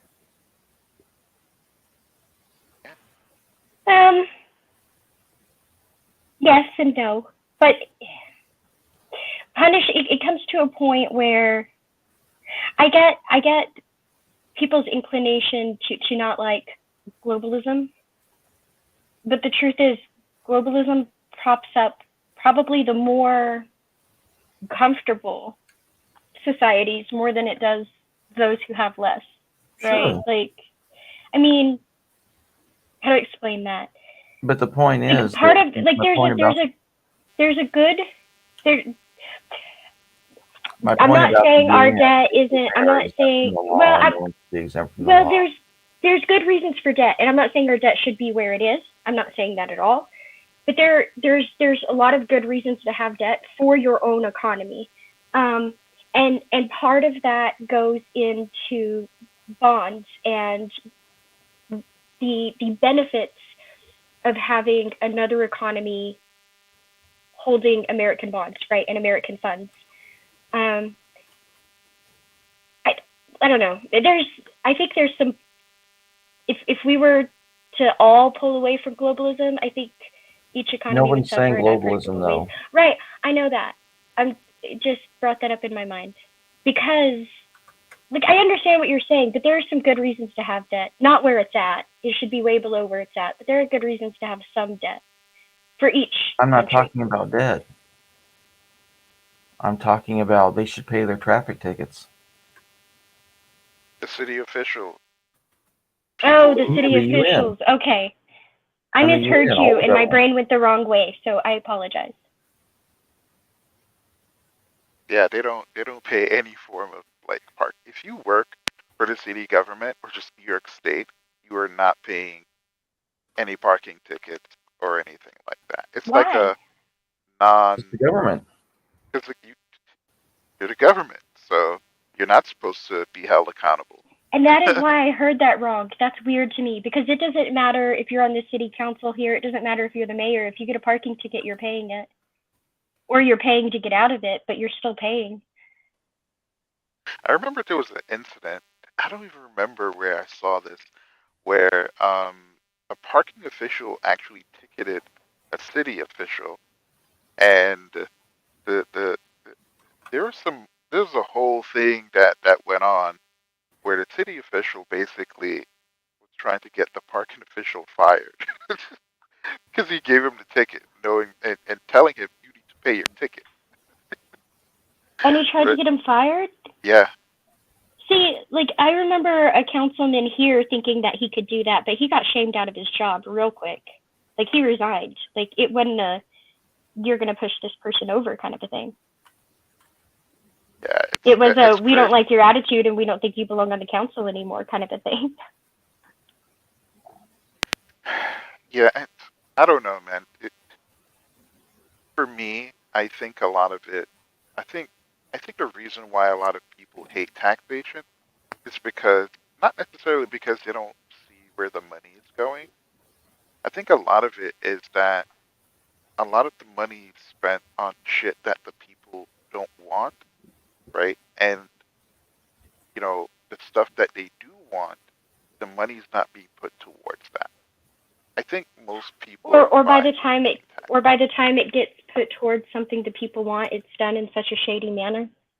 Like, don't get me wrong, we have our corruption here. For example, like I said, them making the poorer districts pay for this new waste thing that the other districts aren't paying for. Well, it came at a very interesting time because what happened was they wanted to build this ballpark and the people were against it. And they said, okay, since you're against it, we won't raise taxes for it. We'll pay for it from the city treasury. But then they raised taxes for it, right? And then on top of that, they said, the people said, okay, well, if we're going to pay for it, at least let it be used like as a venue when you're not having games. And then they came back and they said, no, absolutely not. It can only be used for baseball, and that's it. And then the people said, okay, well, if you're going to do that, then at least pour some money into the Barrio district, which is where the new ballpark is. And they said, no, no, no, no, no. Well, now all of a sudden they're introducing this like redevelopment thing for the Barrio district, but they only did that after a bunch of shell corporations bought up some property there. So I find that pretty interesting. Yeah, dude. Yeah. So here's something funny, right? So in New York City, right? Zoning laws are extremely strict, right? However, if you have enough money, you can build. They'll you pay. So what you can do is that you can cut deals with the city. Let's say I want to build a skyscraper, right?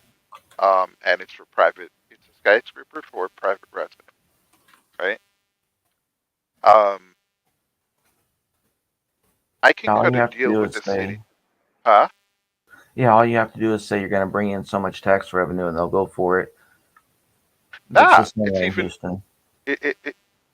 it's even crazier, right?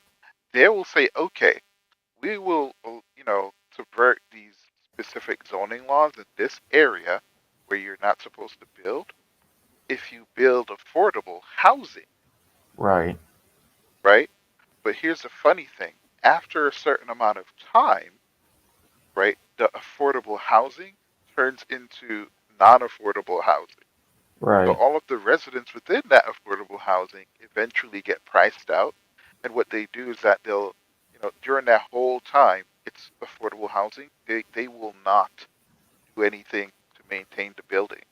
But once Right. they kick out all the residents, then they'll invest in the building, right? Make it nice and clean and brand spanking new. And then they'll charge even more. So now it's no longer affordable housing. So they're double dipping. And it's like the amount that they pay in property taxes was was almost zero because they've built this Yeah, they got waivers. yeah, right? But now since it's no longer there, you'd think that the amount of taxes that they pay would go up, right? No, it's still the No. same. They pay like nothing in property tax. Well, that's because property tax has to do with the space you're taking up. If you just keep adding new floors or you can house so many people, they're going to vastly outweigh the amount you're paying for the square footage you own, right? Like my property taxes, I mean, it's partly the square footage of the building, but it's also how much land am I taking up, right? The more acreage I have, the higher my property taxes. Yeah, So if you can balance it out, if you can get enough tenants to way outweigh the space you're taking up, then you're gold. Well, what they did in Houston is they got some high-rise apartments, but like the first 3 floors are for the affordable housing. And so those are kind of treated like crap, and those are ground level where all the noise and pollution are. And then the expensive stuff is up high. So it's just like you said. And then after 5 years, they can make it all expensive if they want. But they're making so much money off of Section 8. Why would they ever want to if they can have the Section 8 on the first 3 floors, pay for all the infrastructure for the whole building? Yeah. So, Pixie, what you're saying Sad is and typically shitty way the to look case. at things. Like that's typically the case. So here, that so the space above ground, right, is considered real estate, right? So it's not So they get necessarily charged by that too. That makes sense. yeah. That makes well. Of course they would do that. Of course they would do that because they can justify it because space. There's more competition over space there. So why wouldn't they make it more difficult? Yeah. But Yeah, again, that makes sense. the interesting part is it's how much they pay based on how much they make. And what you have is a situation where, okay, they can write off a bunch of empty apartments, right? So they won't lose money on apartments being empty, right?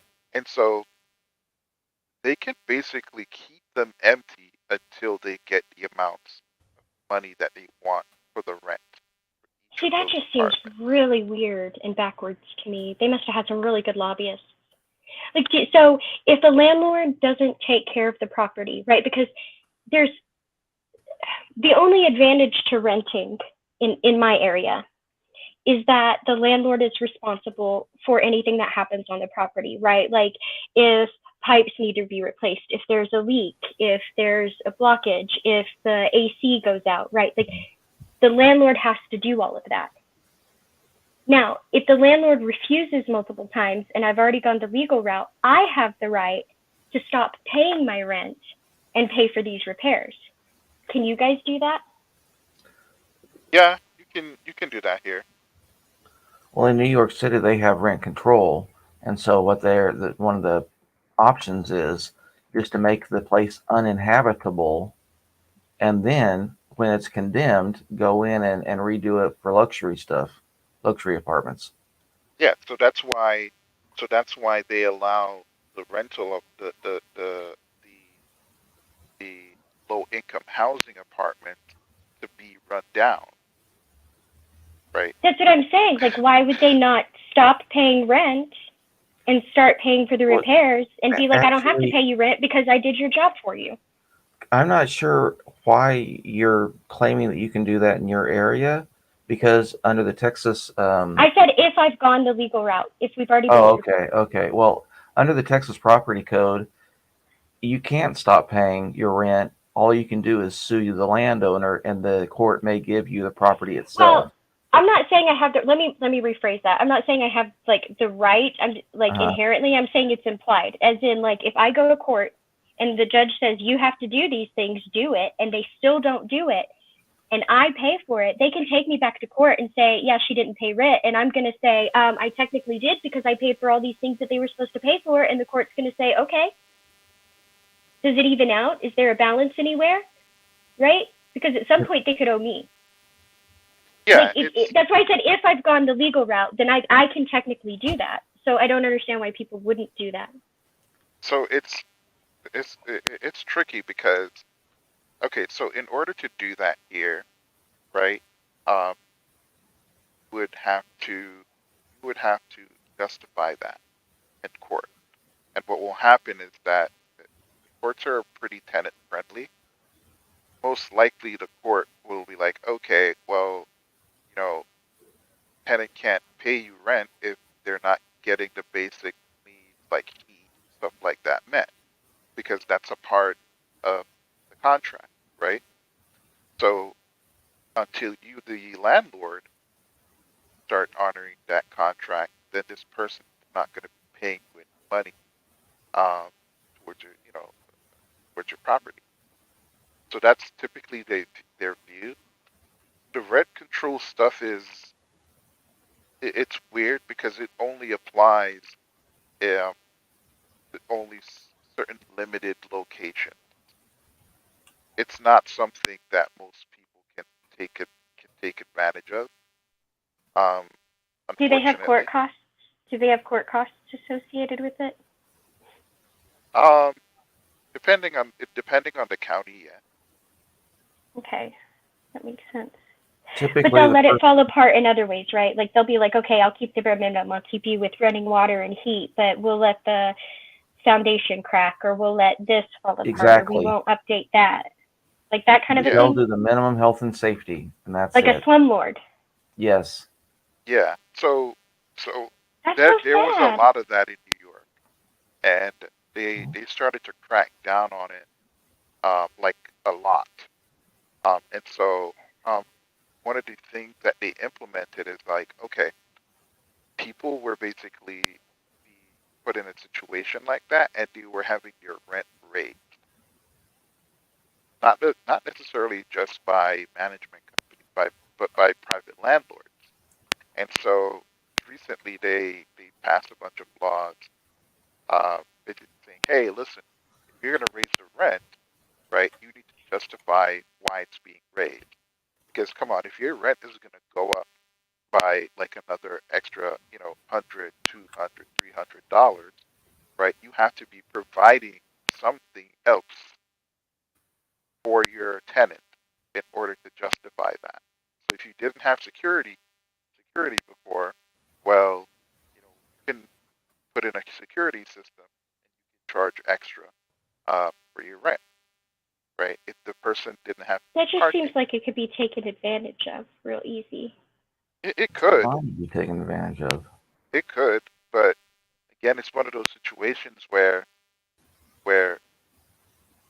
a lot of homeowners, both private and management companies, they can afford to pay their mortgages without any issue. And so as a result, they can basically treat tenants almost however they want to treat them, or they can leave their apartments or home empty until they just get whatever they want without any issue. See, I never considered that. I just knew that I didn't want to live in New York because you guys pay a ridiculous amount for tiny, tiny spaces, and that makes no sense in my mind. But again, I don't live in a place where there's that much competition for space, I guess. But I never considered like all the ins and outs of that. That just seems really kind of broken. A lot of this is it's mainly in New York City. The further north you go, the significantly cheaper literally everything becomes. However, again, that's changing now because you have private equity firms that are running amok throughout the country that are buying a ton of properties and basically Airbnb-ing them or just holding on to them and Airbnb-ing them. See, and that's another concept that wouldn't work here, right? Because you don't want your stuff to stay empty. If your stuff stays empty, like you don't get a write-off for that, right? Like you're still paying all the property taxes. So here's the kicker, right? So what will happen is that they'll say, okay, this property or apartment is empty, right? There's no one living here, but they'll turn around and Airbnb the property. They'll make money from it that way.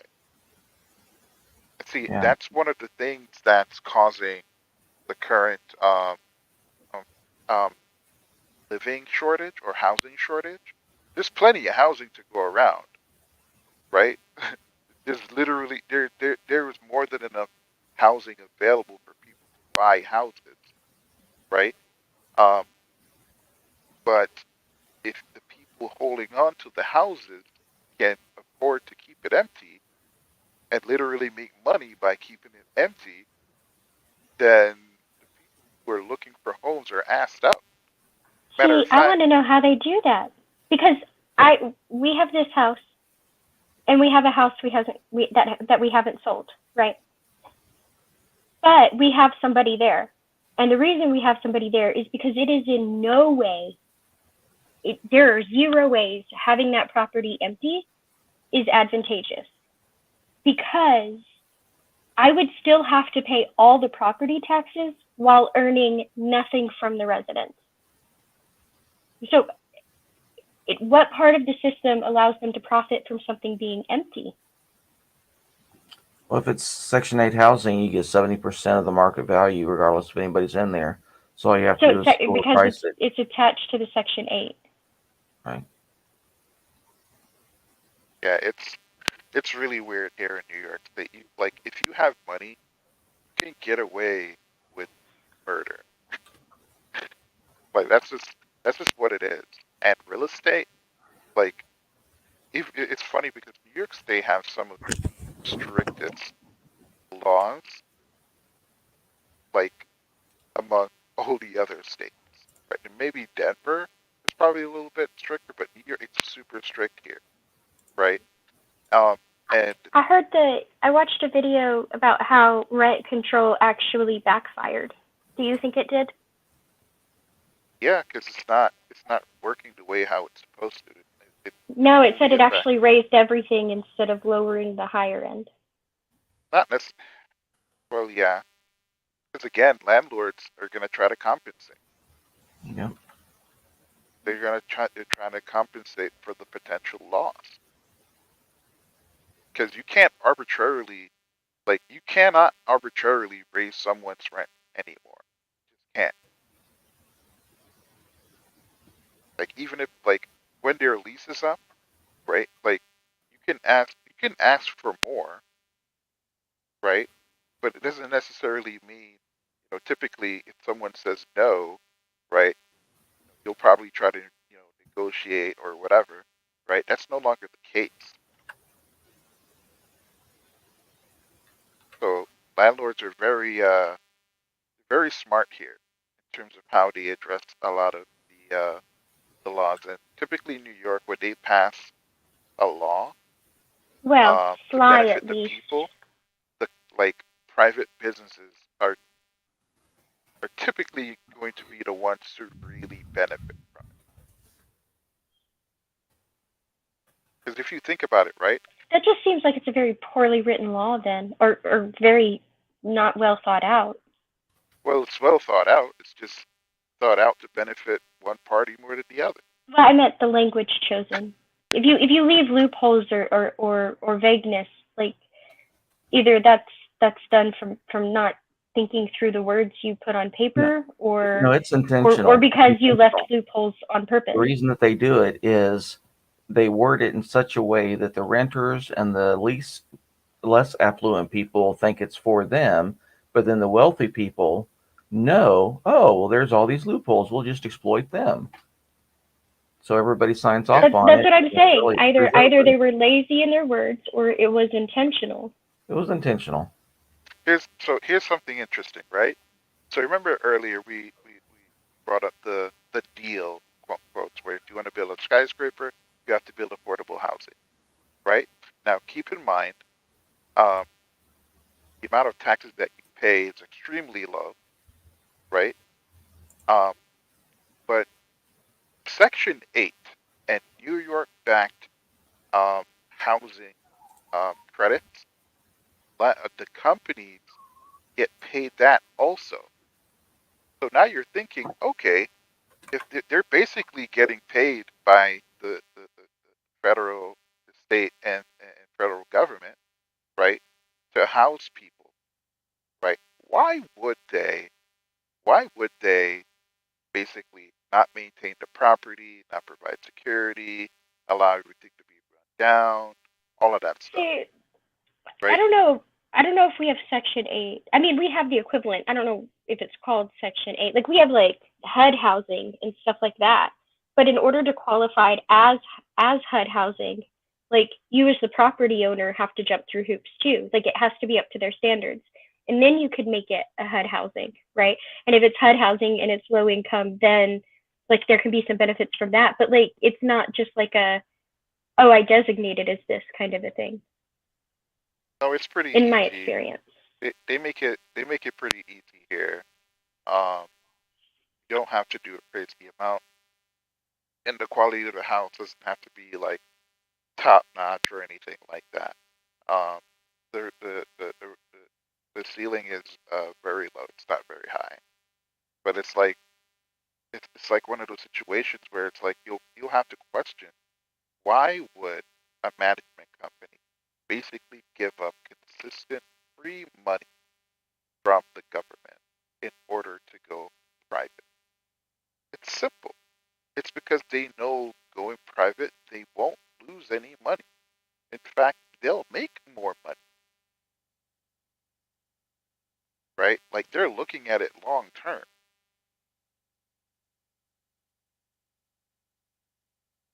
But I don't know. It's again the real estate in the U.S. right now is insane. All of these, the amount of housing that's the housing market was literally screwed up. Not necessarily or completely because of the banks, but right now it's because private equity firms have bought up a butt ton of homes. They're just sitting on them and they're just ruining the market. And now Airbnb is a thing. It's getting even Yeah. worse. And Verbo and all of that. Well, I think here a lot of our well, not in my area specifically, property is actually pretty reasonable here compared to the rest of the nation. Well, no, I shouldn't say that. There's some states that are less economically viable that have cheaper housing than we do, but comparatively, we're pretty reasonable in this area. That's interesting. When Like so are the schools where you live, are they owned by the city or the state, yeah. or Well, are they okay, let's see. private? It depends on the school, right? Okay, let's see. There's PD was the most underfunded school for a long time, and that's because it's the poor district, and schools are generally funded by property tax. So their property tax is lower; they contribute less revenue. But because their sports started performing really well, they started getting more funding. So there's that one.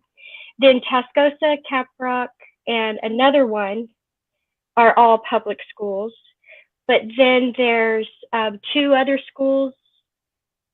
There are two or three other schools in the area that are private. No. When I say So it depends. private, when I say private and publicly owned, I mean the actual property that the school is on, like the building, the land, all of that stuff. Oh, I have no idea. I think it's public.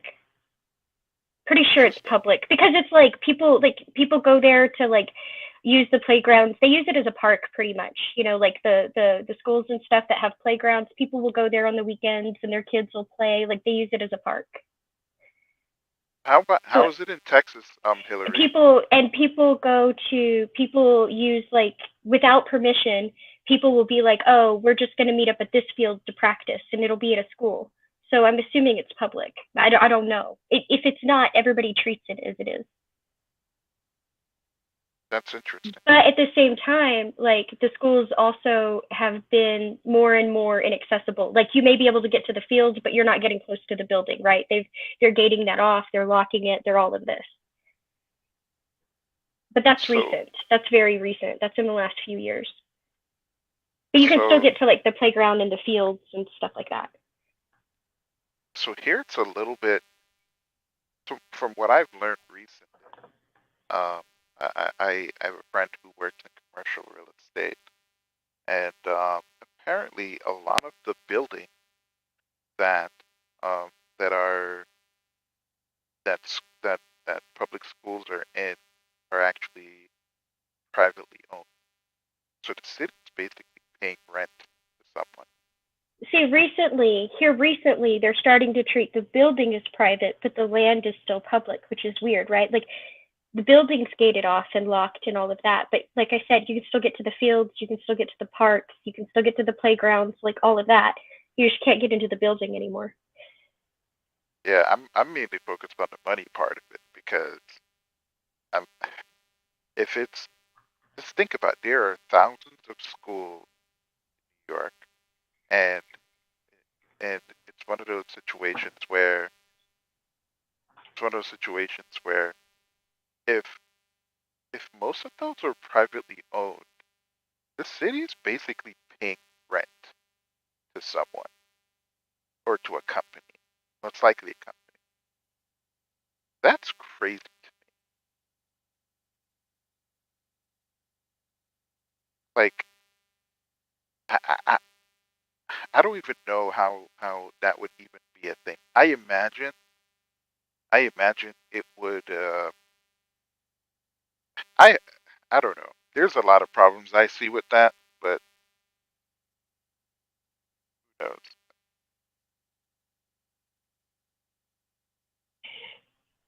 So Oh, sorry, you were skipping. I didn't mean to cut you off if I did. Oh no, go ahead. I tried to look it up, and apparently Texas has a weird thing. It says Texas public schools are organized into geographical districts that are separate from other local units of government, including cities and counties. For this reason, they are called independent school districts or ISDs. Like a form of segregation, basically. I guess, yeah. Yeah, that's I don't know, man. Even the school. I'm gonna be honest with you. I always say I think teachers should be paid more. School faculty should be paid more, right? I agree. But I think it should be way easier to be able to fire teachers who are not performing, or just school faculty who's not performing the way they should. It is. I I found out some time ago that it is extremely hard to fire a teacher. It's harder in some places than others, and a lot of it has to do with the strength of the teachers' unions. Like in New York, I learned that in New York, you guys have something called a rubber room, which was absolutely fascinating to me because I had never heard of anything like this, and apparently it's so hard to fire a teacher but sometimes they're so problematic that the only solution is to pay them to sit in some office building and do nothing while you also pay their replacement while you work to get them fired. And I was like, that is the craziest thing I've ever heard. That would not fly here. There are substitute teachers that are apparently getting paid full because the teachers that are assigned cannot be fired. They just have to wait and just move them.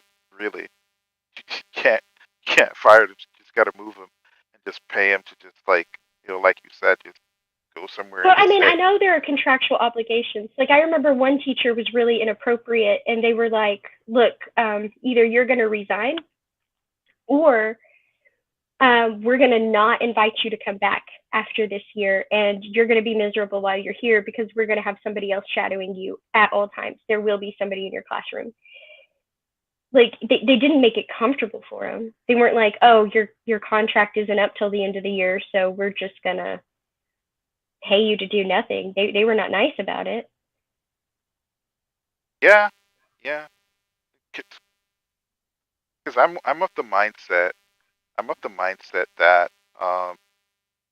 that I don't remember. It was one of those Scandinavian countries where I was looking at the requirements someone needed to be met in order to become a teacher, and it is vastly higher than it is here in the U.S.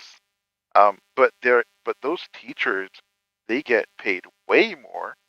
They actually have to they distribute, their classrooms are not as big, right? They have all the necessary equipment and facilities that they need to do their jobs, right? Like, and again, it's not like here where where a lot of people, they basically send their kids to school as a form of cheap daycare or free daycare, pretty much, right?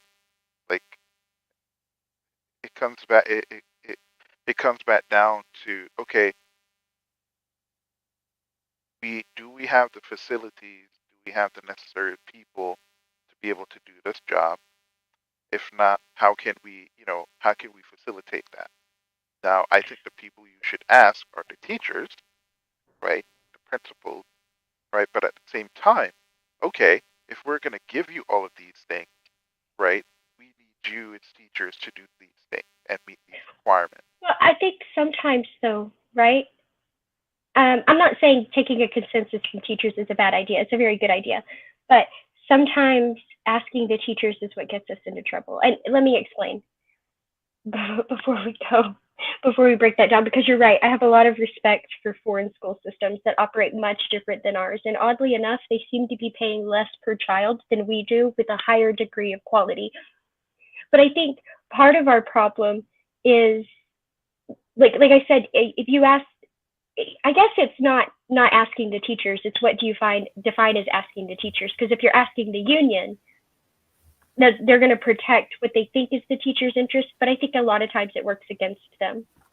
Because it offers protections, but that's a reason they don't have merit pay, for example, right? Because of the arguments they've used, things like that. But I think a bigger problem is that we're focusing on the wrong thing, right? We're focusing on test scores and curriculum. We're not focusing on quality of learning, and so I think our standards are in the wrong place. I agree with you wholeheartedly. See, so you are right. I should be more specific, right? So for me, I don't necessarily think that teachers should be graded based on just, completely on the test scores of the class, right? I think a lot of it has to do with, um, the tools. So the reason why I think it's important to ask the teachers is to figure out what tools they have in order for them to do their job, right? Because I'm of the belief that if teachers have all the necessary tools available to them, it will be much, much easier for them to do their job. Tools being, for example, simple, school supplies like pens, pencils, rulers, textbooks.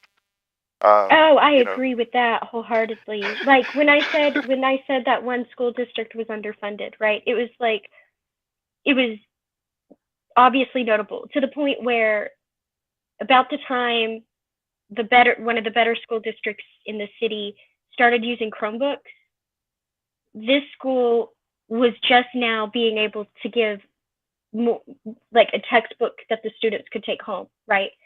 That was assigned to you for the year. Because prior to that, the school just had a classroom set of textbooks, and sometimes not enough for the whole class. Sometimes you had to share.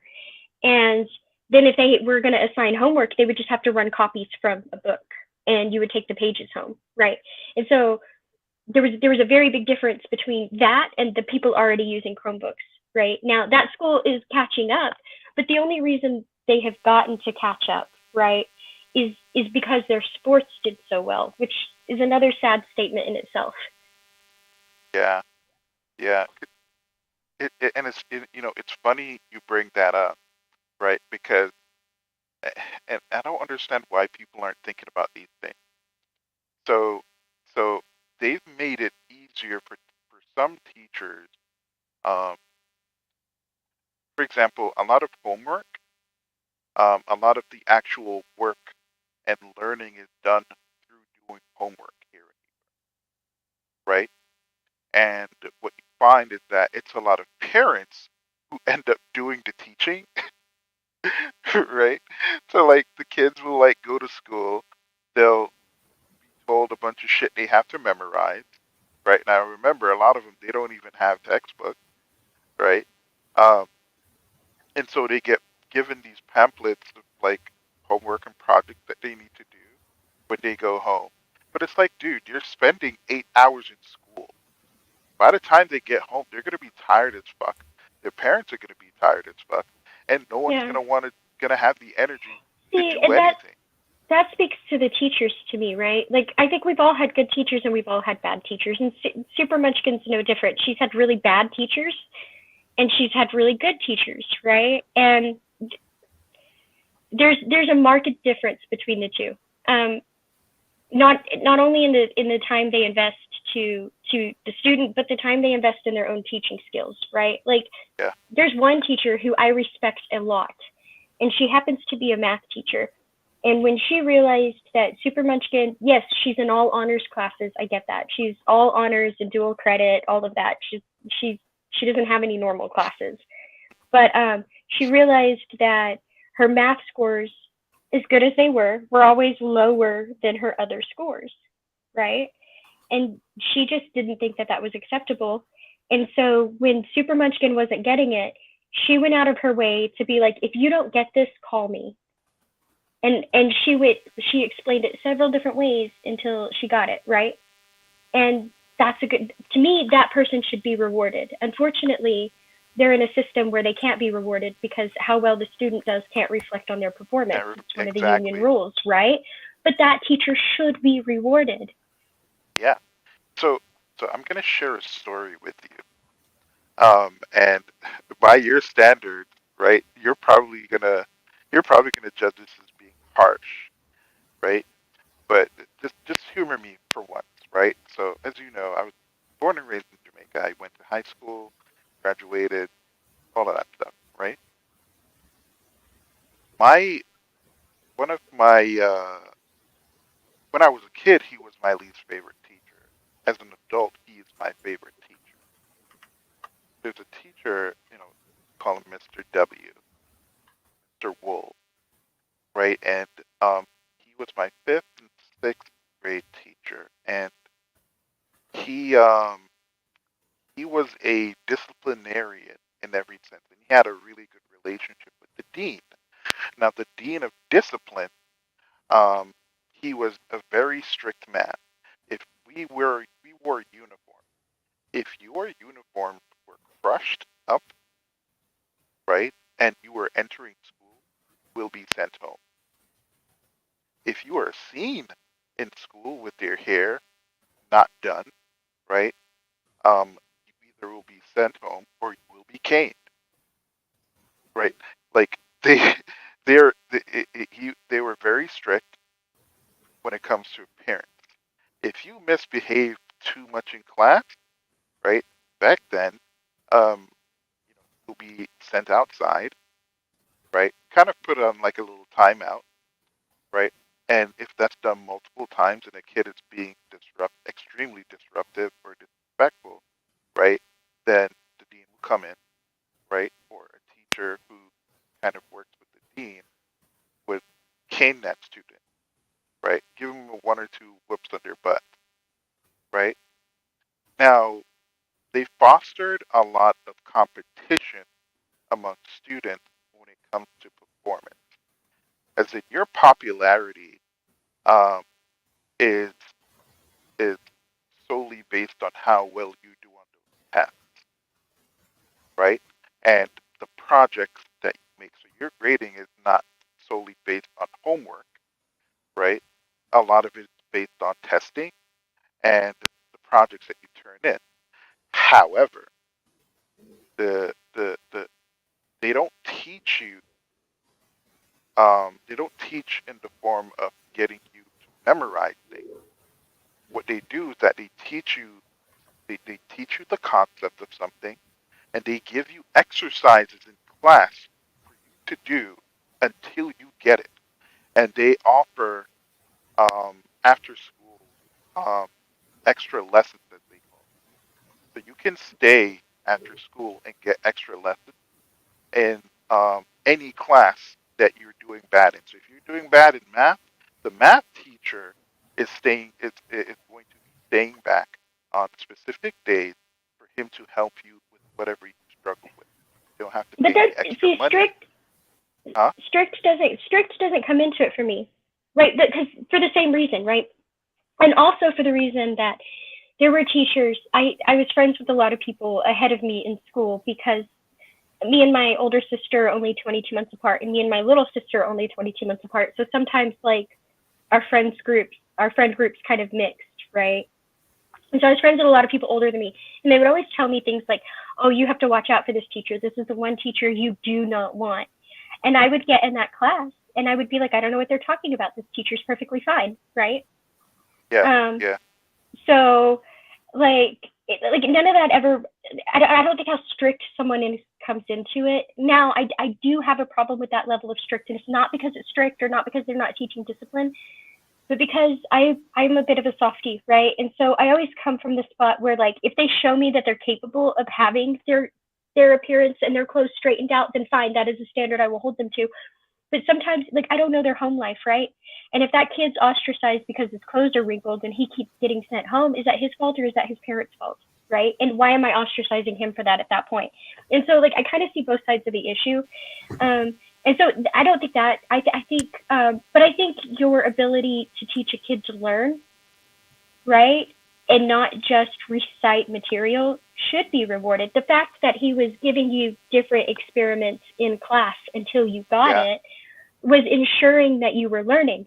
But there's a difference between those teachers, whether they're strict or not, and the teachers who teach you the curriculum and then they move on and they're not available after school, or if you didn't get it, it's because you can't understand it and not because they need to change their teaching method, right? Like there's one should be rewarded, and I don't know why we tolerate the other. So here's another thing that used to happen.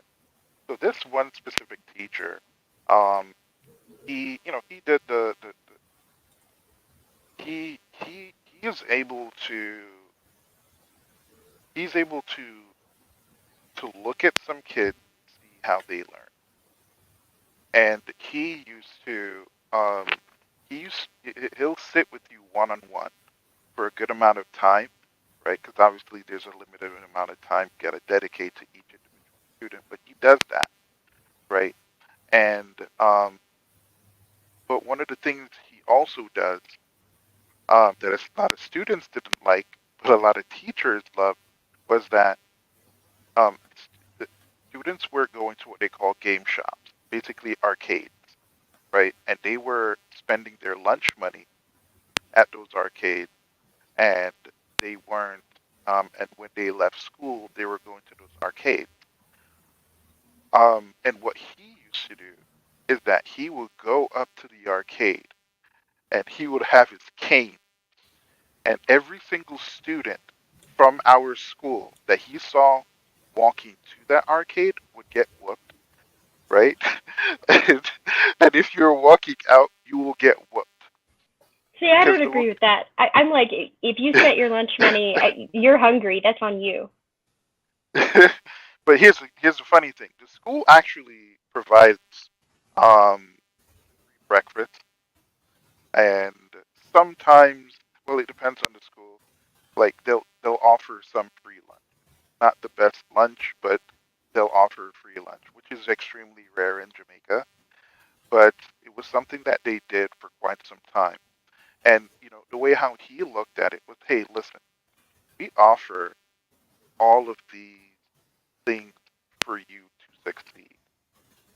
When you come to this arcade, this was his justification. When kids go to that arcade, right, they're flushing down the toilet every single thing that they have learned that day.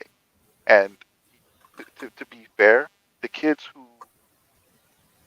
aren't consistently going to the arcade, their grades were going down, and that's the reason why he decided to That go makes up sense. there. I guess it shows a lack of respect for the education they're receiving, that they would support that rather than Yeah. in that aspect. So he got mad, and he was more so mad at the establishment for even allowing the kids to go in there at those times. But again, it's a business, and he respects that, Yeah. right? But he's like, okay, well, my students aren't going to do this shit.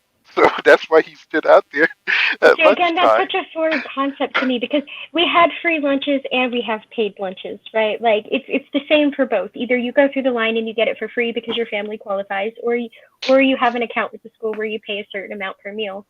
But and now I see a lot more campuses where like, oh, freshmen can't go off campus or this grade can't go off campus.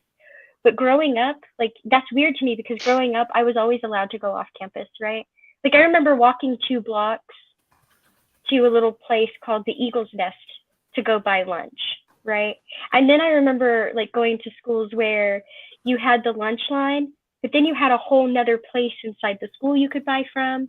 but then you had a whole nother place outside the school you could buy from, and then you could like walk down the street and buy, like you could just go off campus. It didn't matter. I don't know. So it's weird to me. So what are your thoughts on this? So back then, um, the goal was for every single student should graduate with a trade or a skill. Now, when I say trade or skill, I mean, for example, the skills to be a plumber, a seamstress, a welder, um, stuff like that, right? Skills in technical jobs. What are your thoughts on kids learning those as teenagers versus it thing them learning it after they graduate? Well, I think while that would work on a big scale, it would probably present problems for a few, and I'll explain that in a minute. I do think trade school is very, very important and is a much, much underrated option for a lot of people. And you can make a good living going to a trade school. And I don't think that that's promoted enough as an option. I would settle for a sufficient amount of people graduating knowing finances, but or critical thinking. Those two things I think are important. Life skills like changing a flat tire, things like that. I think those things should be taught, yes. But the reason I don't think everybody should know a trade by the time they graduate is because I think in a perfect world, in my idea system, people would be promoted, people would be guided towards their natural inclinations and their natural abilities, right? And while most people that covers a trade for, someone who's going to go to college and become a physician later, or like a physicist later, might struggle with some of that. Maybe not in the practical application, but just like in the focus alone. Okay, that's fair. So one of the reasons that was something that that's still hyper focused on is that, listen, they are preparing you. So what they do is that when you hit I don't remember the grade that you have to be in, but once you reach a certain grade, right, and you take a class or a couple classes from each trade, right? And the teachers, they look at a few things. They look at how well you do. They figure out your affinity towards it. They figure out for example, they whether might you like it. throw someone who's later going to be a physicist or shows inclinations toward that with someone who's an engineer, and they could come up with like great trade, like archaeology projects or something like that. Well, yes and no. So for example, they teach physics class, right? They separate that, right? There's certain classes they separate. So anything that falls within a quote unquote non-trade category, as in trade, as in things you have to do with your hand, right? Jobs you can do physically with your hand, right? They separate those things. So yes, you can. They're not going to stop you or suggest that anything to you to say, hey, you can't go to college and become a physicist. What the idea is that in case you're unable to do that, you have this specific skill to fall back on, right? Because also, they again, a lot of it is focused on what the student is good at. That makes sense. So the engineer could fall back on carpentry. Yes. So if he's good at carpentry, right, and just woodwork in general, right, and he has the basic skills to work in that industry, right? If he goes to college and it doesn't work out, he can fall back on that, or he can even start his business using both what he's learned in college, right, and his woodworking skills, and come up with probably some new invention or something like that, right? In that aspect, yes. But unfortunately, like I said, we have our our standards in the wrong place. Like, you remember that school I was telling you about that is only catching up because of their sports? Yeah. Well, prior to that, their debaters were bringing home all kinds of trophies. Their theaters were bringing home all kinds of trophies. Their journalism team was winning all kinds of shit, but none of it mattered, right?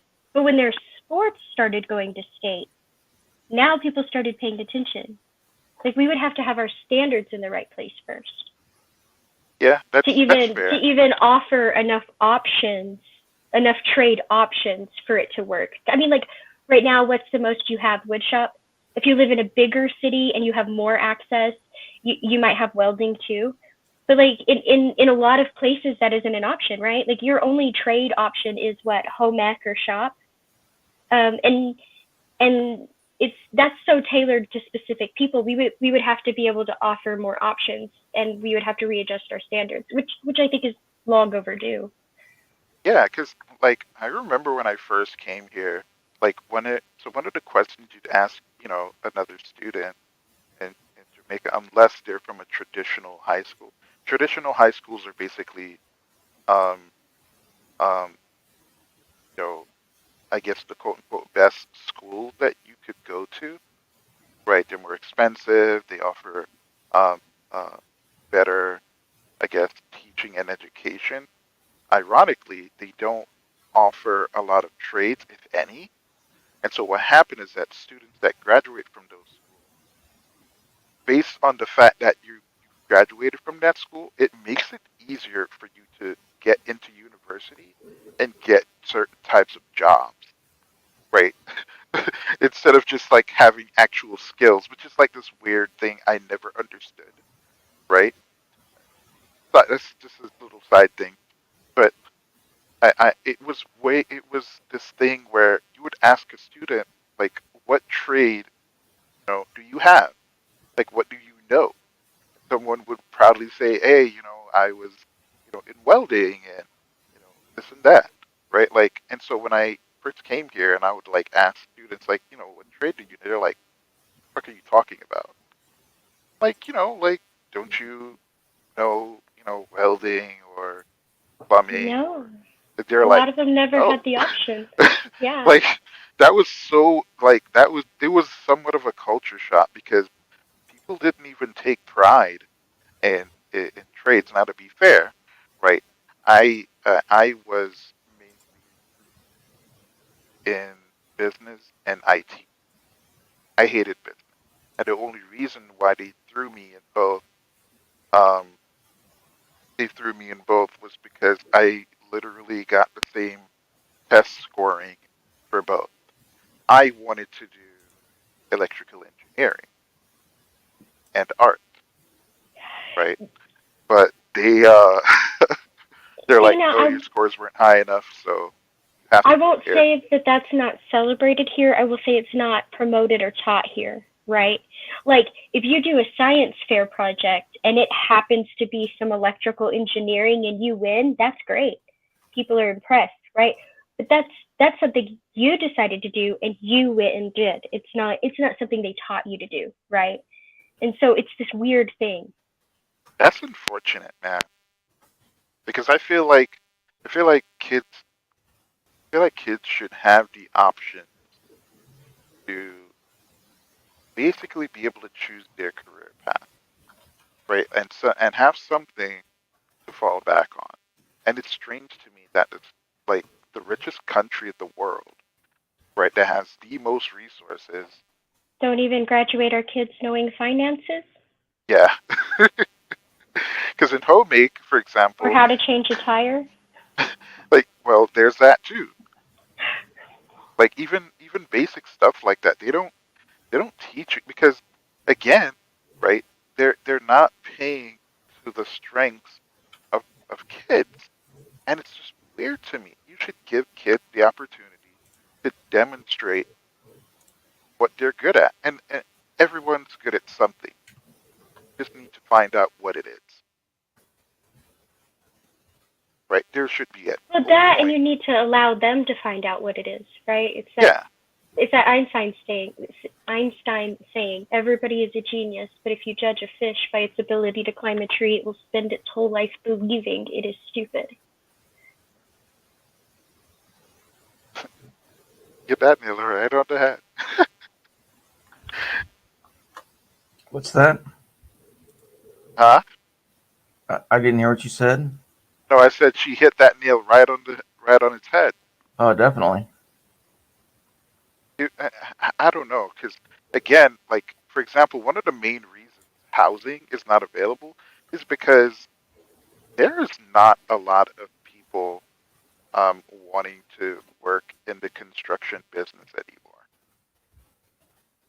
Like that type of labor is pretty much still disappearing. Well, I think some people. I think it's both ways. I see a lot of people who take pride in it, and I think it's great. But as someone whose father was a jack of all trades after leaving the military, and I mean that. I mean from a physical therapist to a plumber to the oil fields to like factories to agriculture, like landscape artists. Like he was literally a jack of all trades. And listening to him, it's not that he didn't take pride in his physical labor or that kind of work. It's the damage it tends to take a very hard toll on your body, right? There's a lot of damage he sustained and a lot of reoccurring like pain and injuries he wouldn't have had if he didn't spend so much time in hard labor. And so it's a give and take. I mean, it's kind of understandable. It's one of those, you'll do it if you have to, but if I don't, why bother? But there's some people who still take pride in it. Yeah, and I think most jobs tend to have aspects about them that are, and I'm using this word loosely, tiring, right? Even creative jobs. Well, I meant the risk. I mean, like at one point he fell off a 25-foot platform, right? Like that could have done a lot.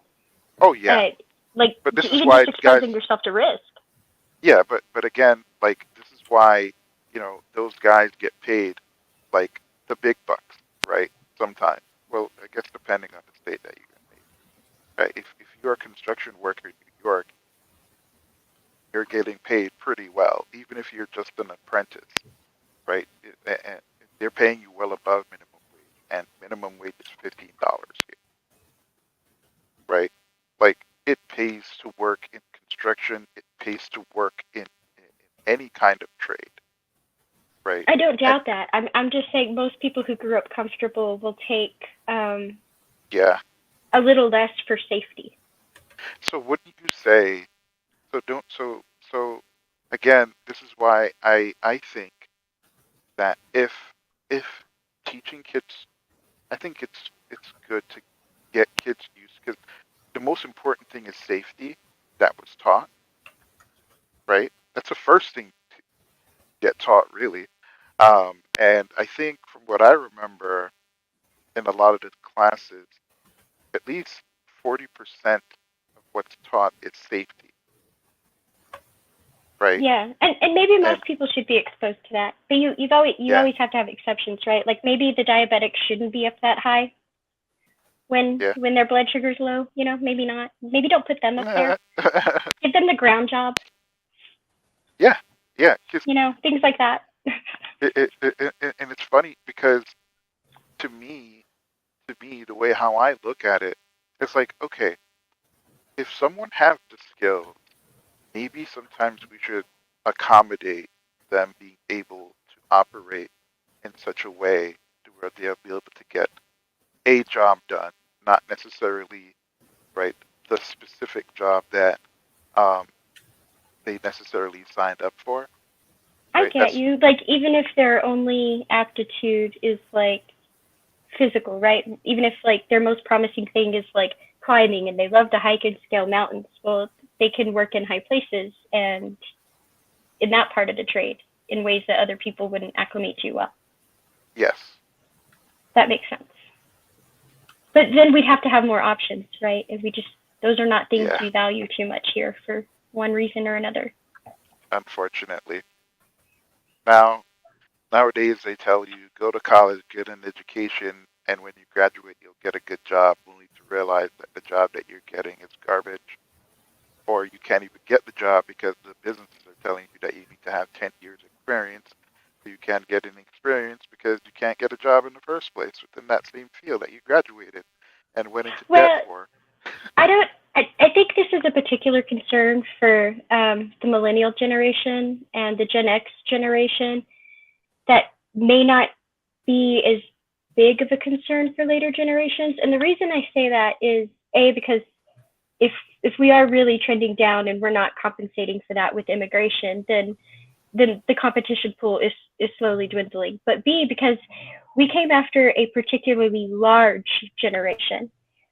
And so we are still there, like it's almost oversaturated with competition, right? For the next generation.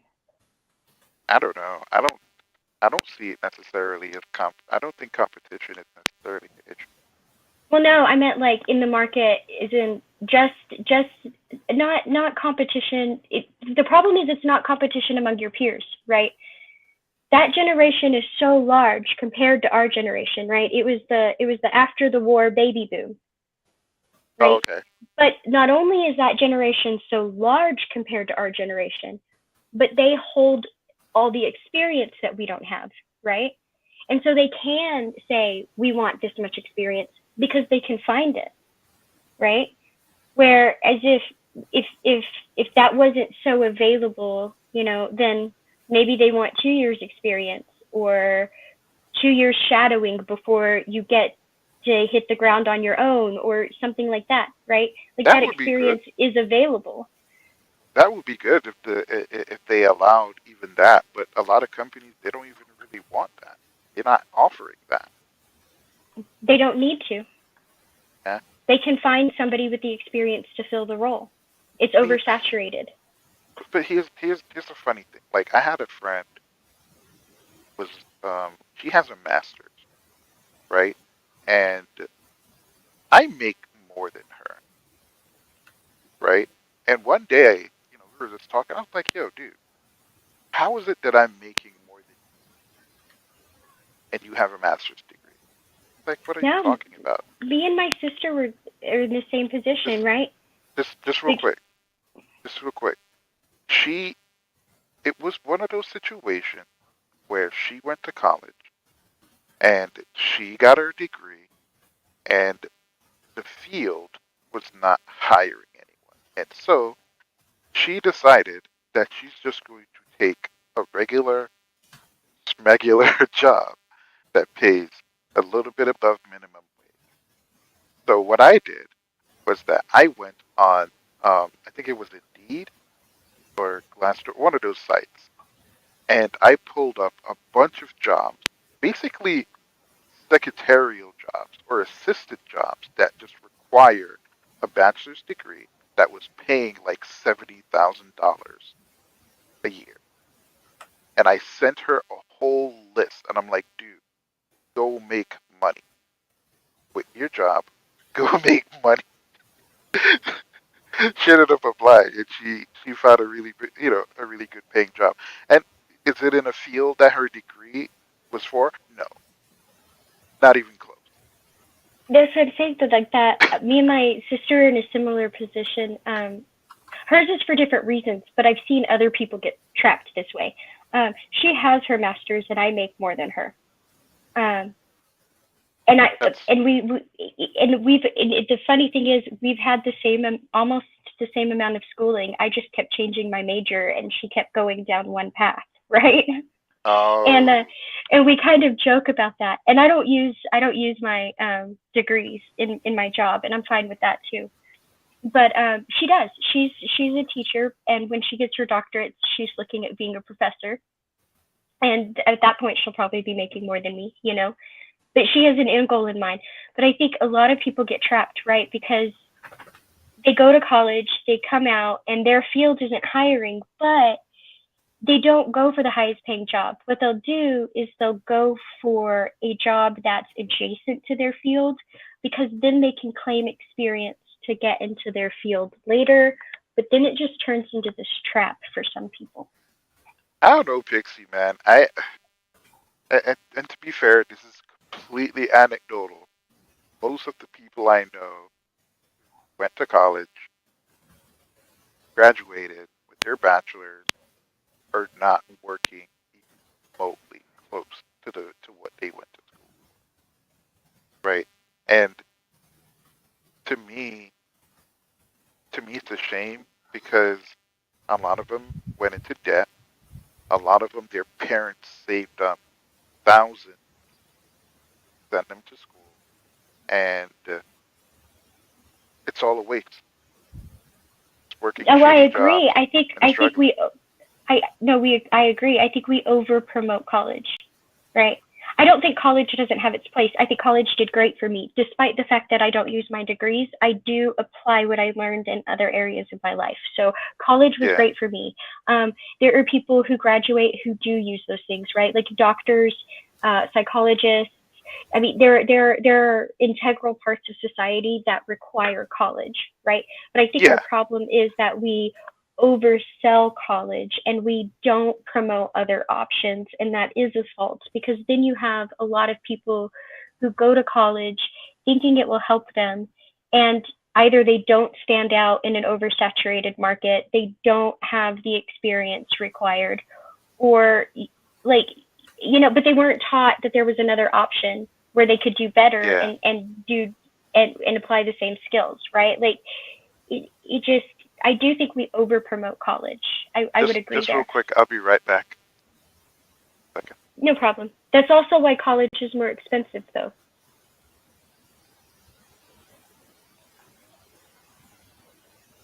They get to make more money off of us that way.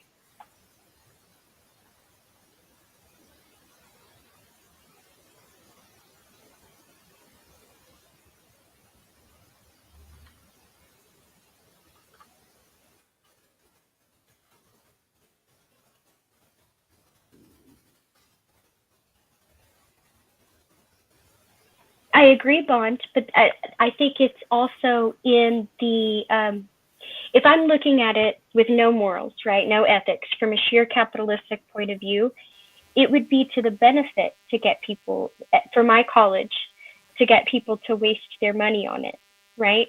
Because not only am I getting money from more people, but I can now justify raising tuition, right?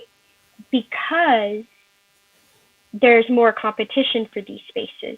And on top of that, there's not so much pushback from the city around you, because those students have a lot to do with supplying the local economy.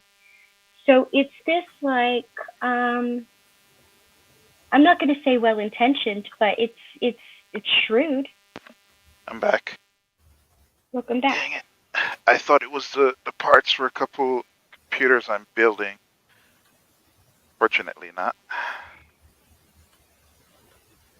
Yeah, Pixie, I get it. I think, I think the experience that you can get in college can be valuable in terms of, managing your life, stuff like that, and stepping into adulthood. But again, I'm from a culture that teaches you all of that stuff while you're growing up, right? And No, the reason I got it something out of college, despite not using anything, is because if professional student was a job, that's what it would be. It's just something I like to do. I would, right now I have a catalog in front of me with classes circled that I might just take because I want to. So I'm that person. So not everybody's that person. I get it. Fair enough. Fair enough. Fair enough. I don't know, but I don't know. I feel like there was so much potential, and like a lot of it is or was just basically being wasted. It's interesting because one of the reasons why one of the reasons I'm against, for example, the idea of using AI in art. Not necessarily because, um, you know, how I guess it might generate its images or imagery or whatever, right? I think that, and nor, it's not even about like the threat of jobs or whatever, but I think AI has somewhat of a limit in terms of um, what artists, actual artists, can provide. I think that personal touch is really important, especially when it comes to, for example, like costume designs for movies, right? Like, how do you tell an AI that, you know, um, I don't even know how to describe it. Like, you want to write a specific, um, writing a specific story, and you need the characters to have this specific culture, right? A culture that doesn't even exist, right?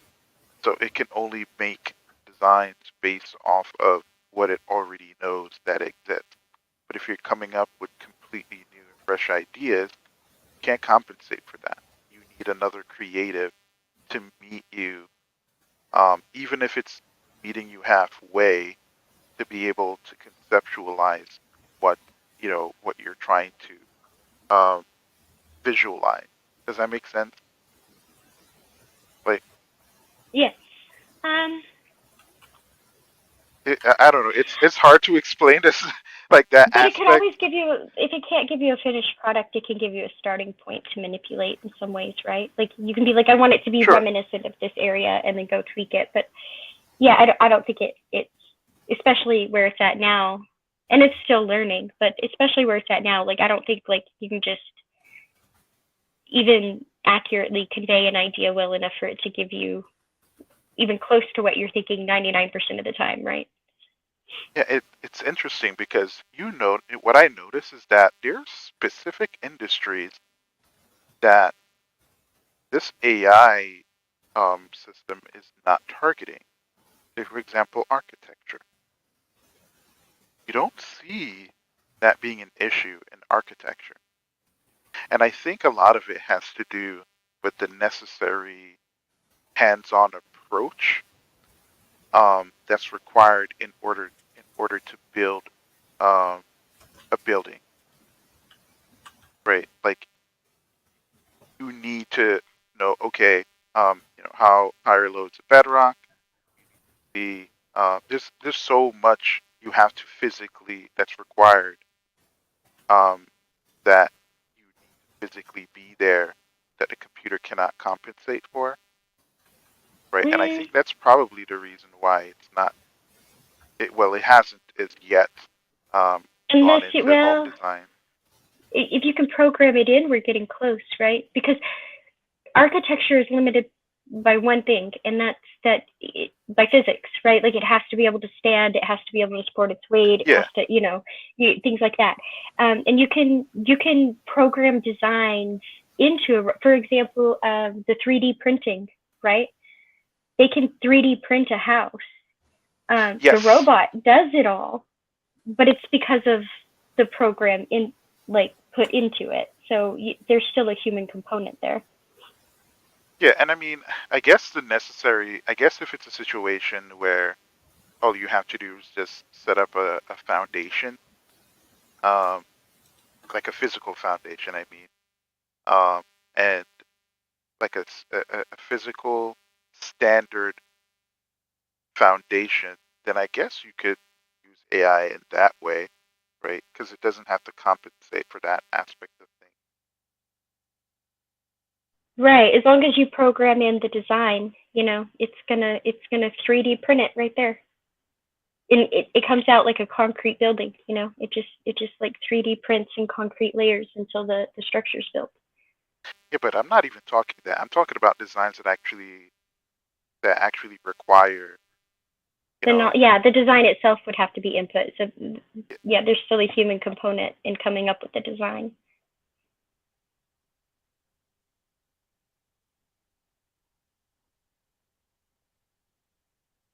We're not there yet.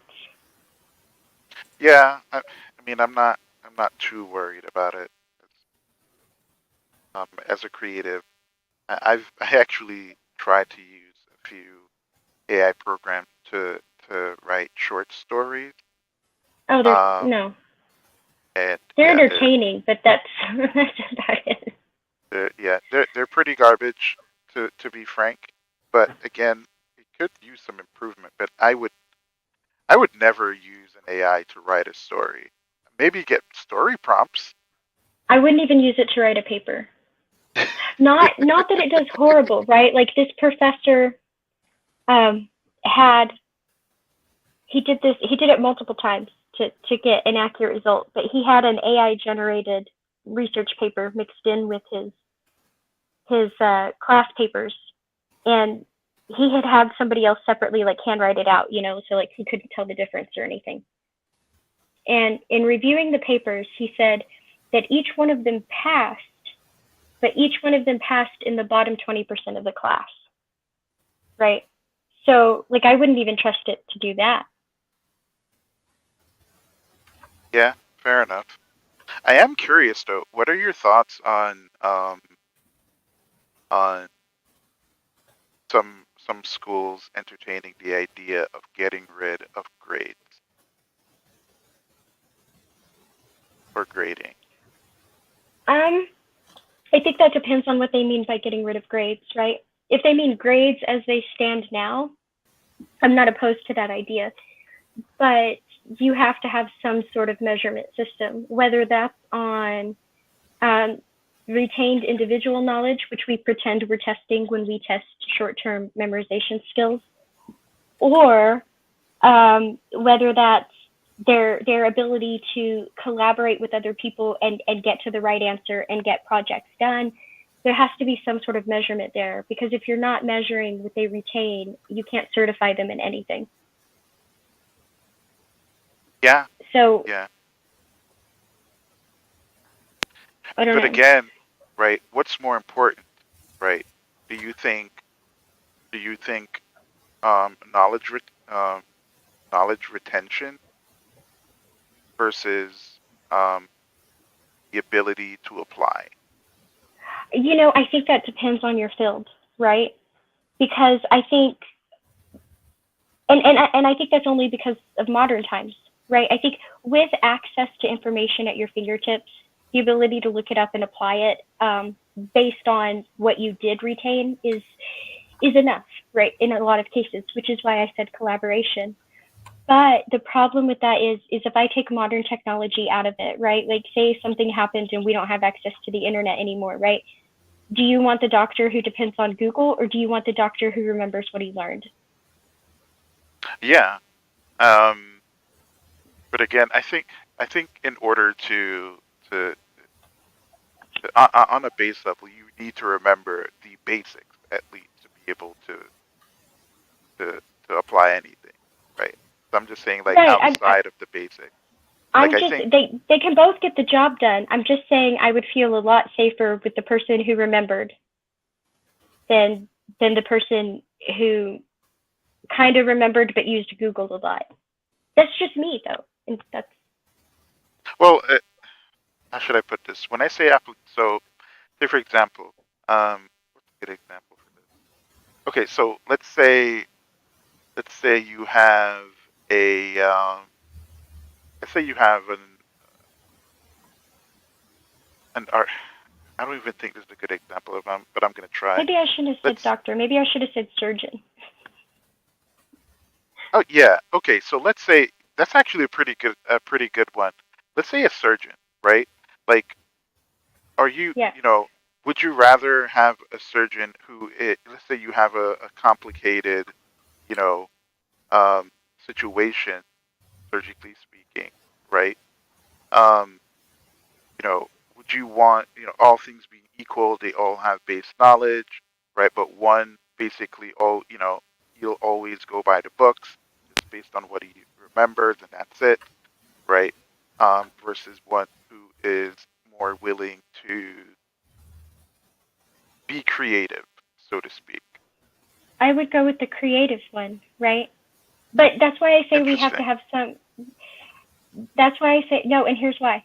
That's why I say we have to have some sort of measure. The reason I would trust the one who's more willing to go outside of the box, right, is because they all have the same foundation. I know that he remembers what he learned. And if he's going outside of the box, it's because what he learned isn't quite working, right? He needs some additional help. And if he's collaborating with others, then fantastic. Come up with some ideas that work. Have at it, right? But that's assuming they all have the same foundation, right? Now, if you told me that the person who has a tendency to be creative is creative because he doesn't quite remember everything, right? Then I'm gonna have some issues there. I'm gonna be like, whoa, wait a minute. Are you sure if you don't remember everything, are we sure we're even addressing the correct problem, right? Like, and medicine is a particularly tricky one because you have multiple things that have symptoms that overlap. And if you don't remember what distinguishing factors there are in that, you can either set somebody's recovery back or you can cost them their life, right? Because you don't even know what you're looking for. You may not even get to the right test. And so there has to be a balance between the two. By all means, be willing to be creative and think outside of the box, but you have to, there are things you have to remember and you have to know. Yeah, and my explanation was poor, so that's my bad. But I was just saying, with all things basically being, being equal in the sense that, they Just for have to be. clarification, a surgeon does not ever just go off of, whatever, intuition or whatever. Either you're going to do what a procedure that you've learned, or if you do something new, that becomes a new procedure. And you're not really allowed to just try it out. Well, I'm not saying you are, but I'm saying like the first splint was the first splint. It became procedure after, right? Sure. Or if one thing you're doing isn't working, you try a different method. Not a new method, a different method you learned. But the ability to switch gears, that Yeah. ability to be more creative is what I was speaking to. Yeah, the And if more I creative misunderstood one- that, my apologies. Yeah, the more creative one becomes the researcher, and then that's who we really need. The other surgeons are more technicians.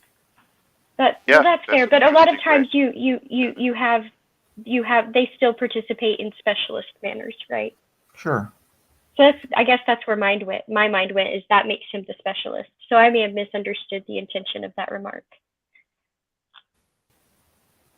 That's interesting because again, right? Like to me, I think one of the really coolest thing about humans is their ability to be creative, no matter the field or situation that we're in.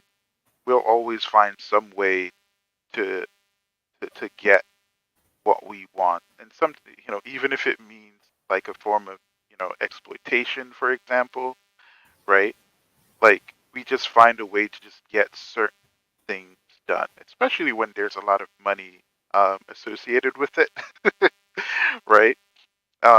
And again, philosophically speaking, do we want a society where people are being creative and finding ways to solve certain types of problems for solely monetary gain, or or should that just be something that we just do as a species? And if you want, I can if you guys want, I can give an example.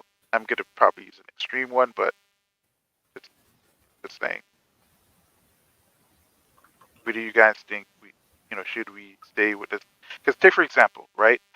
I think that we can develop flying cars.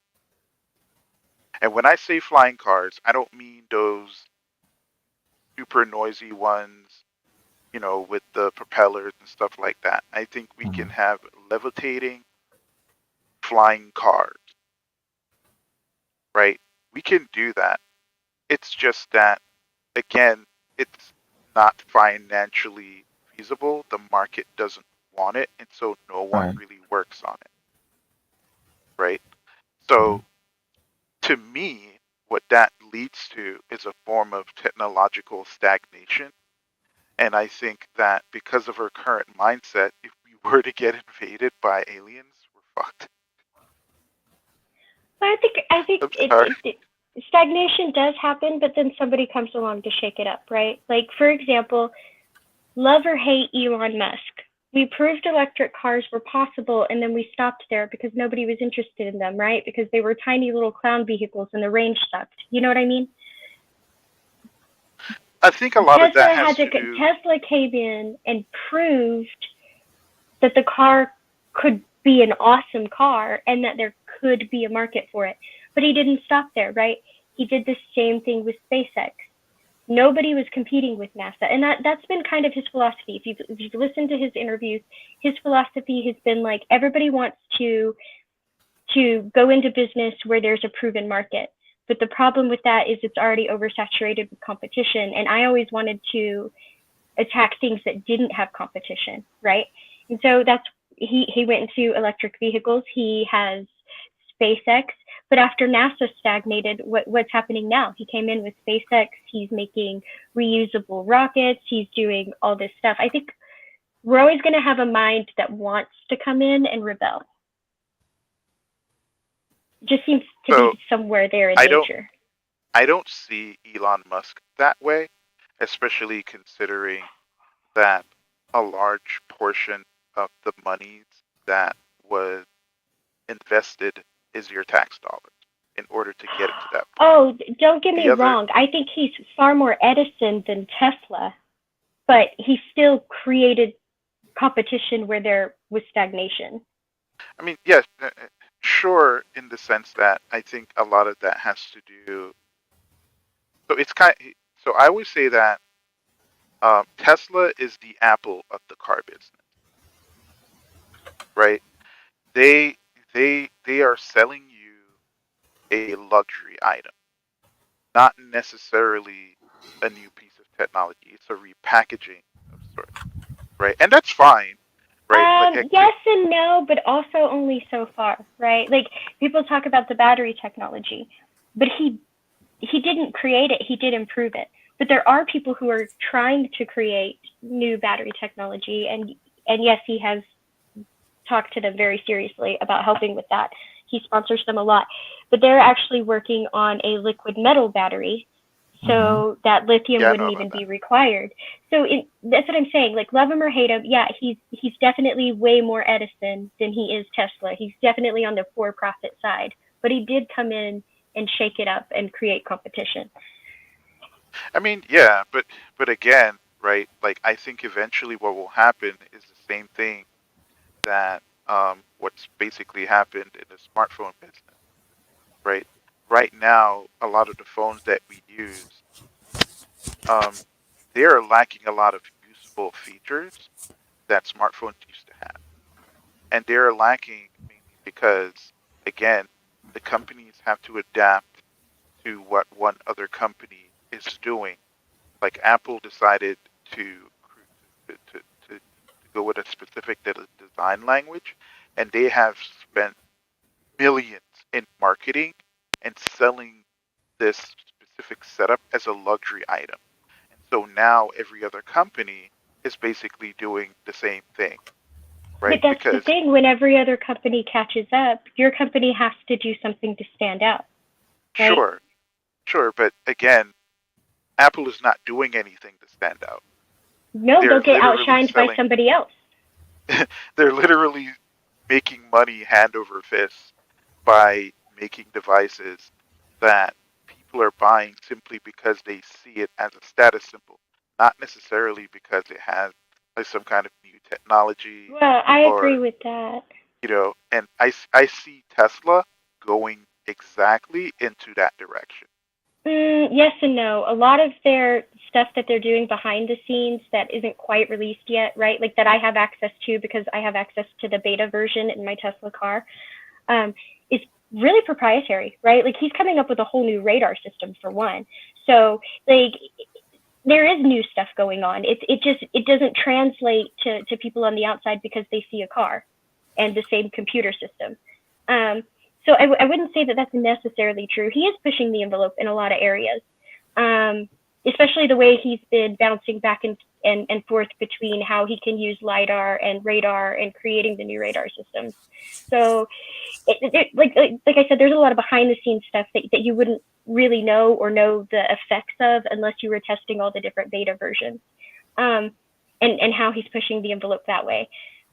The fact that I can walk out of a grocery store and summon my car to me without fear that it's going to run into something or someone is pretty awesome, right?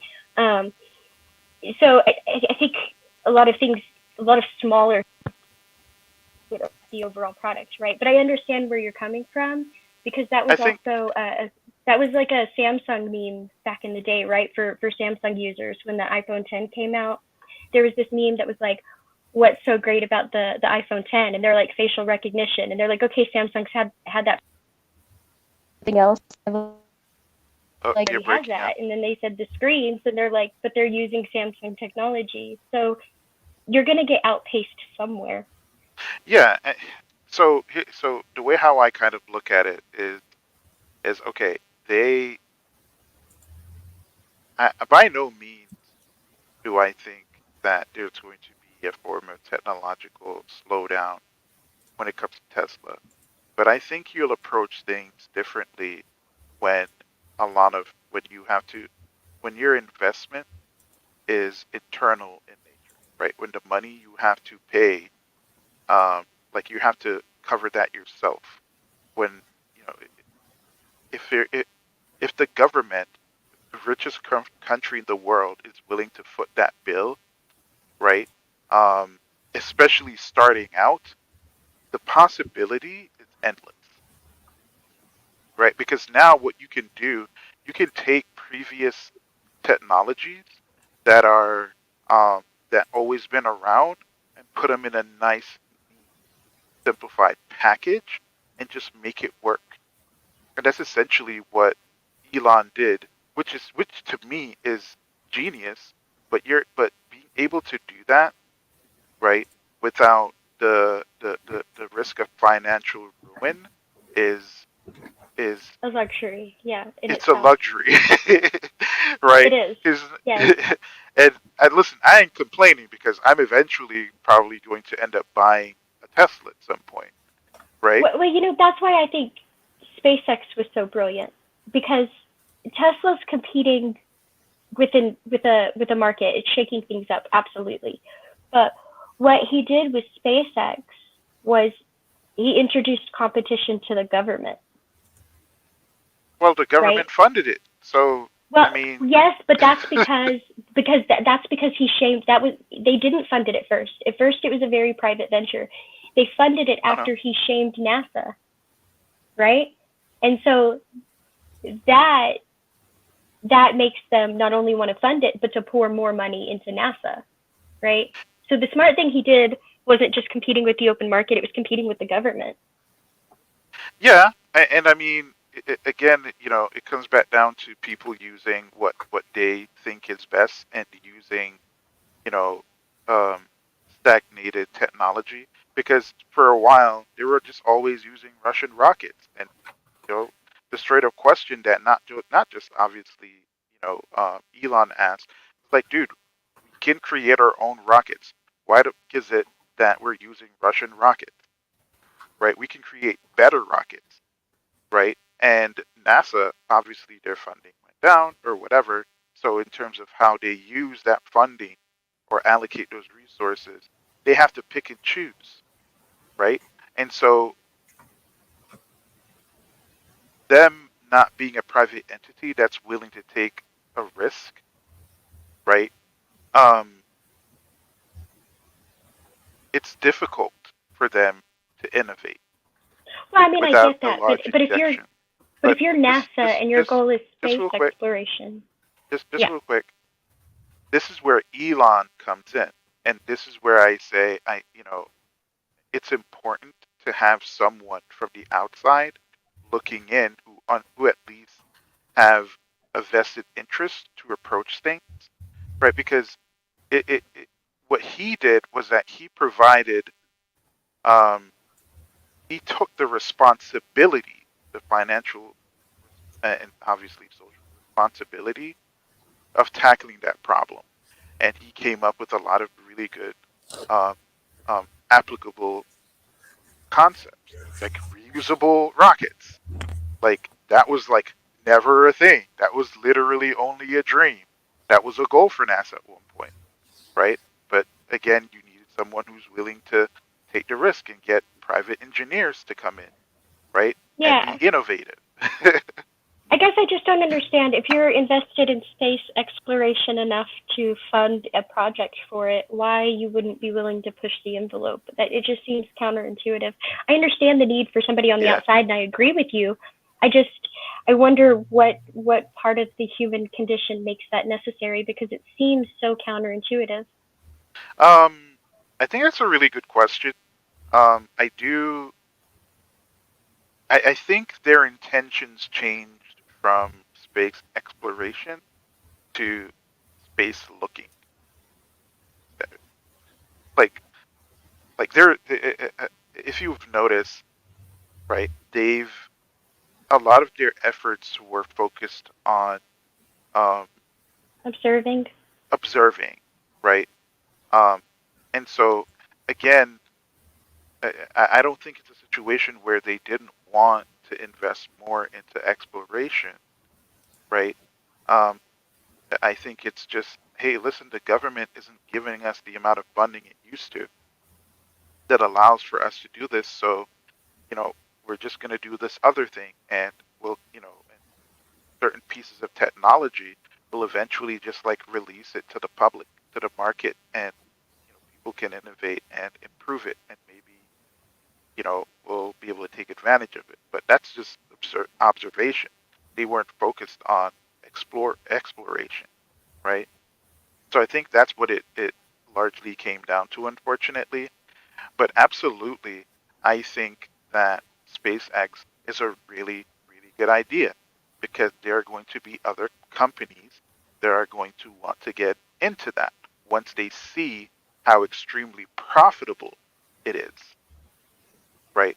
Now, the unfortunate thing is that a lot of the patent technology is it's held privately, right? So chances are you won't see any protection, not protection, competition for SpaceX for quite some time, right? But that's because of government contracts, right? Like as opposed to Tesla, where he's just laid all his patents and designs out there for everybody. He's like, here you go. Yeah, that was a part of his agreement. His company gets to keep all of that in house, at least for a certain amount of time. But again, right, I think that eventually, once enough rich people see that it's extremely lucrative, right, then they'll definitely start investing in it. Like, take for example, you remember the whole thing where, they were trying to promote space flight tourism, right? And you have all these billionaires all of a sudden, they wanted to go to space and all of that stuff, right? Like, they decided to get into that because they saw that there's potential to make a lot of money. So this is why I asked the question earlier, right?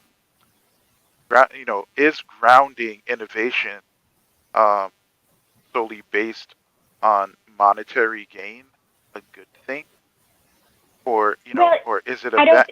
Well, not good and bad in the traditional sense, right? Like, is it good in the sense that it's going to eventually result in a form of stagnation, right?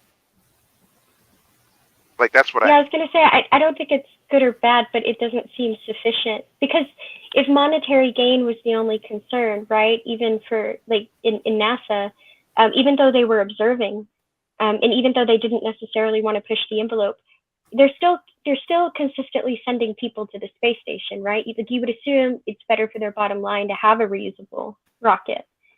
So even if that was the only intention, I don't know why they wouldn't have pushed past that stagnation.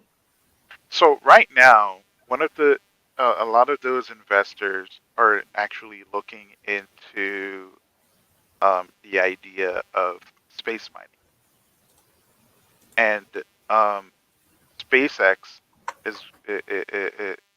See, that's the main goal of SpaceX, right? Transportation, and if cost-effective transportation to space, right? If you can find ways to consistently transport people to space safely, same way, you'll be able to drive a car to go down the street to the grocery store. If you can do that efficiently and consistently, what's going to happen is that we're going to be able to create space stations, space relay stations. So we'll be able to go to different parts of our solar system, right, and set up bases to basically mine, right? Now, here's the tricky thing about that, because again, So I they think, needed a greedier reason. yeah, I think a lot of it has to do with, okay, how much can we make from it, right? What's the risk if I invest? That's what a lot of people are looking at. And so instead of doing it for the sake of, like us, going to the moon wasn't this, sure, there was some political aspect of it, right? But again, it was a human endeavor that was taken up by this government, right, to achieve it, just because, just to show that we can do it, and a shit ton of money was pumped into Well, more to show that we can do it first. first. But yeah. Yeah, yeah, but was there any private ventures in it outside of private contractors to do certain jobs or whatever? No, right? It was innovation for the sake of innovation. Russia, there is a political part of it, but it was innovation for the sake of innovation, of doing, of being better, doing better, right? And I actually really liked that because it pushed the envelope of rocket technology. Crazy. But guess what happened, right? The Russians realized, okay, we make better rockets. The United States government isn't funding, isn't interested in making new rockets or rocket technology, right? We should monetize this. And guess what? They monetized it, right?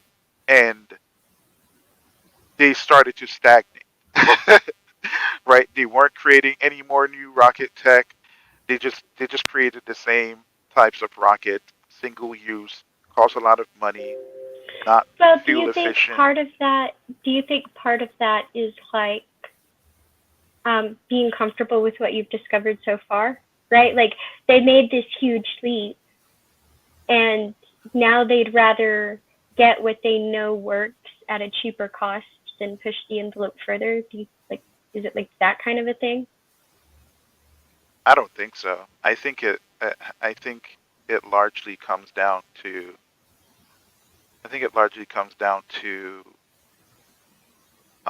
not having competition at the end of the day, right? Because right now, uh, clearly they're not, for obvious reasons, because of the war, they're not investing in any form of rocket technology. But even before the war, they still didn't invest in any form of rocket technology, right? And I think a large part of that is due to, well, it's going to cost money to invest because they're looking at it as a business, right? So again, if I can take somebody else's money and risk their money, right, I am more free to mess around and be more creative because it's not my money that's being wasted, right? So, and to be fair, I think, your suggestion, I think a little bit of that is in there, but I don't necessarily think the Russians cared about how cheap it is necessarily because they were No, getting we paid did. hands over. Like they cared that we weren't pushing anymore and that they could create what we wanted. So they stopped. Oh, And then we cared that we could get something we knew worked for cheaper than producing it ourselves rather than push the envelope. I don't think that was the case. I think it would have actually been cheaper for us to develop the technology and use it versus using the Russian. Yes and no. Well, to develop it, yes, but to consistently produce it is another story. It's like Australia, right? Like I said earlier, Australia has a lot of natural resources. They don't actually process them because it would cost them a lot of money to process them and to even get up and running in a manner that would process them, right? And so they export a lot of their raw materials, have them refined elsewhere, and then buy it on the open market because that is actually a cheaper solution for them. It's much the same as Canada and US oil, right? Like they give us their raw materials. We buy their raw materials and then we sell them a refined product. Why? Because that is cheaper for them than building a refinery and processing it themselves. Like they get what they want. They get the thing they know that works. But There's one more step you're forgetting about. Oh, go ahead, Hillary. I'm sorry. The weather. That is so cold up in Canada that they couldn't run the refinery year round. Well, that's true. Yeah, and for there's the that part. Russian rockets, the whole point was to make ICBMs. Well, I mean, Yeah, but that's even true in the U.S., right? Like all of the refineries are in the South, pretty much. Yeah, mostly Midwest and But- South. But yeah, and so I was saying, like, not just feasibility, but also part of it is cost too, right? There are plenty of places that are capable of having refineries. They don't because it's still more cost effective to sell their raw materials and then buy the refined product. Right. Yeah, and I mean, like, I get your point, but I think it's different when it comes to. I think it's slightly different when it comes to this specific issue, mainly because when it comes to, because again, they basically still did what they did. The only difference is that NASA didn't do it. They allowed the private, the private sector. Well, not much of a private sector considering there is much competition in the first place, but they allowed Elon to do it because they didn't want to allocate as much resources and financial risk towards it. That's just how the government works, right? And so they realized that Elon's idea works, and so they're like, okay, well, let's make some deals, and they're benefiting from it greatly. Now they don't pay as much to send stuff in to outer space, right? And they'll most likely never go back to the Russians unless the Russians develop a more fuel-efficient rocket that is reusable. Right. But I think that's, in a way, that's why it was smart for him to create competition with the government, right? Because they almost had to pay attention when he shamed NASA. They had to be like, okay, we want a piece of that. I'm just saying there wasn't any competition in the first place. That's what I was getting to. He realized that's what I'm saying. There wasn't. Yeah. I think that's why it was smart of him to introduce not only competition in the market, but competition with the government. I don't think the government's ever going to develop any form of rocket technology. If they do develop any form of rocket technology, chances are it's going to be for specifically for military purposes. And even that's something they're most likely going to outsource to Boeing or one of those other companies. That's true. Boeing or Lockheed Martin or something like that. Yep. Because again, I don't necessarily know how cheaper it would be to get your in-house scientists to figure these things out, right? And to be fair, I think people work differently when there's risk, right? And reward. I think if you're working at NASA and as far as you're concerned, you have access to unlimited money, right? You're going to take even more time to develop shit. Chances are you'll probably slack off, right? Versus a private entity who's going to be like, okay, we have a set amount of money, we have a set amount of time, let's work on this and figure this out. So everyone is going to be held to task. Right? Yeah, Everyone like has risk. I remember the first time the rocket didn't explode. Like he was like, if it explodes again, I don't know what I'm gonna do. I don't know how I did address everything, and it landed on its mark, so that was good. But I just remember him being so frustrated at one point. So I have an idea that I would like to actually come to fruition, and this would be in the South, where I don't know if you guys ever heard about the poop issue in the South, where there is a lot of farms that have a ton of waste that they are storing up. That's basically causing a lot of stench and ruining the groundwater, and a host of other things, right? So my idea was to basically come up with a company to fix that problem. And what I would do is that I would just charge them for me to come around, collect all of their poop. I would compost it and sell it as fertilizer, basically. So it would be good for the environment. I would make money on both ends of it, right? And they don't have to worry. The community and the farmers don't have to worry about the right. And There what we I go. would do. Why do they not do that themselves, though? Is there like not a cost benefit to composting it yourself and selling it? There's no like vertical integration benefit there. So there is. It's just that people don't really care about it because there are other things that you can do to make more money. Like, for example, to create, I'm sure it's going to cost probably millions to create just one composting facility. What I would do is that I would want to create multiple composting facilities in each state, and I would have them set strategically in a lot of rural areas, right?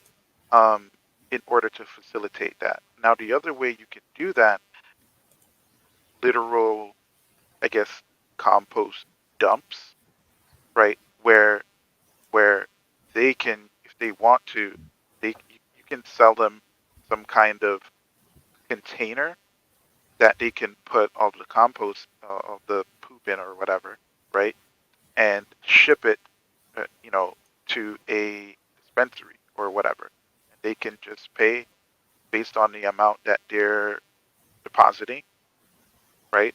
And then, that's if I don't want to facilitate that. But I think it will be more profitable to facilitate getting all of the poop,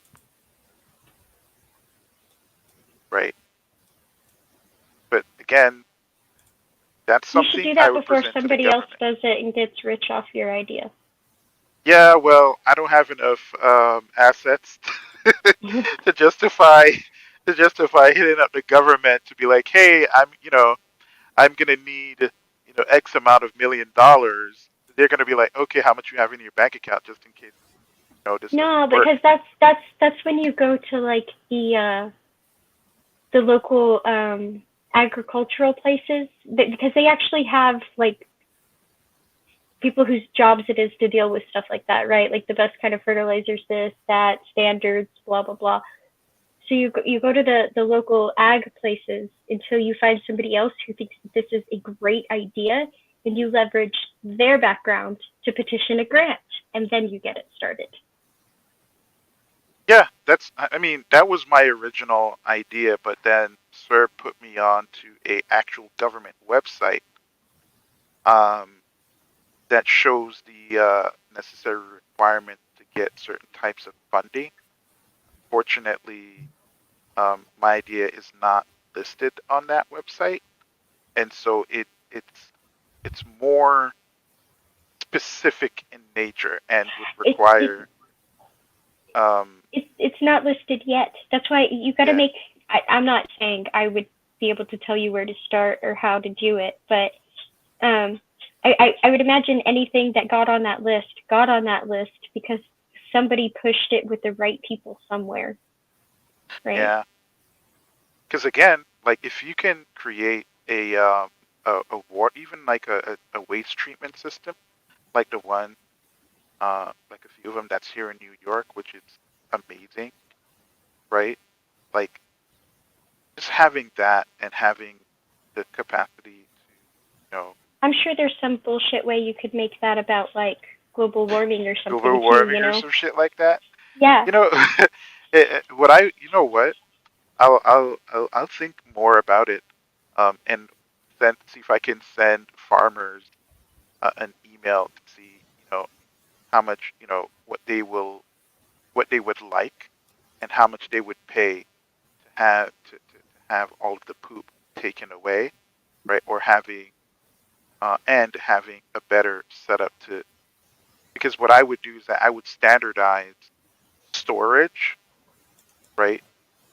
Whereas farmers need to have this setup because it'll be easier for my guys to basically come in and suck up all the poop and leave. I want to be able to do that as quickly as possible, right? But I also want to be able to, um, you know, kind of have that set standard, so they can obviously pay to have setup, and we'll charge them to pick it up, right? And it's basically Well, like there you go. free Then money. you'd have two allies, right? If you could plant a seed with the ag community and the environmentalists. Yeah, right. It's actually not a There we bad go. idea. So again, right, like my initial thought is not to make money. My initial thought was, okay, these people, like I would not want to live in a situation like that. Imagine living in a beautiful rural area and all you do is smell shit all day. Your water tastes like shit, right? Oh my God, Like your people are there are getting towns sick. here like that. If the Yeah? wind is blowing from the wrong direction, oh yeah, like there's one probably a couple hours from here, and if the wind, it's a very windy place. So if the wind is blowing from the wrong direction, everybody says, oh, it smells like Hereford, because like I guess if you live there, you go nose blind to it, right? But Yeah. they're very heavy on like feedlots and cattle industry and stuff like that. And so if you drive through Hereford, you know it. That's all you smell. That's it. I had Yeah. speech tournament. I had a speech tournament there as a kid, and I like it was triggering my gag reflex. And the people that were from there, like they couldn't smell anything, and it was so weird to me. See, this is interesting now because so if you think about the methane, like do a lot of these facilities have a what do you call it again? A methane, like some kind of methane storage? I'm gonna be honest, and that is way outside my category. I'm guessing not, but I have no idea, so don't take my word for it. That's interesting. Because if you can have a filtration system, right, at each farm, right, to where, because obviously the ones that actually house their cows indoors, not that I even agree that that's a thing that they should do, but the ones that do that, it would be nice to have a filtration system like that because they're pooping just like normal and farting like normal and they're inhaling all of that. Right. So it will actually be helpful to have filtration systems set up for them. I don't know. Bless their little hearts. All I could think was, I am never living here.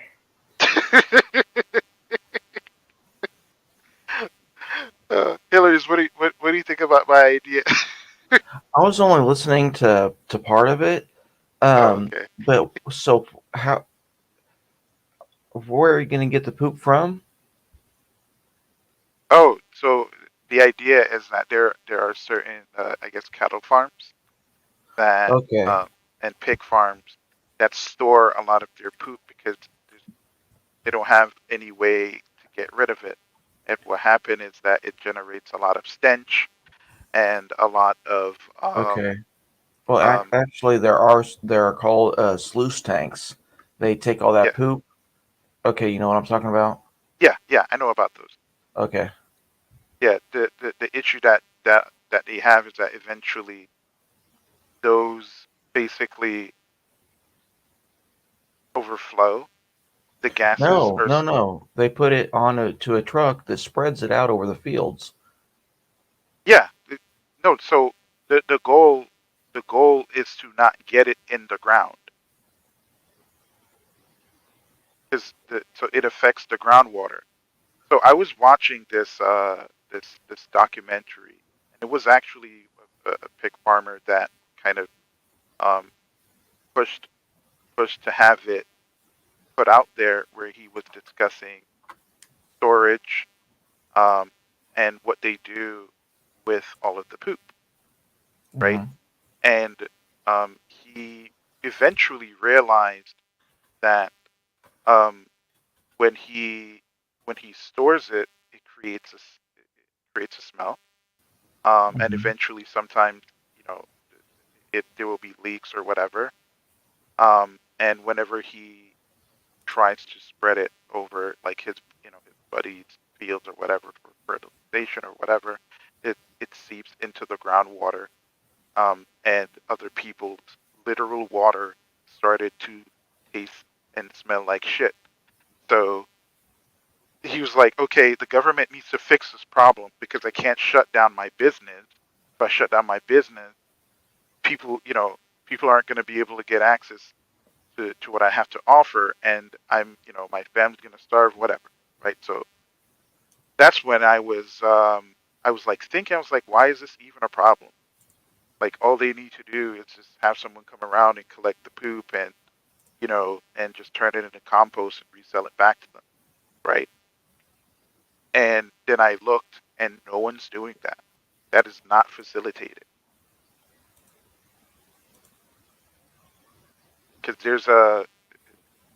the idea is to, the way how I see it is that it's to not necessarily take the poop is natural, right? Mhm. Um, Poop is beneficial to the environment, right?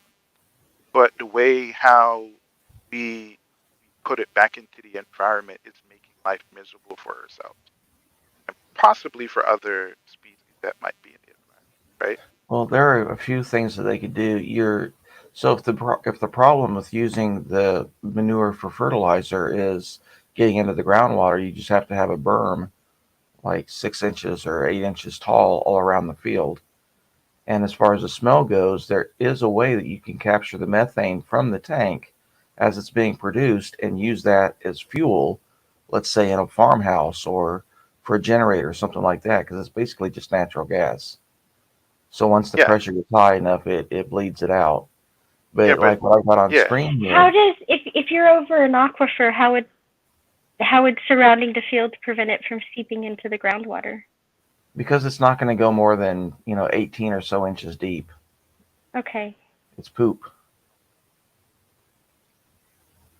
yeah. So So, it's one of those things where it's like, okay, there's a lot of people who would actually benefit from having that type of a setup, to where, because people outside of farms are complaining.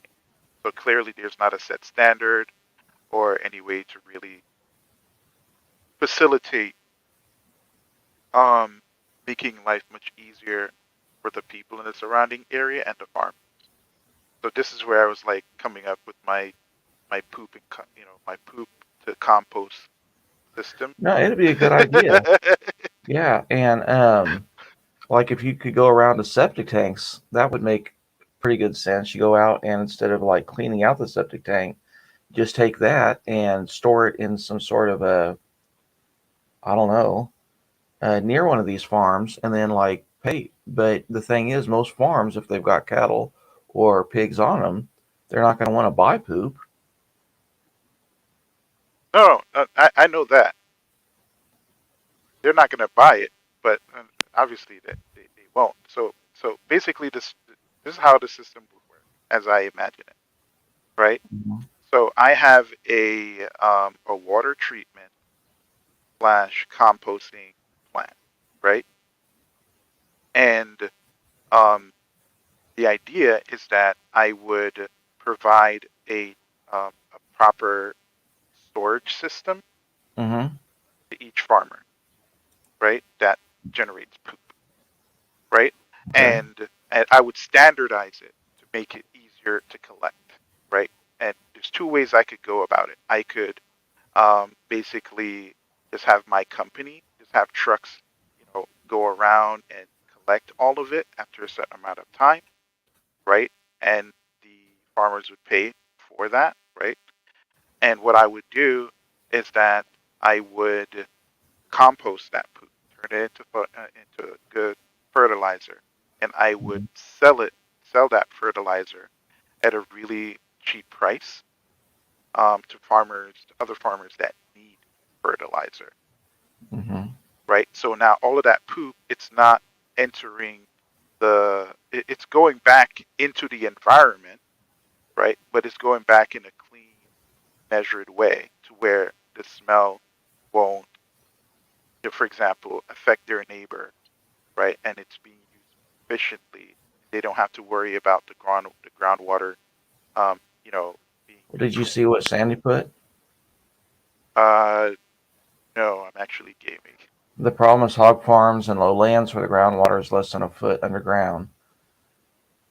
So, where would you be able to put the manure from that? No, that's what he's saying. Like you could take the manure from like the ranchers and compost it, and then give the So, like, ship it by composted rail? product to the farmers. Would you ship it by rail or by pipeline? No, what I would do is that I would have a system of truckers who would go around and collect it. So the idea is to standardize it, right? Standardize the storage that will make it easier for farmers. They've already got that, though. No. When I say standardize, right? Standardize in such a way to make it more efficient for my company to come and collect it, right? And store it in such a way, because not all farmers have it, obviously, right? And if that was the case, you wouldn't have the complaints that they have and the people in the community have. So I think the standardization would make it cheaper for them to implement, right? And make it more time effective for me to collect. See what I'm saying? So the idea is to make sure the poop never even touched the ground or even graced the air, right? Until it's turned into compost. Like that would be the goal. It would solve a shit ton of problems. I don't know. When it comes to feedlots, where a lot of manure is generated, they can already do that and just use power washers to wash it down the drain and then into an underground collection tank. And so it's safe there. You don't have to worry about, like Sandy said, hurricanes and tornadoes and stuff. And then they can actually have contracts with farmers in the surrounding area to put it on their wheat and corn and stuff like that. And the only way that I can really see what you're saying being profitable is if you transported it basically across state, where you would have low-lying area where it can't be used, like the pig farms that she mentioned, and then shipping it to another state where it's higher elevation, like 500 feet above sea level or something, where they could spray it on their fields. And you keep saying composting, and I'm not really sure. But composting also helps with the smell factor. Well, with this that I mentioned, though, like all the methane is already captured and burnt off, so there isn't any. I mean, I know, but like I said, that town operates off feedlots, and I get it. Like they do their thing, and the people there don't notice it. But that doesn't mean that driving through that town, that's not everything you smell all the time. So where are you going to get the profit to make it worth it just for the smell? So again, right? The idea is to create a standard storage system, right? Where the farmers would pay But you keep saying that, but I keep saying there already are. Okay. There already are all these underground tanks and above ground tanks. Okay, They but do I have said standard fittings. okay, but let me finish. So I said I would create a stat. So take for example, you see how Tesla has superchargers everywhere, Right. right? That's setting up a standardized system to where and putting it in as much places as possible to make it more convenient to own a Tesla, right? So the idea is to not it's not the same thing. What I would do is create a storage system that allows for the storage of the actual solid poop and for the methane that's generated by it, right? And it's sort of like burning off the methane. They wouldn't have to worry about that, right? I would develop a system that would store both, make it easy for my guys to come in and collect both. So they would have to pay for the storage system. They would have to pay for me to come and pick up the poop. Now, after I pick up the poop and the gas, right, what I would do is that I would turn the poop into compost and I would But sell to you're wanting farmers. the people that are making the poop to pay you? Wait, what? But you want the farm the facilities that are making the poop and then paying you to store it and take it away? Yeah. But they're already making money off of it. Why would they do that? Well, clearly they're not. They Because are. they wouldn't. Clearly they're not. Because again, right? I'm going to see if I can find that documentary and send to you. A lot of farmers can't afford it, and they don't have any deals or anything like that. I'm not Okay, well looking maybe at they're this just from too a small to have it, or they have I don't yeah. know, but I mean, sure, but I'm just saying I'm not looking at it from a small from a small scale. I'm mhm. looking at it from having multiple facilities in multiple different parts of the state and in rural areas, right? Um, to make it easy to access, right, and to do the processing itself, right, and the selling of whatever that's generated, whether it's the methane gas, right, um, or the compost, right. Mhm. So the idea is to create a system, right, and have multiple setups in a bunch of different locations I just in don't a see few what you're states. going to be doing differently though. So basically what I'm doing is that I'm taking parts of what is already being done by individuals and Uh-huh. commercializing it. Okay, and that's why I say if you do it, with small farmers and like network it, that might be a good idea. I mean, I 'Cause wouldn't care what the size of yeah, their operation. The the goal is to mate be able to facilitate whichever size. Because right. maybe they just don't want to, you know, have to deal with that themselves. Maybe it's just more cost effective to have me deal with it. Right. You know what I'm saying? So that would be the goal. Now, sure, someone could probably be like, yeah, there are ethical concerns with, me charging farmers, to do this. But again, No, it's right? not aren't any ethical concerns. It's just whether it'll be cost effective. That's the only concern.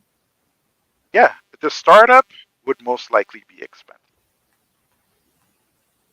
right? Um, that that would that would I imagine it would be very expensive to start up. Um, but I can foresee it making a lot of money because again, I think these are issues that I didn't even know this was an issue, to be honest with you. I Mhm. think even probably local governments would even subsidize a lot of farmers who probably even couldn't even afford it, right? Um, just because it will solve a lot of issues, lifestyle issues when it comes to smell, groundwater, and issues like that. So it'll solve some issues, definitely. But initially, my goal was to solve the problem, not necessarily make the money. See what I'm saying? So Right. this is where it's like, okay, Yeah, it's a good idea. The only issue is whether you can make it profitable. And if you can, and you'd have to do that by scale, then yeah, it's a great idea. all right, I'm open to investments. Yeah. Right. You know what? I think if I were to like seriously pursue this, I would go around and collect as much data as possible. The first Or thing you need to look into is the big commercial companies that are already doing this on their own land. Why aren't they going out and doing this for the smaller farmers that aren't big enough to do it for themselves? yeah, I think it would definitely make sense to do that. Obviously, some farms can afford it, and some can't. Because, like I said, I think the transportation's the big issue. You'd either have to have it on rail cars or a pipeline, and probably pipeline would be best. But then, how much do you have to water it down to make it flow through? I'm gonna be honest with you, bro. I would trucks.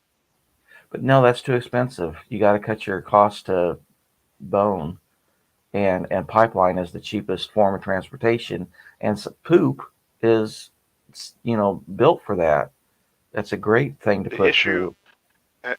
the issue with pipeline is that the issue with the pipeline system is that one, I would have to set up facilities, Yeah. right, for delivery, right, not for processing, and I would have to find some way to run those pipelines. Not Yeah, everyone's you'd gonna have to want partner those. with another oil pipeline company and set it up beside their pipes, because that's the only way you're going to be able to get access to all the land to connect it. Yeah, and But chances are, I don't think they're gonna even want to do that, to be honest. But I wouldn't even. So I understand the delivery part of it be expensive, right? mhm. And someone could make the argument and say, hey, you're using um, trucks using gasoline, and it probably won't be. What I'm gonna be honest. What Gasoline I would maintenance do, operators, huh? gasoline maintenance operators, all that goes into Yeah, it. yeah. So I think those would be things that I would consider. Obviously, but I think it's probably the complicated. What I would do is do both in areas that where it makes sense to do it, where I'm able to do it. I would set up um, um, um, receptacles, right? Um, and farmers can go and they can drop their poop off there themselves. And I would make the option for people to come and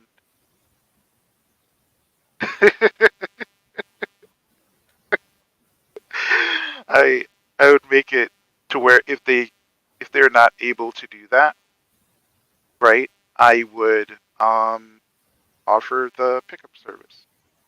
Come pick up their poop and go about, our merry ways. They pay. They got to pay to dump it either way. Yeah.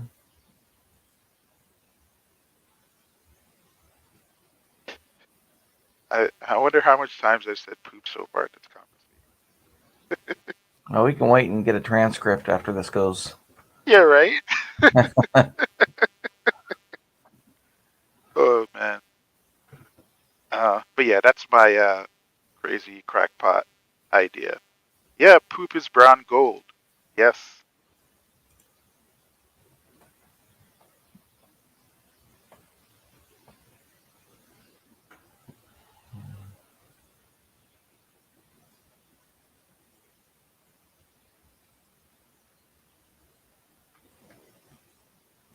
I don't know. Like again, my initial thoughts wasn't to like, it's not necessarily to make money from it. You know, Yeah, but that's I the thing with all business. You have to come up with a yeah, way to make money, otherwise it yeah, isn't it won't children. be able to function. Yeah. Right? It can't exist. Um, and so it's what I don't know. I'm of the mindset of solving problems, but if I can solve problems and make money, like then I'm happy. I literally do that as a job anyway. So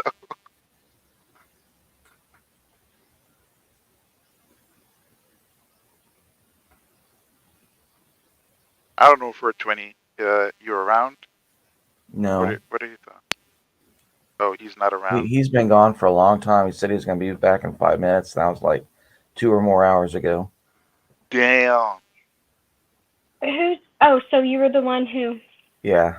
moved the screen and changed the comments and. Yeah. Oh, Yes. okay.